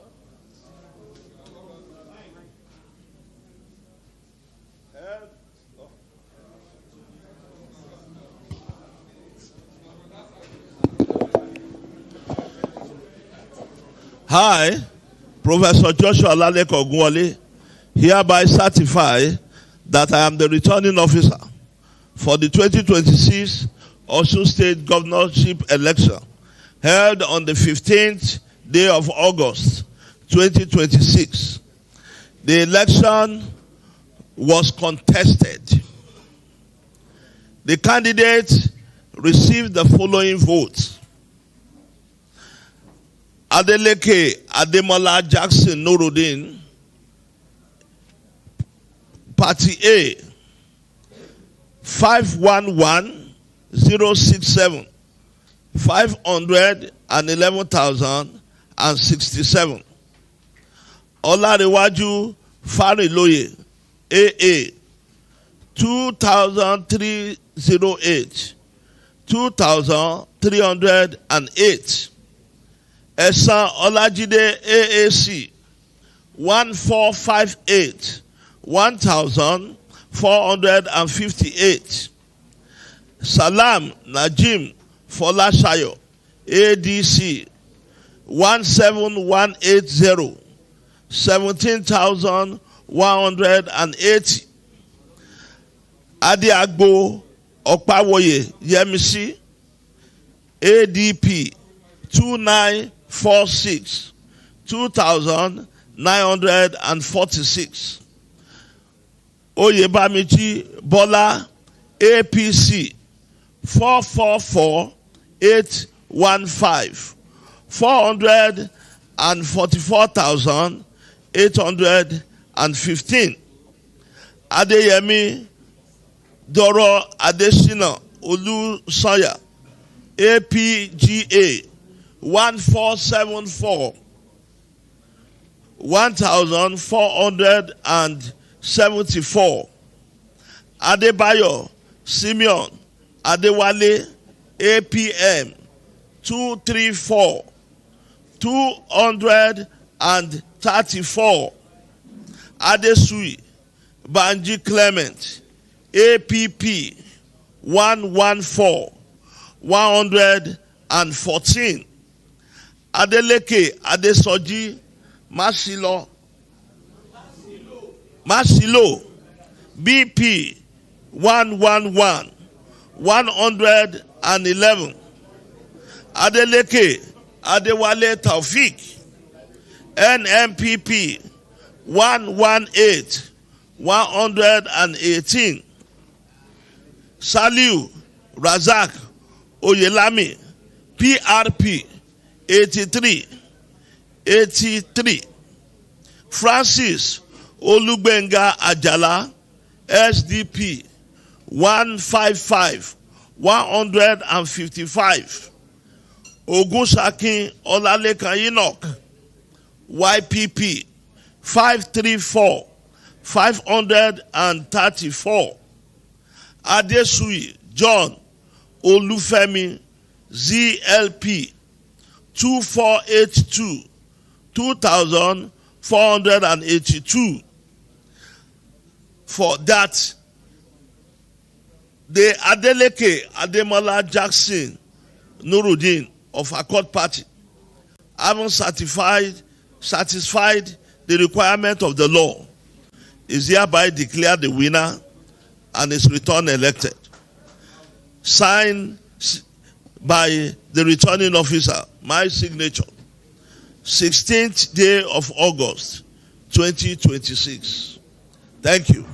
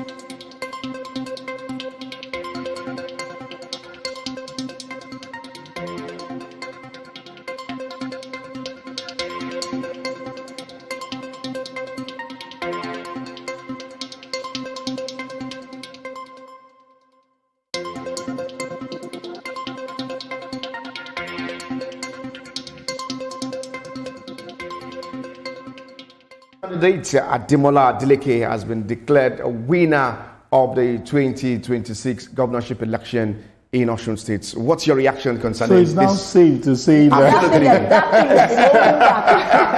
You can say it now. It's safe to say that it is not an absolute uhuru for Governor Adeleke.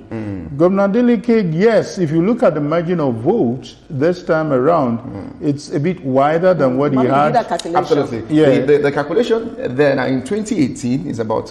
Go to 2022. 2022 is about 28,344 between Adeleke and Oyetola. Now we have 66,252. So the way I choose to look at it, you know, we have different lenses. The way I choose to look at it is, in 2023, go and check the data. You know, we have a PDP that was where the governor was then, you know, won all the House of Assembly seats except one. In House of Reps, they won all the seats in PDP. In Senatorial, they won all the seats.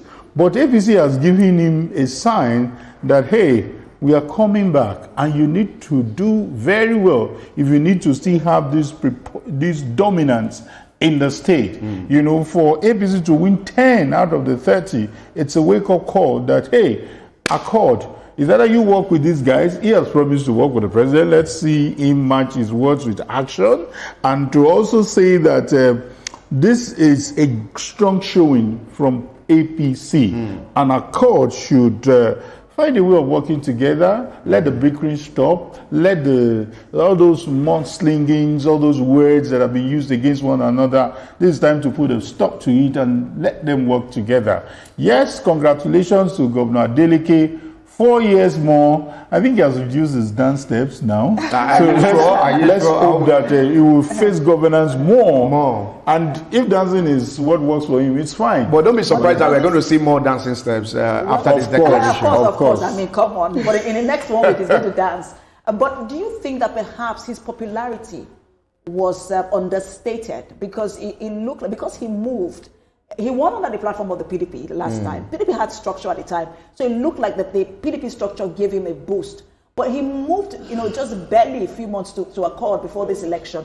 Do you think that perhaps the opposition also underrated his popularity? I don't think the opposition underrated. The opposition got it wrong in some aspects.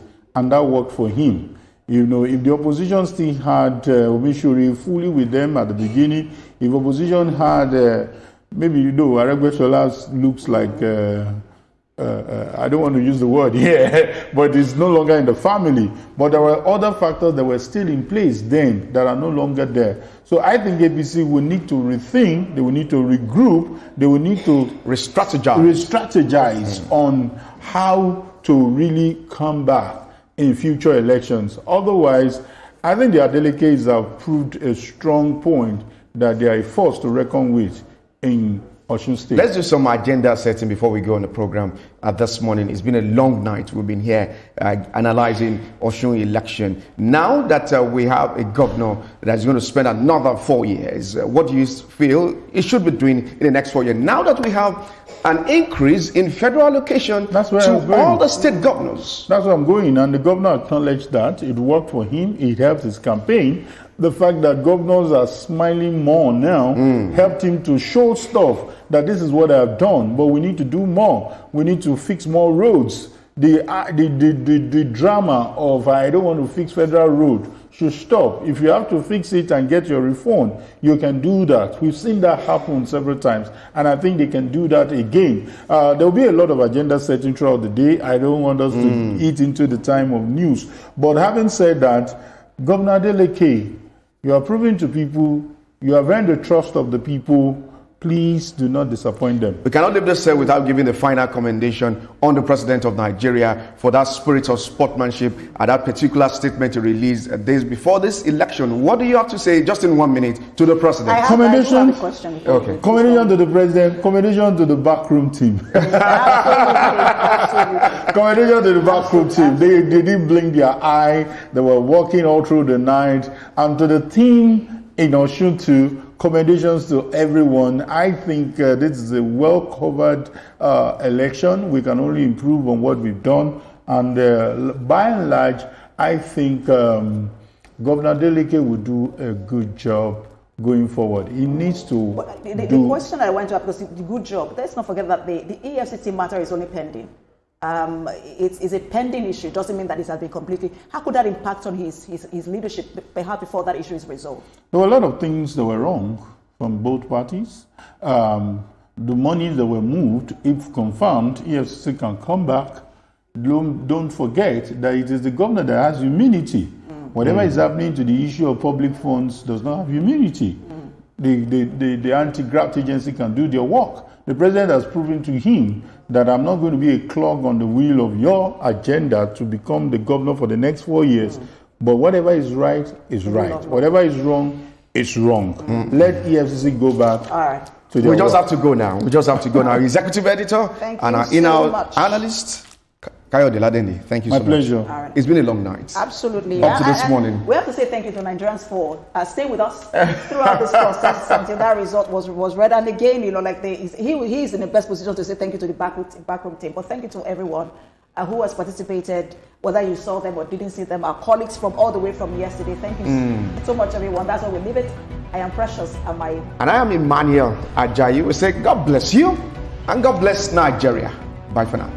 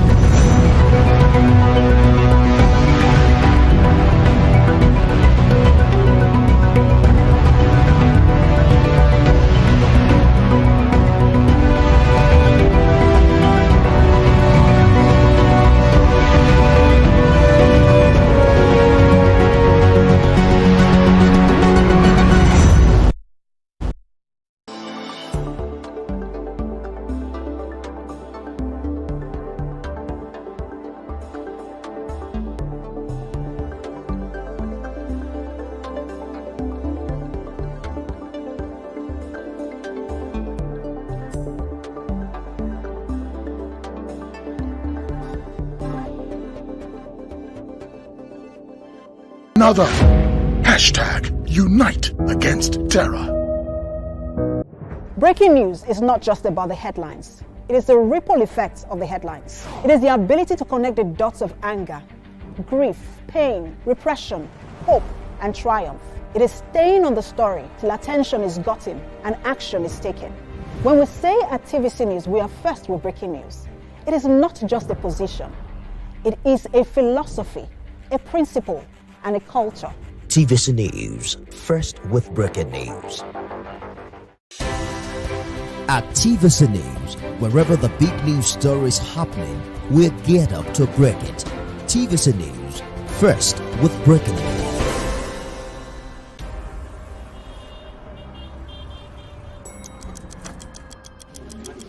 Good morning, everyone. It's a new day. Hi, Olamide. Hey, guys. I'm just at the rooftop, keeping my finger on the pulse and my eye on the street. Hey, Toma, good morning. Hope you're up and ready for the show today. Yeah, I just got to the office now. Have you contacted Abuja? Hello, guys. We are set and right on our way to the studio. And the guest is standing by. Hi, Ria. I'm almost ready. Just let me get my gram for the show. Good morning, Ibrahim. What about the dailies? I just grabbed the papers. I'm on my way. Good morning, guys. Ria. Olamide. Hi, Ibrahim. Toma. Hey, Good morning, Nigeria. No one knows how today will go. But every day starts with breakfast. So, starting right here on TVC Breakfast, every weekday at 7.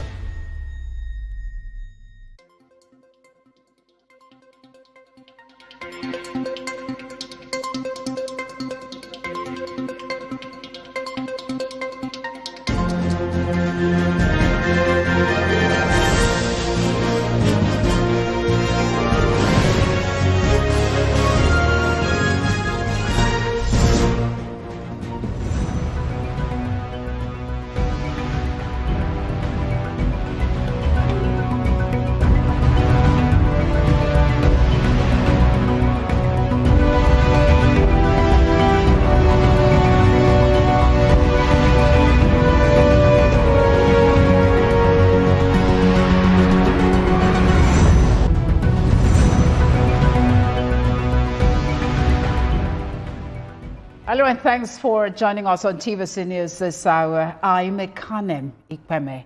We begin with the official declaration of incumbent Governor Ademola Adeleke of the Accord Party, the winner of the Osun State 2026 governorship election after more than 4 hours collation of results of 30 local government areas by the Independent National Electoral Commission. Governor Adeleke polled a total of 511,067 votes to defeat his closest rival, Bola Oyebamiji, of the All Progressives Congress APC, who scored a total of 444,815 votes, while the governorship candidate of the African Democratic Congress ADC, Najim Salam, polled a total of 17,180 votes. Announcing the final results, the INEC returning electoral officer, Professor Joshua Ogunwale, who is the Vice Chancellor of Federal University of Oyo Ekiti, declared that Governor Adeleke having satisfied all the requirements of the law, is declared winner and returned elected. Professor Joshua Laleko Ogunwole hereby certify that I am the returning officer for the 2026 Osun State Governorship election held on the 15th day of August 2026. The election was contested. The candidates received the following votes. Adeleke Ademola Jackson Nuruddin, Party A, 511,067, 511,067. Olarewaju Fariloye, AA, 2,308, 2,308. Esa Olajide AAC, 1458, 1,458. Oyebamiji Bola APC, 444,815, 444,815. Adeyemi Doro Adesina Olusanya APGA, 1474, 1,474. For that, the Adeleke Ademola Jackson Nuruddin of Accord Party, having satisfied the requirement of the law, is hereby declared the winner and is returned elected. Signed by the returning officer, my signature, 16th day of August 2026. Thank you. And now, following that declaration, we have our senior reporter Olaide Oyewale at the Collation Center, and he joins me now on the news to bring us up to speed on what is the mood like. Hello, Olaide. Hello, good morning. Good morning. So you are live at the Collation Center in Osogbo. Bring us up to speed on what the mood is like at the moment following the declaration.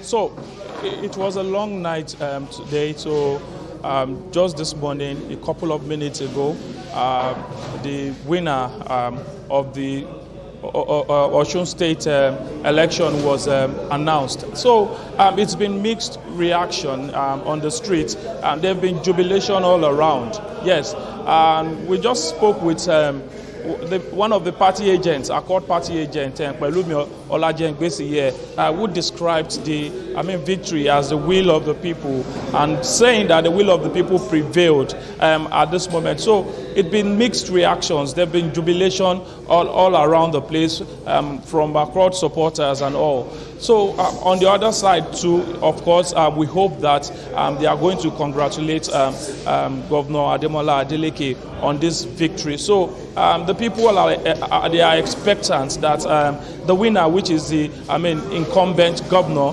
will be able to continue all of the projects and works that he has been embarking on in the state in the last 4 years. So they hope that he will improve on some of the projects and some of the things he has been doing for the state in the next 4 years again. Thank you very much, Olaide.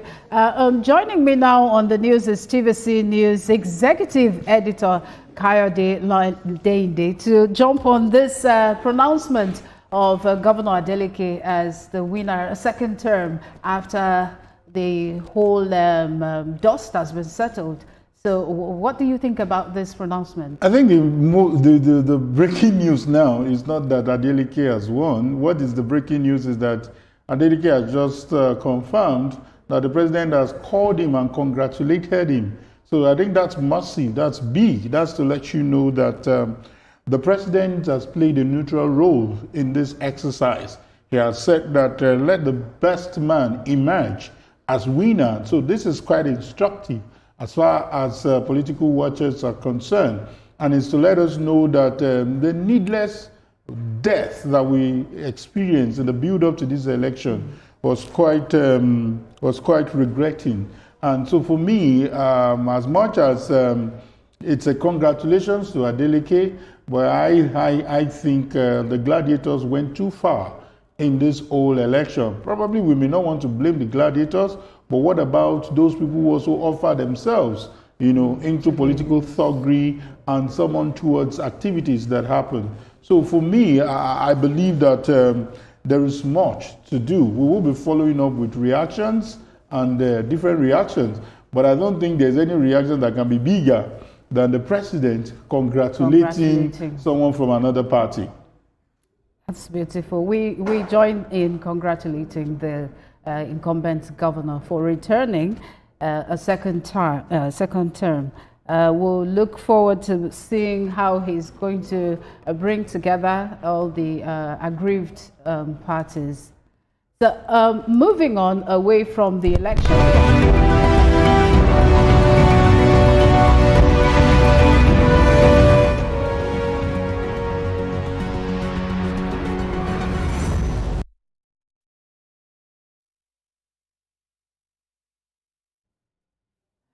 Away from the election now, but staying in Osun, where the state university has inducted its first set of Bachelor and Medicine of Bachelor of Surgery program after years of accreditation challenges. The university says the induction of the 90 graduates reflects development in the university medical education program, urging the graduates to contribute their expertise in developing the country's health sector. There's more in this report. A new chapter has opened in the history of Osun State as 90 pioneer medical graduates took the professional oath, formally marking their entry into the medical profession. The institution's management described the induction as an end of years of determination to overcome significant challenges that threatened the university's medical program. As a result, they charged the new doctors to not only build their professional reputation, but also contribute to preventive medicine, medical research, and healthcare system development. Gradually and steadily, my team also processed the reaccreditation of our medical program through the National Universities Commission. And gladly, on the 9th of March 2023, this university secured full accreditation to run the MBBS program. As a good doctor, you have to be efficient and take character of Omoluabi in which Osun is being known. In education, because you can't talk of health without education. Without education, there's no health. Health and education has to go in pari passu. In education, I want to boldly tell you today here that Osun is the best in Nigeria. Delivering the keynote address, a professor from the University of Ibadan College of Medicine urged the new inductees to make character, compassion, and excellence the foundation of their careers. Wherever we find ourselves, we can choose to make a difference. The attributes that would enable you to make a difference as medical practitioners are the title of my brief exhortation to you today, which is character, excellence, and service. A doctor does not lie. And now that you are on this divide as a doctor, please remember, never lie to your patient. Never let financial gain be the motivator for what you do to any patient.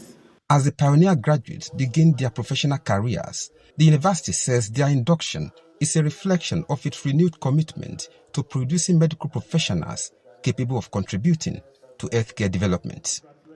Rafiu Hamid, TVC News, Osogbo. Young Nigerians are being challenged to take a more active role in shaping the country's future. But stakeholders at the Young Change Makers Summit in Abuja say meaningful participation must go beyond inviting young people to speak about their challenges. The summit, organized by International Alert Nigeria to mark International Youth Day 2026, brought together young leaders, government representatives, civil society and development partners to discuss youth leadership for peace. Youth policy strategist Azizat Yaisu says one way to measure genuine youth participation is to see their priorities reflected in government budgets implementation. Also speaking, representatives of the Minister of Humanitarian Affairs and Poverty Reduction, Ajeje Lake, and International Alert's Country Director, Kingsley Udo, urged young Nigerians to stop standing outside the political system. And what is most critical is that for young people to also know that they have more roles to play aside from just sitting and complaining, but then pulling themselves together to be able to engage for that purpose. But to be very honest, how are we encouraging these young people to as a country? Let's go to that point. If you don't build systems and structures that will make these young people emerge, if you shut them down, you don't give them voice and agency, how will they emerge? And to be honest, any country that shuts their youth down, the country suffer because you will lose. They will export their skills to other places. So I wouldn't advise anybody to break the law, but I would advise the youth to raise their voice against anything they see in the society that is going against the entire well-being of the entire country.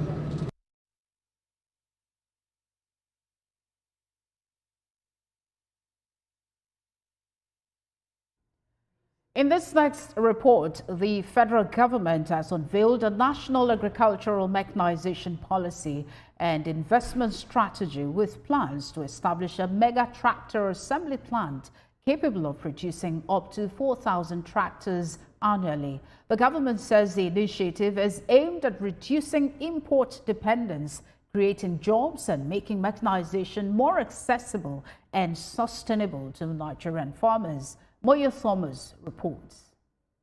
The federal government says Nigeria is moving from fragmented agricultural mechanization interventions to a coordinated system driven by investment, technology, and private sector participation. The policy provides the framework. At a high-level national policy dialogue, government says it is deploying 2,000 tractors and more than 9,000 implements and spare parts, while the new policy will cover the full ecosystem of financing, maintenance, irrigation, digital technology, and mechanization services. The Minister of Agriculture and Food Security also says the planned tractor assembly will help Nigerian youth not only own, but also innovate, operate, and lead the mechanization economy. To our investors, therefore, my message is simple. Nigeria is open for investment in agricultural mechanization. We are not seeking capital merely to purchase machines.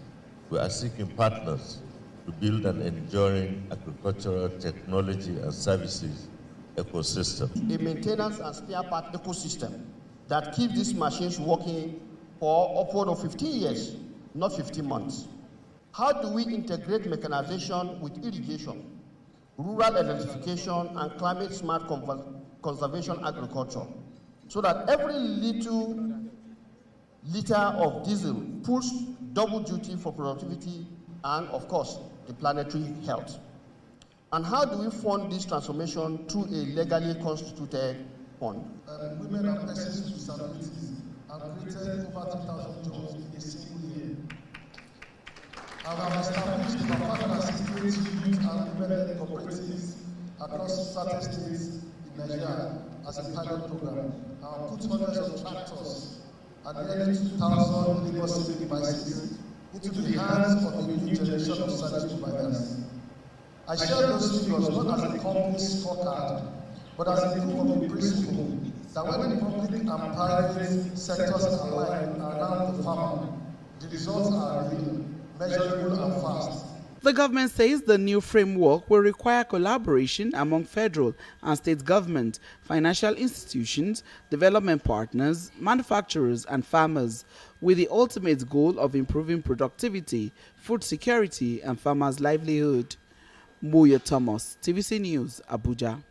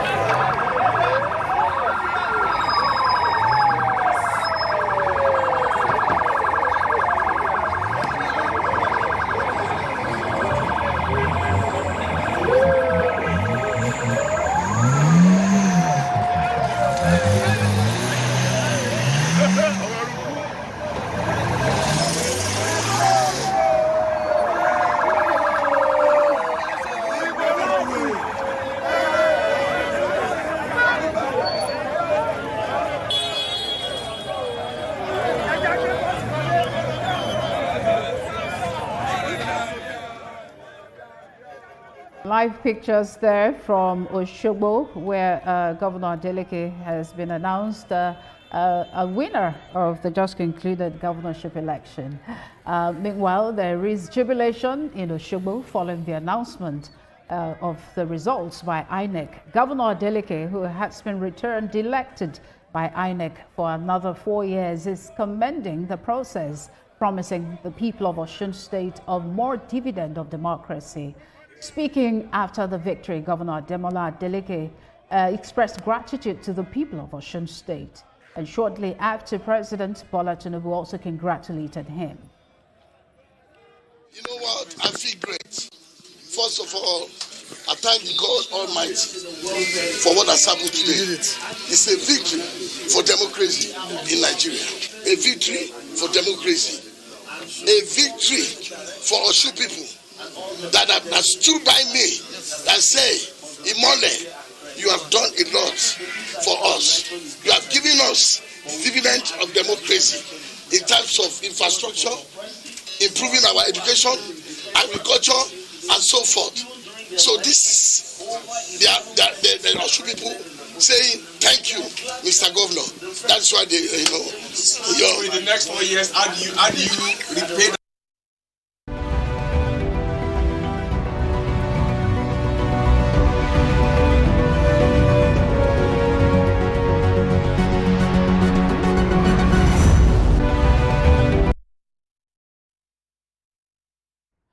Now, the QHSCS Leadership Academy recently graduated over 700 students after completing training in health, safety, environmental management, and sustainability courses. The ceremony brought together students, parents, industry stakeholders, and dignitaries with a charge to be good ambassadors. The proprietor, Jamil Batmos, said they were committed to reducing unemployment and promoting a culture of safety and sustainability in workplace across Nigeria.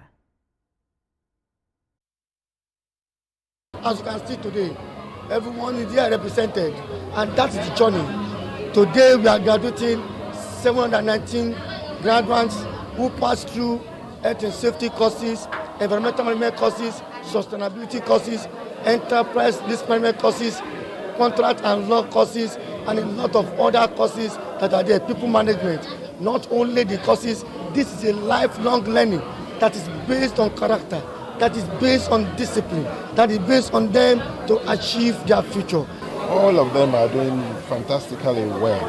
And you can also see the certification that they've had in various relevant institutions. So it's not a small thing that they are doing, and we must be here to give them the support.